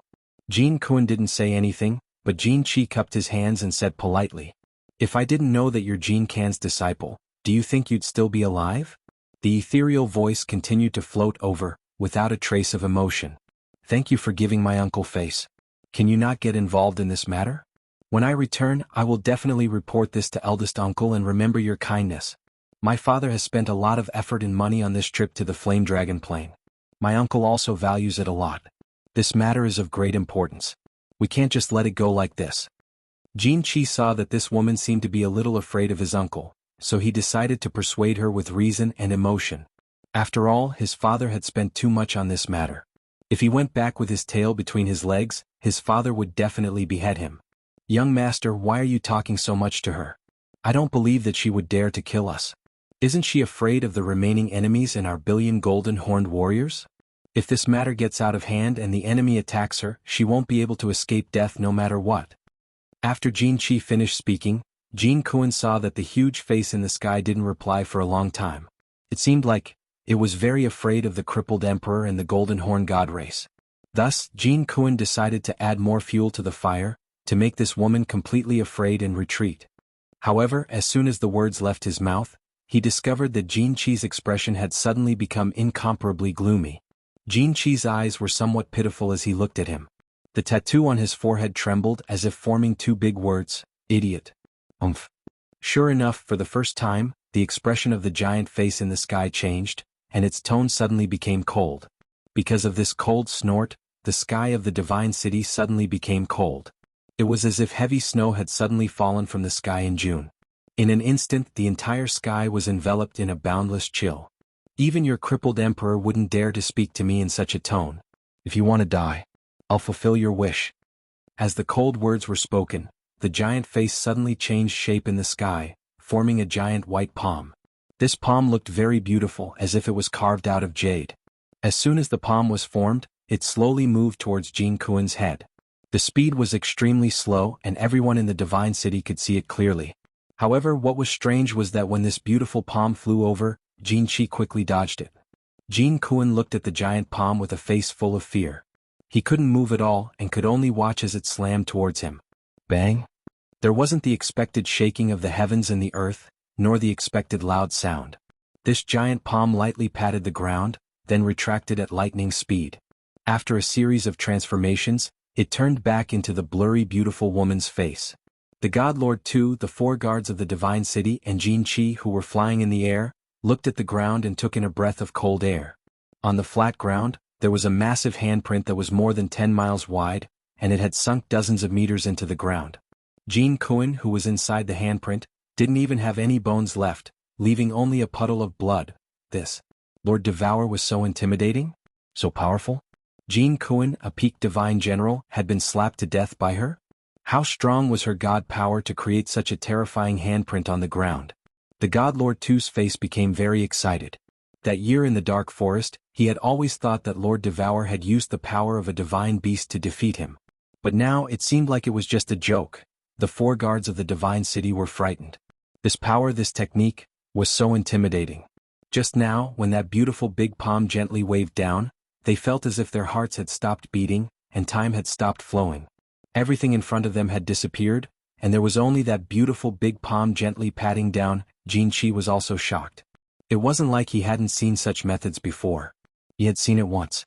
It was when his big uncle, the crippled emperor, had challenged the Golden Horn Prefecture's master. His father had brought him to watch the battle from a distance. That battle was earth-shattering. 2/3 of the Qilin Mountain, the highest mountain in the Golden Horn Prefecture, had been flattened. My lord, please calm down. Jin Kuen offended you, so it's natural for you to kill him. I won't have any complaints. Jin Chi had to lower his head when he was under someone else's roof. He bowed and said respectfully, I'm not the lord of the Flame Dragon Plain. I don't have the obligation to care about the matters of this plain. But a little friend asked me to help him, and this favor, I value it a lot. That's why I had to help him. The massive female face spoke again, her voice calm and emotionless. Golden Horn Kid, I didn't mean to trouble your Golden Horn Demon clan. You have to understand this. My lord, you're right. Please instruct me. Jin Chi heaved a sigh of relief when he saw that Lord Devour's tone had softened. This woman was so powerful that he didn't dare to go against her will. However, if he went back with his tail between his legs, he didn't know how to face his father's anger. I won't stop you from finding what you want. Lord Devour spoke again, expressing her intention. If you don't violate my 2 conditions, I won't interfere anymore. This? My lord, please tell me. Jin Chi hesitated for a while and thought, if your 2 conditions are not to kill people and not to go here, where are you going, then what's the point of finding it? However, he had no other choice but to agree while clenching his teeth. First, you're not allowed to step into the dark forest and there's nothing you want here. Second, God-level warriors are not allowed to attack mortal-level warriors, and you're not allowed to attack the God-level warriors of this continent. As for the rest, I won't care. Not allowed to step into the dark forest? God-level warriors were not allowed to kill mortals, and they were not allowed to attack the native God-level warriors? There's no godly sword in the dark forest. God-level warriors were not allowed to kill mortals? That was easy. He had brought nearly 1,000 peak martial saints with him, and they could easily flatten this small fire dragon continent. They also couldn't take the initiative to attack the deity realm experts. That was easy to handle. The deity realm experts could directly lead the team and act as a deterrent. It would be enough to let the saint realm experts make a move. If the native deity realm experts made a move, they would be forced to accept the challenge. Thank you, my lord. Jin Chi will follow your order. I will always remember your kindness. Jin Chi's face brightened after he had thought through everything. He cupped his hands in front of his chest and said politely, as for the death of a god general warrior, it was not a big deal. It didn't affect the search for the godly sword. Just remember, if you violate any of the conditions the next time I attack, I will make all of you disappear. The beautiful lady's face slowly disappeared and eventually turned into nothingness. The sky was calm and sunny again. Jin Chi secretly heaved a sigh of relief. Without hesitation he started to transmit his voice to all the peak heavenly gods in the team. After that, he looked at the God Master 2 in the blue light shield of the divine city furiously and said, "Bald-headed blind man, are you going to surrender, or are you going to let me gather 1,000 martial saints to slowly break your tortoise shell? And then massacre the entire city?" Chapter 356. Actually, even without Jin Chi's message, the Golden Horn God clan's warriors who were heading to the other mansions had already changed their direction and headed to the God City. Not to mention the Golden Horn God clan, all the God-level experts on the continent had sensed the appearance of that huge face. They had released their divine senses at once and sensed the shocking scene that had happened in the God City. That beautiful giant face was created by the heaven and earth energy. Not to mention the God realm experts of the continent, all the Emperor realm experts had sensed the tremendous fluctuation of heaven and earth energy. However, they didn't know what had happened. However, all the deity-level experts could clearly sense that beautiful huge face, that sparkling and translucent large palm, as well as that astonishing large palm imprint. Lord Devour had taken action. He didn't show himself but instead used the vital energy of heaven and earth to form a giant, beautiful face. But he had successfully stunned all of the top-tier experts on the continent, and killed one of the most powerful divine generals in the world with a single palm strike. Although she couldn't completely solve the catastrophe that the Golden Horn God clan had brought to the continent, she had at least brought hope to the people of the continent. Although this hope was tiny, there was still hope, wasn't there? Almost 1,000 Sacred Realm experts of the Golden Horn God clan were formidable, but they could at least try their best. However, the God General who had survived, the 4 peak Heavenly God Realm experts, and more than 10 Heavenly God Realm experts were the fatal factors that could destroy the continent. If those God Realm experts took action, the continent would fall into a desperate situation that couldn't be reversed. The Golden Horn God clan's warriors who were heading to the drifting snow city suddenly changed their direction, flying towards the God City. The House of Ares had temporarily solved the crisis. The Heavenly God Realm experts returned to their families and started to prepare for a tough battle. They were ready to welcome the Golden Horn God clan's warriors. At the same time, all the families in the House of Ares had carried out the seed plan. They began to disperse the younger generation of their families, sending the most outstanding ones to somewhere else in secret to prevent their families from being destroyed and their seeds from being extinguished. At this moment, the entire continent was shrouded in the deadly threat of the Golden Horn God clan. However, there were 2 absolutely safe places. One was the place that many warriors of the continent knew about, the Dark Forest. Lord Devour had given 2 conditions in the God City. One was that the Golden Horn God clan wasn't allowed to enter the Dark Forest. Therefore, the Dark Forest was absolutely safe. There was another place that very few people knew about. However, the 5 great clans of the House of Ares as well as other clans with sages, all knew about it, Purple Island. The Purple Island could be said to be the safest place on the continent. That was because humans were forbidden from killing each other. Otherwise, they would be killed by the restrictive spells of the Violet Island, regardless of who they were. There were several carriages in West Wind City. Feng Zi and a group of disciples were sitting inside, but they did not head towards the East Sea. Instead, they headed towards the south. Several carriages also came out from Luohua City, Dragon City, Floating Snow City, and Xiaoyao City. Huaji, Long Sainan, Long Shuelu, and the elites of the various clans all sat on the carriages. Their destination was the same, the Tsang City in the south. The big families understood that it was highly possible that they could not enter the Dark Forest. That year, Lord Devour had announced that any human warrior who entered without permission would be killed. Moreover, the Purple Island was far away in the East Sea, and there was still a long distance between it and the Hidden Island. At this moment, it was impossible for the clans to specially send out their sages to escort them. Thus, the families thought of the 3rd safest place on the continent, Tsang City, because Tsang City had Yi Qinghan. The others didn't know, but the big families had received the news. Yi Ruoxue had brought Yi Qinghan to the Dark Castle, and Lord Devour had finally taken action. Moreover, Lord Devour had said in the Divine City that a young friend had asked for his help. All of these proved that Yi Qinghan and Lord Devour had a close relationship. Then Yi Qinghan's place, Tsang City, was the 3rd safest place on the continent. Yi Qinghan didn't know that the young masters and young mistresses of the various clans were heading to Tsang City. In fact, he had just returned to Tsang City. After Yi Ruoxue had told him not to leave Tsang City, she had teleported away. There were many things waiting for him to manage and arrange. As soon as Yi Qinghan returned to Tsang City, he returned to the Cold Heart Pavilion. He didn't mind the charming smiles of the 8 door gods, directly entering the hall of the Cold Heart Pavilion. Brother? Little Han. Qing Han. In the hall, Yi Qingyu and Yi Qingwu were sitting around Yu Qingqing, comforting her. However, the three of them were looking at the door from time to time. Apparently, they were waiting for Yi Qinghan's return. I'm sorry, Qingqing, Xiaowu and Xiaoyu. I owe you a grand wedding. Yi Qinghan smiled bitterly. He waved his hand at Cui Hua, who was about to greet them. Then he said seriously, Qingqing, don't be too sad. I will take revenge for you. Xiaoyu, Qingwu, take care of Qingqing. I'm going to cultivate in seclusion. We'll talk about everything after that. All right. Yi Qingwu and Yi Qingyu knew that the situation was very serious. They didn't say much, nodding.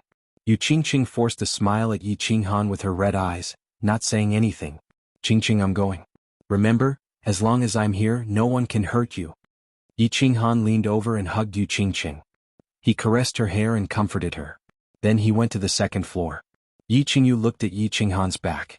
She felt a lump in her throat, but she didn't cry. Instead, she turned around and comforted Yu Qingqing. Sister Qingqing, it's not that brother doesn't care about you. He just wants to cultivate and increase his strength to deal with the crisis ahead. I know. You don't have to say anything. I understand everything. Yu Qingqing held their hands. At the same time, she stopped Yi Qingwu from comforting her. She bit her lips and didn't say anything. Little Han, just now Lord Devour helped you. In God City. As soon as they entered the carefree pavilion, Old Lu sent a message to Yi Qinghan. When Yi Ruoshui was next to him, he didn't send a message. But now, of course, he told Yi Qinghan everything that had happened in God City. Yi Qinghan was frightened. He was astounded by Lord Devour's speed, power, and means.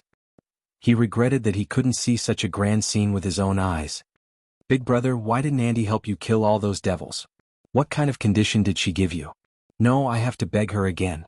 Xiaohei was a little anxious. In the Dark Castle, she thought that Lord Devour had agreed to help Yi Qinghan. That was why she didn't show up. Moreover, she didn't have anything to talk to this cold aunt. She didn't want to face her. No need. Lord Devour said that in the Dark Castle. She said that she would help, but she didn't say that she would kill them all. It's already good enough. I guess she has her own difficulties. Yi Qinghan shook his head and sent a message to Lord Devour. Lord Devour also said that she didn't want to provoke the crippled emperor. But now, to do him a favor, she broke the rule and helped. What else could he do? Then forget it. If I have no other choice, I will risk my life to beg her to help me. Big brother, what are you going to do next? Xiaohei sighed. Although the message was clear, she wasn't sure. After all, after several encounters with Lord Devour, she was a very old-fashioned and stubborn person. Even if Xiaohei went to beg her, Xiaohei would be put under house arrest. What should I do? A strange light sparkled in Yi Qinghan's eyes. He revealed a cruel smile and said faintly, I don't care about anything now. I just need to cultivate my battle chi. After I reach the triple body fusion realm, I will be able to protect myself in front of the sacred realm experts of the Golden Horn God clan. I will try my best to understand the mysterious mysteries of space movement. Once I succeed, I will break through to the sacred realm. Even 1,000 members of the Golden Horn God clan aren't enough for me to kill. Chapter 357. Yi Qinghan didn't continue chatting with Xiaohei and Elder Lu. Instead, he went into seclusion to cultivate. Originally, Yi Qinghan wanted to hide his strength to prevent the sudden increase of his strength from shaking the continent and arousing the suspicion of the god-slaying guards. At the same time, he wanted to guard against Yi Jian. Now that the continent was in chaos, he might lose his life. Why would he hide his strength? He had to increase his cultivation base to save his life. There were two flows of pure energy in his body. One was from the godly skin, and the other was from Yi Qingyu's jade spirit body. He had been suppressing this energy and didn't refine it. But now he couldn't care so much. He wanted to cultivate in seclusion to refine all the energy in his body and turn it into battle chi. Getting rid of all distracting thoughts, Yi Qinghan calmed his mind and started to cultivate his battle chi. 3 days later, the Battle God Manor's Golden Horn celestial race was the first to arrive above the Divine City, followed by the Golden Horn barbarian race that was heading towards the Demon race and Barbarian race. 5 days later, the celestial race that was heading towards the Hidden Island had also arrived. Lord Devour gave Jin Qi 2 conditions which made him feel at ease. Since Lord Devour had spoken, as long as he didn't violate the 2 conditions, Lord Devour wouldn't care about this matter. It was clear that the big shots had their own dignity. They wouldn't change their words. Since Lord Devour didn't care, this matter was easy to handle. He used his soul consciousness to check the entire continent. After confirming that there wasn't a second Lord Devour, he was relieved. This meant conquering the Fire Dragon continent, obtaining the godly sword, and completing the task his father had given him was just a matter of time. Time? The God tribe didn't lack time. A few years? Dozens of years? To them it wasn't much different than 1 or 2 days. That year, the Golden Horn God tribe had spent hundreds of thousands of years to conquer the Golden Horn Mansion. Thus he wasn't in a hurry. He was going to enjoy this game and make it more exciting. Nearly 1,000 martial sage experts of the Golden Horn God tribe were in an orderly formation, ready to move out. Their faces were solemn and their fighting spirits were high. They were waiting for his order to flatten the God City in front of them. Baldy and Blind, I'm going to ask you one last time. Surrender? Jin Chi teleported and appeared in front of the group. He flipped his hair and coldly looked at the bald man in the blue light shield. He waved his hand and arrogantly said, Golden Horn Devil Clan, you will pay for the crimes you've committed today sooner or later. I, a disciple of the double-eyed Nether clan, will slaughter. I refuse to surrender. The twin-eyed Netherworld race would rather die than surrender. Tu's face was cold and his eyes were shining with red light. He clenched his fists tightly and shouted. He was also a disciple of an ancient clan in the God world, and he had his own pride. Moreover, didn't Lord Devour say that? As long as he didn't make a move, the Golden Horn God race wouldn't be able to deal with the native God race opponents. Hence he was a little unbridled. Moreover, he wanted to see how Jin Chi was going to break his God array with these 1,000 martial saints. Since that's the case, let's fight. Children, flatten that mountain for me. A playful look flashed in Jin Chi's eyes. He laughed wildly and waved his hand, pointing his sword at the divine city. Kill! Nearly 1,000 peak martial saints of the Golden Horn God clan shouted together. Like a herd of wild bulls, their auras shot up to the sky, dashing towards the divine city. Each of the Golden Horn God clan's members had black flames spurting out unceasingly, covering the entire sky and earth. The scene was extremely shocking. Numerous residents of the divine city found that the sky had darkened. The blue light shield above the entire divine city was filled with devils shrouded in black flames. The black horns on these devils' heads had become longer and thicker. Their horns glowed in black light, and they were like mad black bulls, continuously hitting the blue light shield. At the same time, the black flames on their bodies covered the blue light shield, consuming its energy. Instantly, the light shield dimmed as if it was about to be broken. God Lord, what should we do? The 4 guards of the divine city wore a bitter face, as if they had just lost their fathers. The God Lord didn't need to do anything when the light shield was broken. However, the martial saints didn't have such a privilege. Although the 4 of them had the joint attack technique, they weren't afraid of any peak martial saints. However, their opponents were nearly 1,000 peak martial saints. If the light shield was broken, wouldn't they be dismembered? What are you panicking for? Useless things. The God Lord looked at the massacre God guards coldly. With a shake of his left hand, countless black stones flew out towards the 4 guards of the divine city. He then said indifferently, place all these divine stones at the foot of the 7 stars absolute killing formation. I want to see if they have more elemental energy or I have more divine stones. The 4 guards of the divine city were overjoyed. They received the divine stones in the air and flew around. After a while, the blue light shield suddenly emitted a dazzling radiance, and the blue glow on the light shield became stronger again. Young master, that Baldy wants to fight a war of attrition with us? The dozen God rank experts beside Jin Chi quickly reported the situation. Ah, this Baldy is quite wealthy? I wonder how an overlord like him could get so many divine stones? Even an ordinary God general wouldn't be able to build this 7 stars absolute killing formation. Alright, pass down my orders. Set up camp. Half of the children will rest and the other half will continue to attack. This fool wants to fight a war of attrition with me? Ah. Jin Chi let out a long laugh and directly flew towards the ground. The deity-level Golden Horn God clan members beside him hurriedly followed after him. Countless people took out countless items from their spatial rings and summoned back half of the saint-level Golden Horn God clan members to set up camp. After a short while, countless tents were set up, and a long war of attrition had begun. However, one side was exhausting a limited number of divine stones, while the other side was exhausting the inexhaustible elemental energy of heaven and earth. The divine city was bustling, and the house of Ares was also bustling.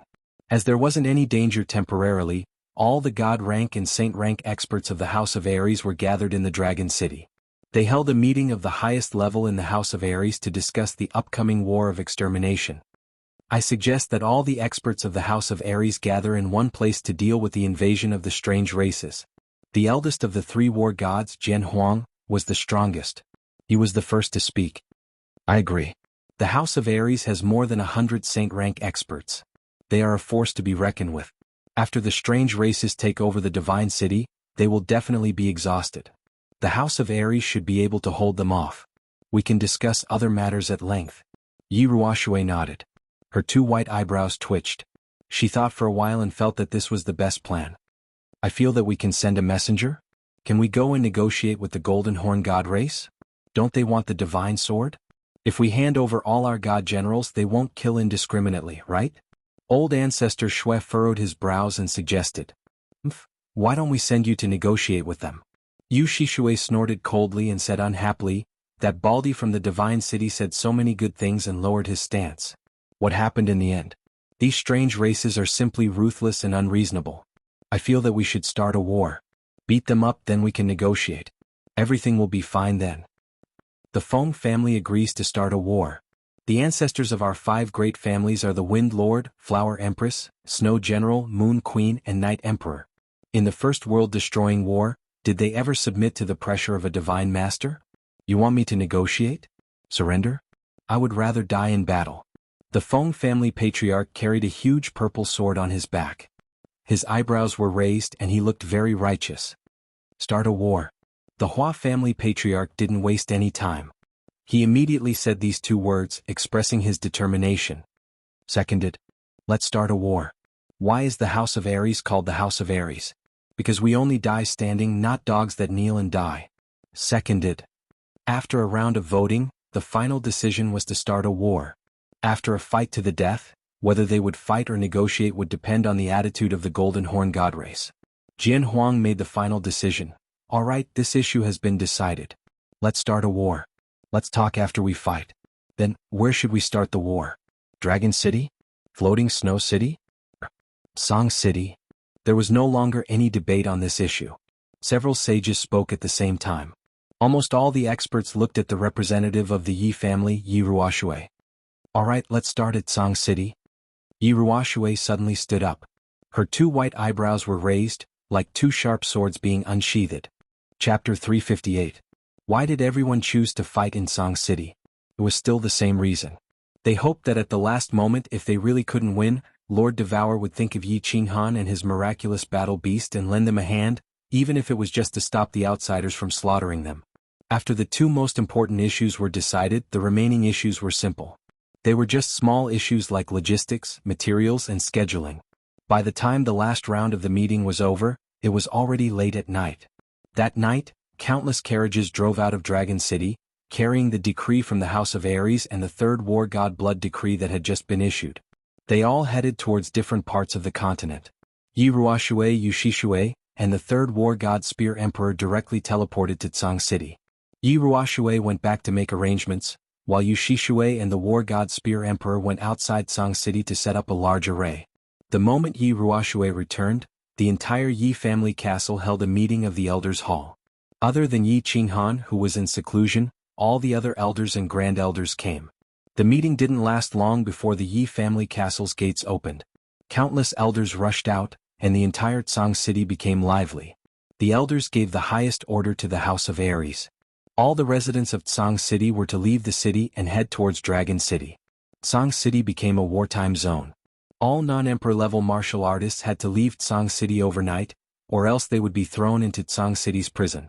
Yu Shishue specialized in the soul, while the War God Spear Emperor specialized in arrays. They had brought many array materials from Dragon City. The 2 of them prepared to set up a large array outside Tsang City to assist in the battle. Of course, the array they set up couldn't be like the Divine City's 7-star Absolute Kill Array, which could completely stop the Golden Horn race's attack. The 2 of them prepared to set up a bewitching illusion. It might be useless against the Divine Realm Golden Horn race, but it would probably be useful against the Sacred Realm. The Wind Purple Flower hadn't arrived yet, but Long Sinan and Long Shui Shui had already reached Tsang City. Long Sinan didn't care about other people's opinions and directly moved into the Chilling Heart Pavilion. Long Sinan's expression was complicated as she looked at the Chilling Heart Pavilion's beautiful trees and the fragrant green zen wood. Under the warm hospitality of the three women, Long Sinan looked at ease and settled down. But in her heart, she was very nervous because she didn't see Yi Qinghan. She didn't know if Yi Qinghan would feel that she was being rude after he came out of seclusion. I don't care anymore. I don't care if you hate me or hate me. I'm here, Long Sinan thought. She fell into a deep sleep, no longer feeling conflicted. Of course, Yi Qinghan didn't know what was happening outside, and he didn't know that a woman with a heroic aura had moved into his house. He was constantly refining the energy in his incarnation. He had broken through to the Emperor realm in the Luotian mountain. Ever since he came back, he had spent a lot of time cultivating in the Carefree Pavilion. The spiritual qi in the Carefree Pavilion was 10 times denser than the heaven-earth essence qi outside. Therefore, after cultivating for so long, Yi Qinghan's battle force had improved a little. It was close to the second level of the Emperor realm. During the time he was in seclusion, he first refined the remnant energy from Yi Qingyu's jade spirit body. This energy was very pure, even purer than the energy that escaped from the dragon crystal on Nether Island. Therefore Yi Qinghan was able to refine it easily. His battle qi cultivation rose rapidly and he gained another level of battle qi cultivation. His battle qi strength was close to the third level of Emperor realm. He didn't rest or go out to check the situation. Yi Qinghan continued to refine the energy from the divine beast skin in the barbaric mountain range. He was very confident that if he successfully refined this energy, he would definitely reach the peak of the Emperor realm. After all, this energy was many times stronger than the energy he refined at the beginning. Time was very tight and he urgently needed to increase his strength. Even if he couldn't kill the enemy, he could at least protect himself. He started to regret that he didn't use all his time and effort to increase his strength. How good would it be if he could reach the Sage Realm now? After merging with the battle beast, his strength would reach the peak of the Sage Realm. He would be able to easily kill these 1,000 Golden Horn Holy Race members. However, he also knew that this was a little unrealistic. Battle force was easy to cultivate. Large amounts of spiritual herbs and fruits, or the pure energy contained in the spiritual items he refined, could allow his battle force to increase rapidly in a short period of time. However, it was useless just to increase his battle force. If he didn't successfully comprehend the laws of heaven and earth wouldn't recognize him. In the end he would still be a mortal. He couldn't become a sage, let alone a god. The House of Ares was very lively. The monster race, barbarian race and hidden island obviously couldn't calm down. The Golden Horn God clan had come with an imposing manner. No one could say for sure, and no one could guarantee which clan would be the first to be annihilated in this world-ending war. At this moment, the 3 prefectures, 1 island and 1 city were like 4 helpless girls, while the barbaric and cruel Golden Horn God clan was like a strange uncle who had gone berserk. The Fire Dragon Plain was in the wilderness, and the iron laws of the divine world couldn't be used here. This situation was like rape. Since they couldn't resist, they might as well enjoy it. Sky Demon City welcomed the demon god that hadn't appeared for almost 1,000 years. He directly took control of Sky Demon City. With the demon god's order, all the warriors above the Demon Emperor level gathered in Sky Demon City, ready to enjoy the Golden Horn Holy Race's invasion. Heaven Barbarian City was a little simpler. The leader of the barbarian race gave the order, and the barbarian emperors and barbarian saints swarmed over to resist the enemy. Hidden Island was even simpler. It was only the size of a butt. Within a day, all the strong warriors gathered on the Hidden Island's sacred mountain. The bandits and hooligans of the Hidden Island even made an anti-rape slogan. The invading Golden Horn Holy Race, failed to rape and be F***ked. Actually, the Baldy in the God City also wanted to say this slogan at the beginning. However, after a few days he felt that he didn't have the strength to do it even though he wanted to. Indeed, he had a lot of divine stones. Even a normal god general couldn't compare to his wealth. However, what could he do? Compete in consumption? He consumed divine stones, but the Golden Horn Holy Race consumed an inexhaustible amount of heaven and earth yuan qi. Looking at the god general's appearance, it seemed like he was prepared to stay in the Fire Dragon continent for a few decades. He wasn't afraid of being discovered by the God Realm's law enforcement team and implicating his father. It seemed like he was too naive. The crippled emperor was considered one of the big shots in the floating mist continent. He had the ability to hide such a small matter. After a few days, God Master 2 rubbed his big bald head for a long time. His black and red eyes also flickered for a long time. He made his decision. He gathered the 4 guards of the God City for a secret meeting. After that, he sat alone in the study room of the God Lord Pavilion and read a book. We surrender.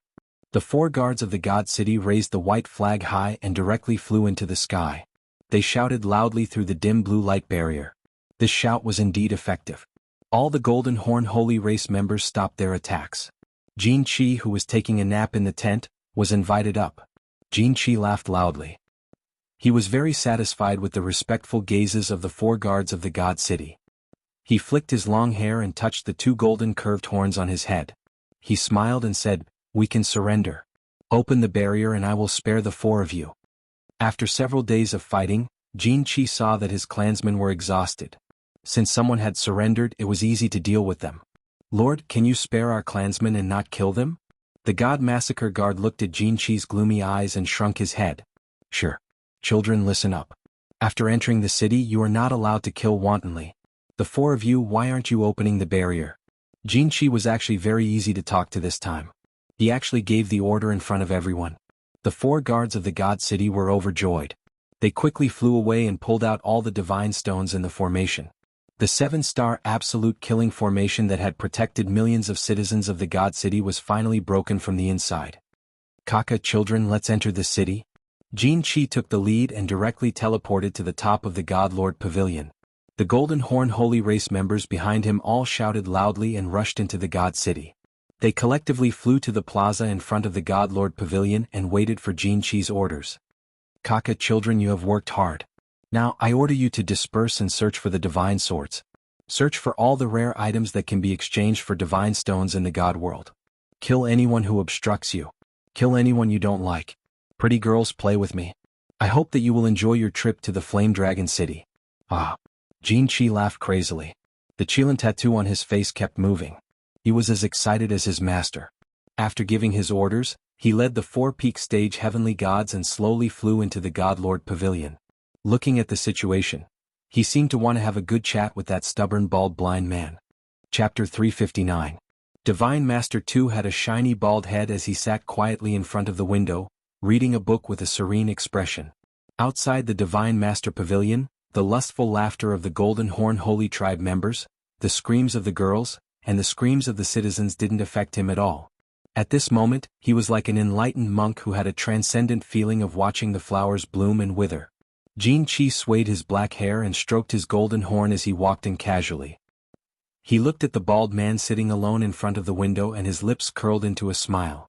"Damn Baldy, why didn't you kneel down and greet our young master?" Divine Master 2 and Jin Chi didn't move, but the 4-peak stage heavenly gods couldn't hold it in any longer. Their faces darkened as they cursed. "I didn't surrender and I'm not your prisoner. Why should I kneel down? Your Golden Horn Holy Tribe is an ancient holy tribe, but our double pupil Nether tribe isn't?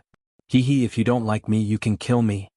Divine Master 2 didn't turn around as he flipped a page and said calmly, "How dare you? Are you really courting death?"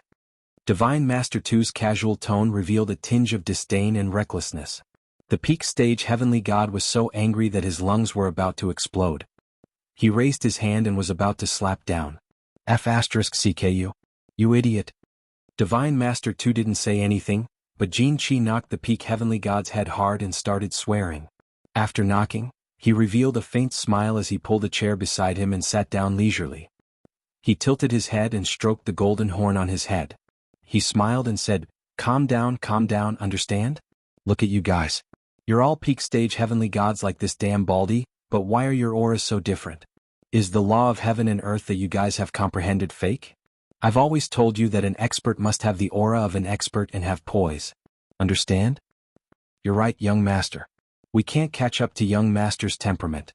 We still have to work hard to learn. Young master's demeanor? The few peak heavenly gods immediately bowed and smiled charmingly. Their flattery were endless. Come on, you've been saying this for tens of thousands of years. Can't you change it to something new? Grinning, Jin Chi stuck out a finger and played with his ear for a while. He didn't look very happy but looked at Almighty Butcher, who was still sitting by the window with great interest. Suddenly he smiled evilly and said, Jin Sure, go out and find me a few Marshall Saint children. They have to be strong and big. Big? Mine is very big. Jin Sure blinked his eyes in bewilderment. He shook his lower body indicating that he was doing it right. Scram. Fuck off. If you're still not going, I'll chop up your thing and feed it to the dogs. Jin Chi's foot flew out and directly kicked Jin Shi's lower body as he cursed. Ugh. Jin Shi felt a sharp pain in his lower body. Seeing that Jin Chi was angry, he quickly covered his lower body and hopped away. Not long after, he brought 5 extremely strong holy-level Golden Horn God tribe members in.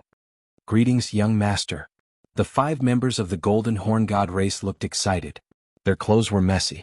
It seemed that they had been showing off the power of their great Golden Horn God race to the girls of the God City. Kiki. When Jin Chi saw them enter, he got excited. Both of his hands were stroking the 2 golden horns on his head. Suddenly, he turned his head and looked at Master God Tuesday. With a sinister smile, he shouted, "The 5 of you, tie him up for me." Tie him up. The 5 Golden Horn God race members were puzzled.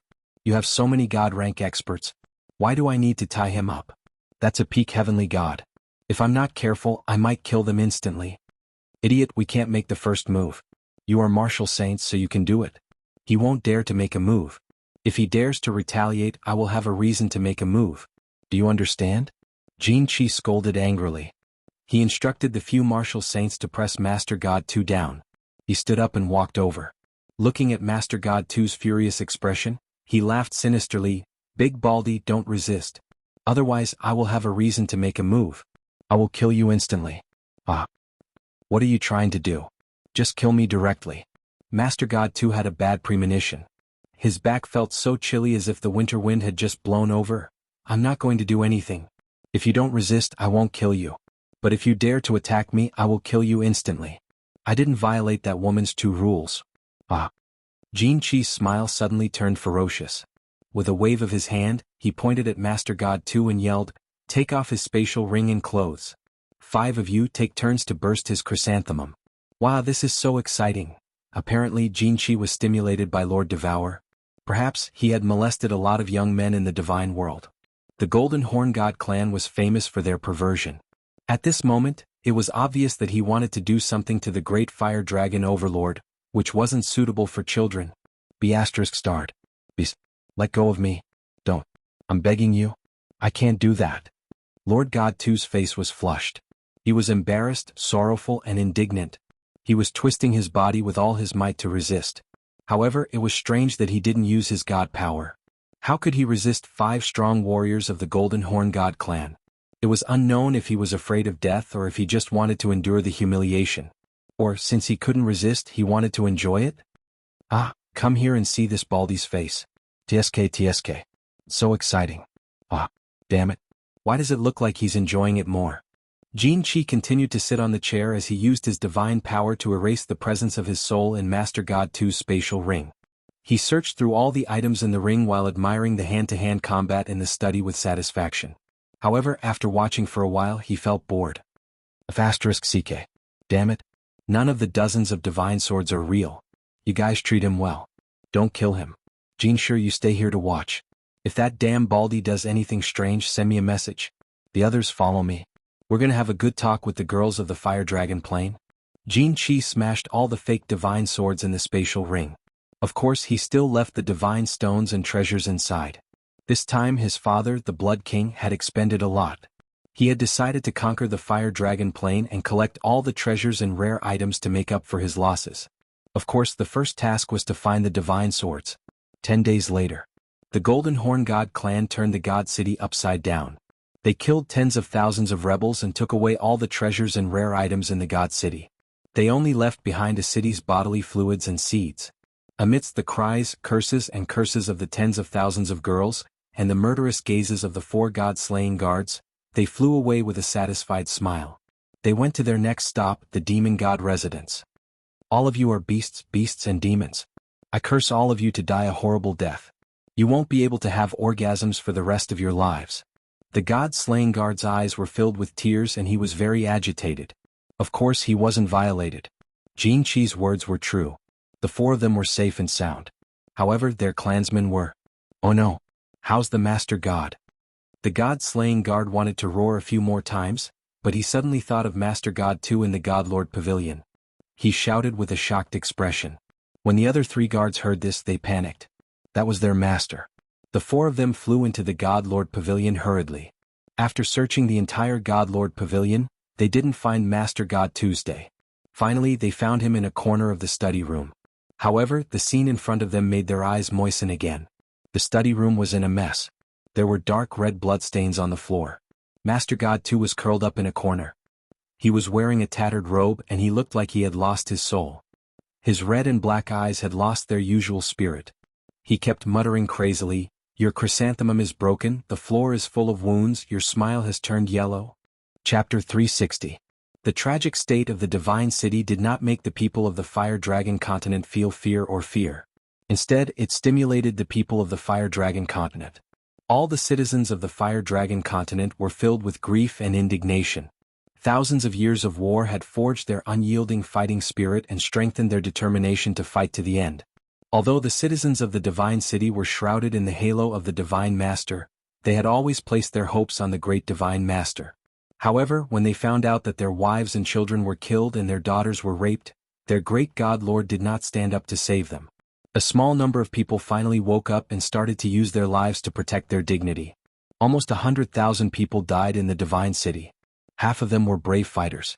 The stronger ones would fight one-on-one, risking their lives to drag down the weakest one. The weaker ones would ambush one. If it was not possible, they would self-detonate and perish together. However, the citizens of the Divine City had been under the God Lord's light for too long. They were used to being high and mighty. They were used to using the God Lord's name to scare off visitors. There were too few warriors who resisted. Out of the 10 million citizens of the Divine City, only 50,000 stood up. Of course, in the end, they took the lives of dozens of Golden Horn Holy Clan's martial saints and crippled dozens of Golden Horn Holy Clan's martial saints, losing their fighting strength. Jin Chi brought his people and flew towards the Demon God residence. The entire Demon God residence was in chaos. Countless experts of the demon race rushed towards the Heaven Demon City. They decided to use their lives to defend the sacred city of the demon race. Even many demon warriors and great demon warriors took up their weapons and stood outside the Heaven Demon City. They swore to live and die with the city. In the end, the demon god came out and persuaded them to leave. The entire demon race was shrouded in a frenzy of fighting spirit. No, the entire Fire Dragon continent was shrouded in a frenzy of fighting spirit. However, the three races had been fighting for thousands of years. The hatred was deep and couldn't be resolved in a short time. If they went to help, it might cause chaos and conflict. The people of Hidden Island were a bunch of bandits. They believed in the spirit of sweeping away the snow in front of them. They didn't care about the lives of others. Of course, the barbarian god residents and the House of Ares hastened their pace. Tsang City? The psychedelic array was still being built in a hurry, and the natives of Tsang City had all been sent to Dragon City. Once the blood token of the god of war was sent out, all the cultivators above the Emperor realm in the House of Ares gathered at Tsang City. Many experts who had been living in seclusion had taken off their disguises as Taoist masters who didn't care about worldly affairs. From the bottom of the bed, from the latrine pit, and from the cellar, he took out the weapons that he had hidden for decades, bid farewell to his family, and embarked on an unknown journey alone. Feng Zi and Hua Chao also rushed to Tsang City and were arranged to stay in the Yi family castle. However, the two of them couldn't restrain themselves and couldn't cultivate in peace. Instead, they went to the Chilling Heart Pavilion with Long Shuelu every day. Of course, they weren't going to see the four beauties, but to wait for Yi Qinghan to emerge from his closed-door cultivation. Feng Zi and Hua Hua had reached the pinnacle of the Marquis realm thanks to the Feng and Hua family's vast amounts of spirit herbs and fruits. It was just that he had yet to comprehend the laws of heaven and earth and had yet to take that step. Long Shuelu was still slightly weaker. He was only at the first level of the Marquis realm. After all, Long Sainan had already been appointed as the young master of the Long family. Long Shuelio's status in the Long family wasn't that high anymore. The Long family couldn't possibly give him a large amount of wealth to increase his strength. Do you know what kind of place Purple Island is? In the hall of the Chilling Heart Pavilion, Feng Zi was holding a cup of hot tea. His aura seemed to have matured, and he had a hint of a mature man's aura. I'm not sure. My father also told me to stay here obediently. If the situation is serious, he will ask a God-rank expert to bring us to Purple Island directly. Hua Chao blinked her beautiful big eyes and shook her head to indicate that she didn't know. Purple Island? That's a nice name. Why bring us to Purple Island? Yi Qingwu had been nervous for a few days. Seeing that the war hadn't started yet, she returned to her carefree and strange appearance. She raised her nose and spoke cutely. Purple Island is the safest and most dangerous place on the continent. Long Sinan didn't have the heroic spirit of the past. There was a hint of melancholy on her forehead. Instead, she looked gentle and lovely like a little girl. She took a sip of tea and looked at everyone's puzzled eyes. She explained, according to the information of Dragon City, every continent is actually a material plane. When this material plane is discovered by the people of the divine realm, they will give you a passageway. At the end of the passageway there is a transportation array. If you reach the strength of a God-rank expert, you will be able to pass the passageway successfully and be transported to the divine realm through the transportation array. And Purple Island is the passageway from the Flame Dragon continent to the divine realm. The passageway from the Flame Dragon continent to the divine realm? This somewhat shocking news successfully attracted the interest of everyone present. Even Yu Qingqing, who was in a low mood, perked up her little pink ears and listened with reddened eyes. So that's how it is, Yi Qingwu said thoughtfully. At the same time, she expressed the doubt in her heart. Then why is Purple Island the safest place on the continent? And also the most dangerous place? Because Purple Island has a chain of 11 small islands. The first small island is a place that any martial artist can enter and exit at will. It is also the safest place on the continent. Because there are very powerful restrictions on Purple Island. If any martial artist fights inside, they will be directly killed by the restrictions. As the young patriarch of the Long family, Long Sinan obviously knew many secrets that many of the continent's experts didn't know. And there is a transportation array on the 11th small island that can allow one to ascend to the divine realm. However, it is guarded by an extremely powerful divine beast. After the first Doomsday War, no one was able to pass through the 11th small island to ascend to the divine realm. More than 10 divine realm experts tried to pass through, but in the end they all died without exception. Everyone was silent after listening. It seemed as if their minds had flown to that group of mysterious small islands at the edge of the East Sea. It was as if they had flown through that transportation array to the distant divine realm, that vast, mysterious and magical land of legend. Whoosh! After cultivating in seclusion for more than half a month, Yi Qinghan finally opened his eyes. There was no fatigue in his black eyes. Instead they were filled with excitement and joy. After more than half a month he finally refined all the energy in his body. The enormous ball of energy brought by the divine skin didn't disappoint him. His battle force cultivation finally reached the peak of the Imperial Realm. His true strength had finally reached the 3rd level of the Imperial Realm. A 21-year-old 3rd-level Imperial Realm martial artist could be said to have broken the historical record of the Fire Dragon continent. He became the peerless genius with the fastest cultivation speed in history.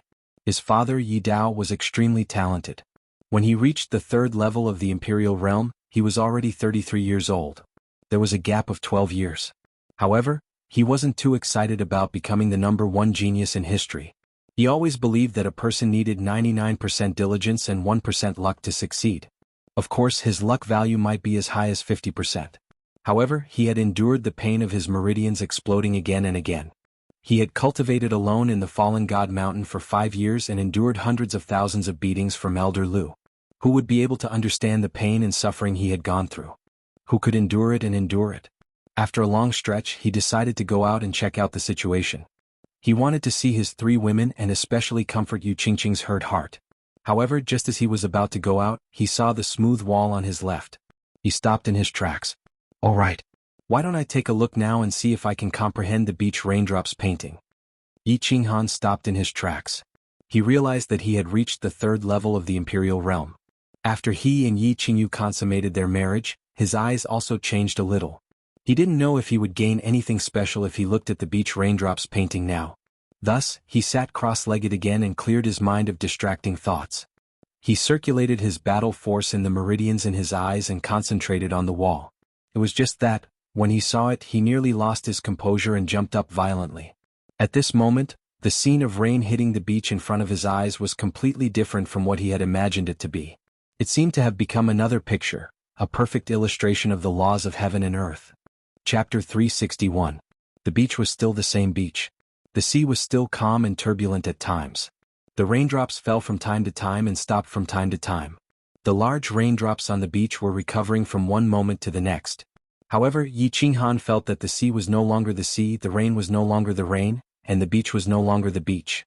It felt like rain, fog, and wind. There was an uncertain and elusive feeling. The mountain was not a mountain, and the water was not water. His mind was in a daze. Finally he felt his vision blur. There was only a drop of water slowly falling from the sky and spinning in the air.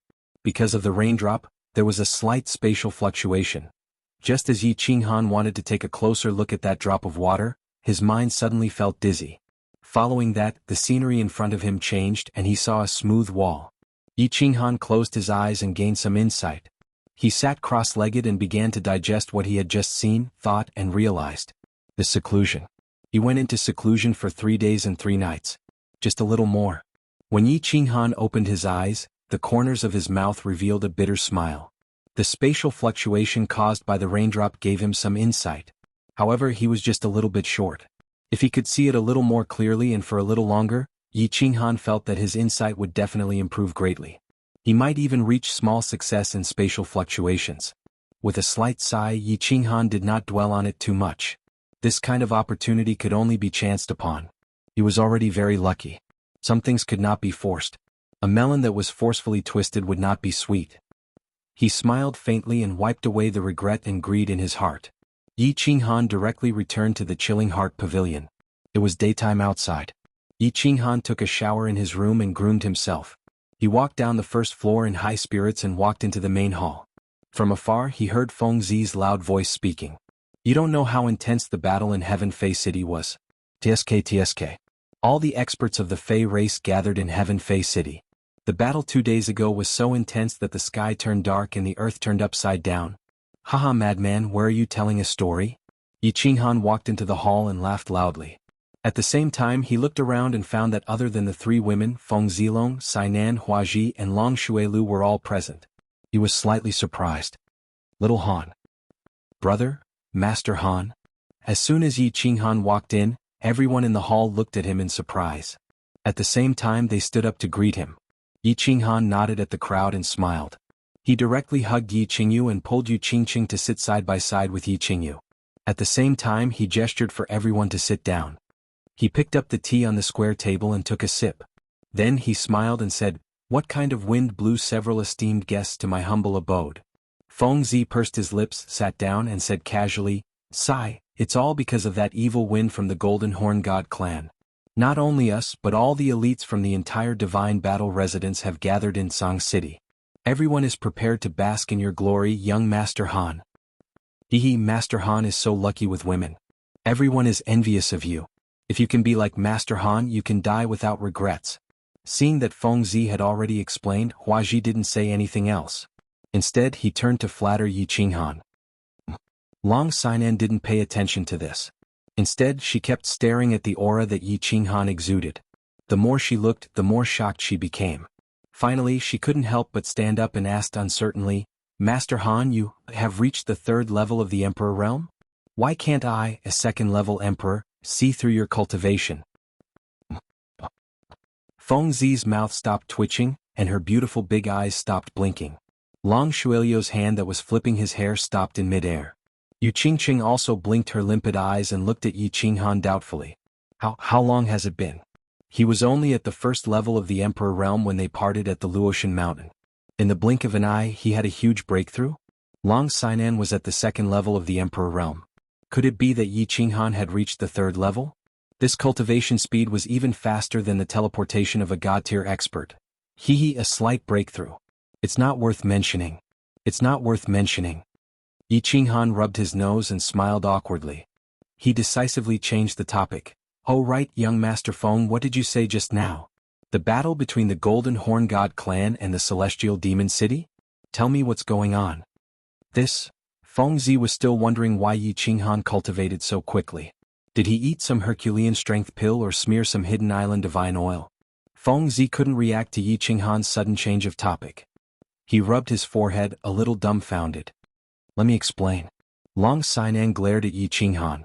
She was a little annoyed at his slickness. However, she inadvertently revealed her feminine charm, stunning everyone present. Since when did Miss Long, who was more heroic than men, have such a feminine side? After Long Sainan's narration, Yi Qinghan finally understood the tragic state of the Divine City and the battle that happened in the Celestial Demon City 2 days ago. Jin Qi flew directly to the Celestial Demon Immortal City with the Golden Horn Divine Clan. All the experts of the demon race were gathered in the Celestial Demon City. Conquering the celestial demon city was equivalent to conquering the demon immortal residence. Therefore, Jin Qi didn't massacre the entire city. After all, killing these low-level martial artists and mortals wasn't enough to satisfy his inner sense of accomplishment for a god of his level. Moreover, there was a powerful woman in the forest of darkness. If he massacred wantonly and provoked her again, it would be over. The celestial demon city was very small. Of course, this was only to Jin Qi. However, there were many martial artists gathered in the celestial demon city. They were densely packed and there were people surging around the city. Jin Qi didn't stand on ceremony. With a wave of his hand, 200 golden horn divine clan sages pressed forward. Jin Qi originally thought that the celestial demon city didn't have a god array, and the god rank experts wouldn't dare to make a move, so 200 peak martial sages would be enough to flatten this small city. However, a minute later he completely overturned this idea and decisively ordered a retreat. The 200 golden horn divine clan sages charged forward. In the end, none of the martial sages in the celestial demon city moved, but nearly 1,000 emperor-rank demons flew out. Alright, since you guys want to die, I'll fulfill your wish. The 200 Golden Horn members of the Golden Horn God clan looked at the group of demon clan members that was slowly flying towards them with disdain. Just as they were about to attack, they discovered that the legs of this group of demon clan members suddenly emitted thick smoke. Their speed also increased by several times as they charged towards them. What was going on? Were they trying to scare us with smoke? The 200 Golden Horn divine clan sages looked at each other in dismay. Just as they were wondering what kind of tricks this group of half-human half-demon fellows were playing, the distance between the demons and the Golden Horn divine clan sages had already reached dozens of meters. Without any time to think, the 200 peak martial sages gave the order to attack. However, just as he was about to wave his hand, he saw countless dazzling lights lighting up. Hundreds of fireworks bloomed in the sky at the same time. Behind them, there were even more demons that were emitting smoke and charging over without a care for their lives. Then countless more fireworks bloomed. Bang bang bang. One firework might be beautiful, but dozens, hundreds, or even thousands of fireworks bloomed at the same time was a little scary. They are indeed here to die. Countless Golden Horn divine clan sages were enveloped by the fireworks. Before they lost consciousness they muttered the same words. The demon race had gone crazy and Jin Qi was shocked. Only less than half of the 200 saint-level Golden Horn God clan members managed to escape, and all of them were injured. They were all scared silly, shaking their heads as if they were having a seizure. Jin Qi decisively retreated and prepared to make a long-term plan. He didn't want her to bring out over 1,000 children, only to have him and a few God Realm experts return with their tails between their legs. Damn it, the demons are so damn ruthless. Why wasn't I there for such an exciting scene? After listening to Long Seinen's narration, Yi Qinghan opened his mouth wide. After a while he regained his senses and said, "What? How many great warriors do the demons have that are ready to sacrifice themselves to the demon gods? Should we send some flowers and paper money over to express our sympathy? Should we encourage them to continue? Should we just blow up the rest of the sacred level Golden Horn God tribe?" Chapter 362. This. Young Master Han, go ahead. I'm in my prime and I don't want to die young. Feng Zi pouted and twisted her body uncomfortably. Yes, young Master Han, we support you in spirit. Hua Hua clapped and cheered. Look at your cowardly faces. In the future, don't say that you're my Yi Qinghan's brothers. Yi Qinghan sniffled and looked at the two of them in disdain. Seeing that it was almost time for lunch, he stood up and called everyone to have a lively meal. In the afternoon, Feng Zi and Hua Hua wanted to see the secret psychedelic array outside Sang City. Yi Qingwu also wanted to go out for a walk. However, Yi Qinghan didn't have the mood to do so. Sang City was full of experts. Once he showed up, those old guys would immediately see through his strength. Moreover, under such a serious situation, he wasn't in the mood to go out for a walk. Thus, he rejected everyone's suggestion. Yi Qinghan didn't want to reveal his strength, but Yu Qingqing wasn't in the mood to play, so she rejected them. Yi Qingyu wanted to stay in the Chilling Heart Pavilion, but Yi Qingwu winked at her and sent a telepathic message to give Yi Qinghan and Yu Qingqing some space to comfort Yu Qingqing. Cui Hua and the others were also sent out by Yi Qingwu. In the huge Chilling Heart Pavilion, only Yi Qinghan and Yu Qingqing were left. Qingqing, come here. Yi Qinghan waved at Yu Qingqing, who was sitting at the side. Yu Qingqing seemed to understand and was slightly shy. After a while he saw that Yu Qingqing was still hesitating. He chuckled and went over. He grabbed Yu Qingqing's waist and carried her up to the second floor. What are you doing? Put me down. Yu Qingqing was shocked. Although she had already decided that she was Yi Qinghan's wife, in broad daylight. Moreover, she wasn't mentally prepared. She was embarrassed and struggled. Don't move recklessly, little Qingqing. I won't violate you in broad daylight, although I really want to. Yi Qinghan's eyes were filled with tenderness, staring at her pearl-like eyes as he gently spoke. Yi Qinghan's promise had an effect. Yu Qingqing no longer wriggled, but hid her head in his bosom and no longer spoke. On the second floor, Yi Qinghan didn't go to the rooftop. Instead, he went to his room. He closed the door and placed Yu Qingqing on the bed. After that, he didn't say anything. He just sat on the bed and gently hugged her from behind. He looked at the beautiful scenery outside the window and was lost in thought. Yu Qingqing tilted her head and looked at Yi Qinghan's sharp face in confusion. She also chose to remain silent. She relaxed her body and leaned into his embrace like a boneless, lazy cat, quietly listening to his heartbeat and her own heartbeat. Through the window, they could see rows of neatly trimmed purple camphor trees. Purple camphor, purple camphor. As the name suggested, its leaves were purple and not large. The shape of the leaves was a strange strip, and they grew very densely. A cool breeze blew. Countless leaves were like waves in the sea, rising and falling. It was beautiful. Both of them had their own thoughts. They were going to sit together quietly for a while. However, as time went by, both of them felt that it was good, comfortable, and warm to hug each other. Their minds were as calm as water, and they felt like they were in a dream. Both of them didn't say anything. They felt each other's breath, listened to each other's heartbeat, and smelled each other's masculinity and femininity. There was no ambiguity, no mud, no lust.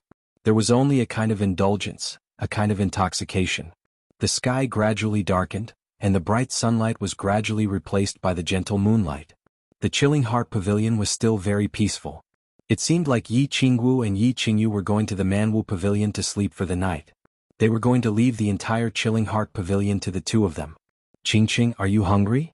Yi Qinghan finally opened his mouth when the night had completely fallen and the room was shrouded in pure white moonlight. I'm not hungry. Are you? Do you want me to find something to eat? Yu Qingqing turned her head and frowned. Her pretty face was extremely beautiful under the moonlight. She asked in astonishment when she saw Yi Qinghan nod his head. At her level, she wouldn't feel hungry even if she didn't eat for half a month. That was because the battle qi in her body could bring the purest energy in the world to replenish her body's needs. With Yi Qinghan's realm, it was impossible for him to feel hungry.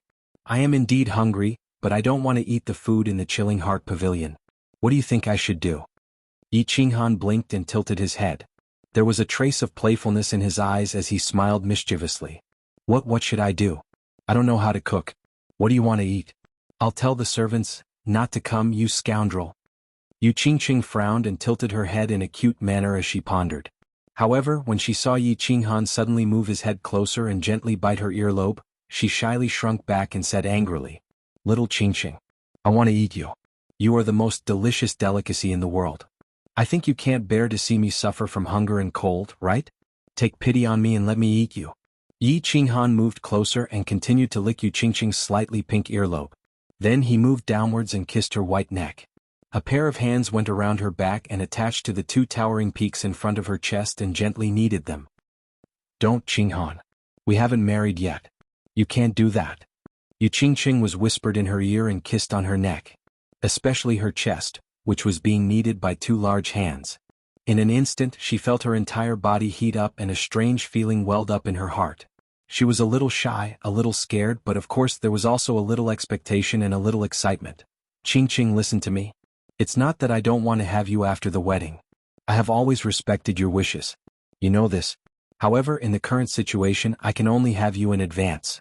Yi Qinghan stopped his profanity and explained in a serious manner, I obtained a treasure in the God-slaying mountain. This treasure can allow a woman with my aura to enter. This treasure can be said to be an absolutely complete place. Therefore, in order to prevent you from being affected by the upcoming battle, I can only have you in advance and pluck you, this peach blossom, in advance. I'm sorry, Qingqing, And there's no need to explain anymore, A beautiful hand suddenly covered Yi Qinghan's mouth. Yu Qingqing slowly turned her face over. Her beautiful cheeks were burning hot, but her eyes were bewitching with a hint of shyness. The combination of this kind of pure beauty and seductive charm was actually so ecstatic. Lightly biting her lips, Yu Qingqing suddenly closed her eyes and slowly laid down on the bed. Her tender and alluring lips opened and closed, letting out a mosquito-like voice. "I promise you, my lover, please let me become a real woman." "Become your woman." Gulp gulp. The sound of saliva being swallowed rang out. Yi Qinghan's body began to tremble. His head buzzed and his eyes became hot. He directly strode forward, like a horse lover riding a peerless horse. His mind was completely occupied by the alluring body of the peerless beauty in front of him. He forgot everything and began to enjoy the most delicious delicacy in the world. The poisonous peach blossom on the tranquil lake island had been successfully plucked by a man who was not afraid of poison. Tonight, this peach blossom had quietly bloomed under the beautiful night sky of Tsang City. The two were unable to extricate themselves from the ocean of desire. Little did they know that the heaven and earth essence energy in the sky above the Chilling Heart Pavilion had become denser again. Moreover, this time the density of the essence energy far surpassed the Yu Clan Summer Fire Festival and the time when Yi Qinghan and Yi Qingyu were together. A gust of wind blew outside the Chilling Heart Pavilion, causing the leaves of the purple camphor tree to rustle. Even Yu Shishui and the Spear Emperor, who were constructing the illusion formation outside of Tsang City, as well as the elders in the back mountain of the Yi clan, were alarmed. They all looked in the direction of the Chilling Heart Pavilion in shock.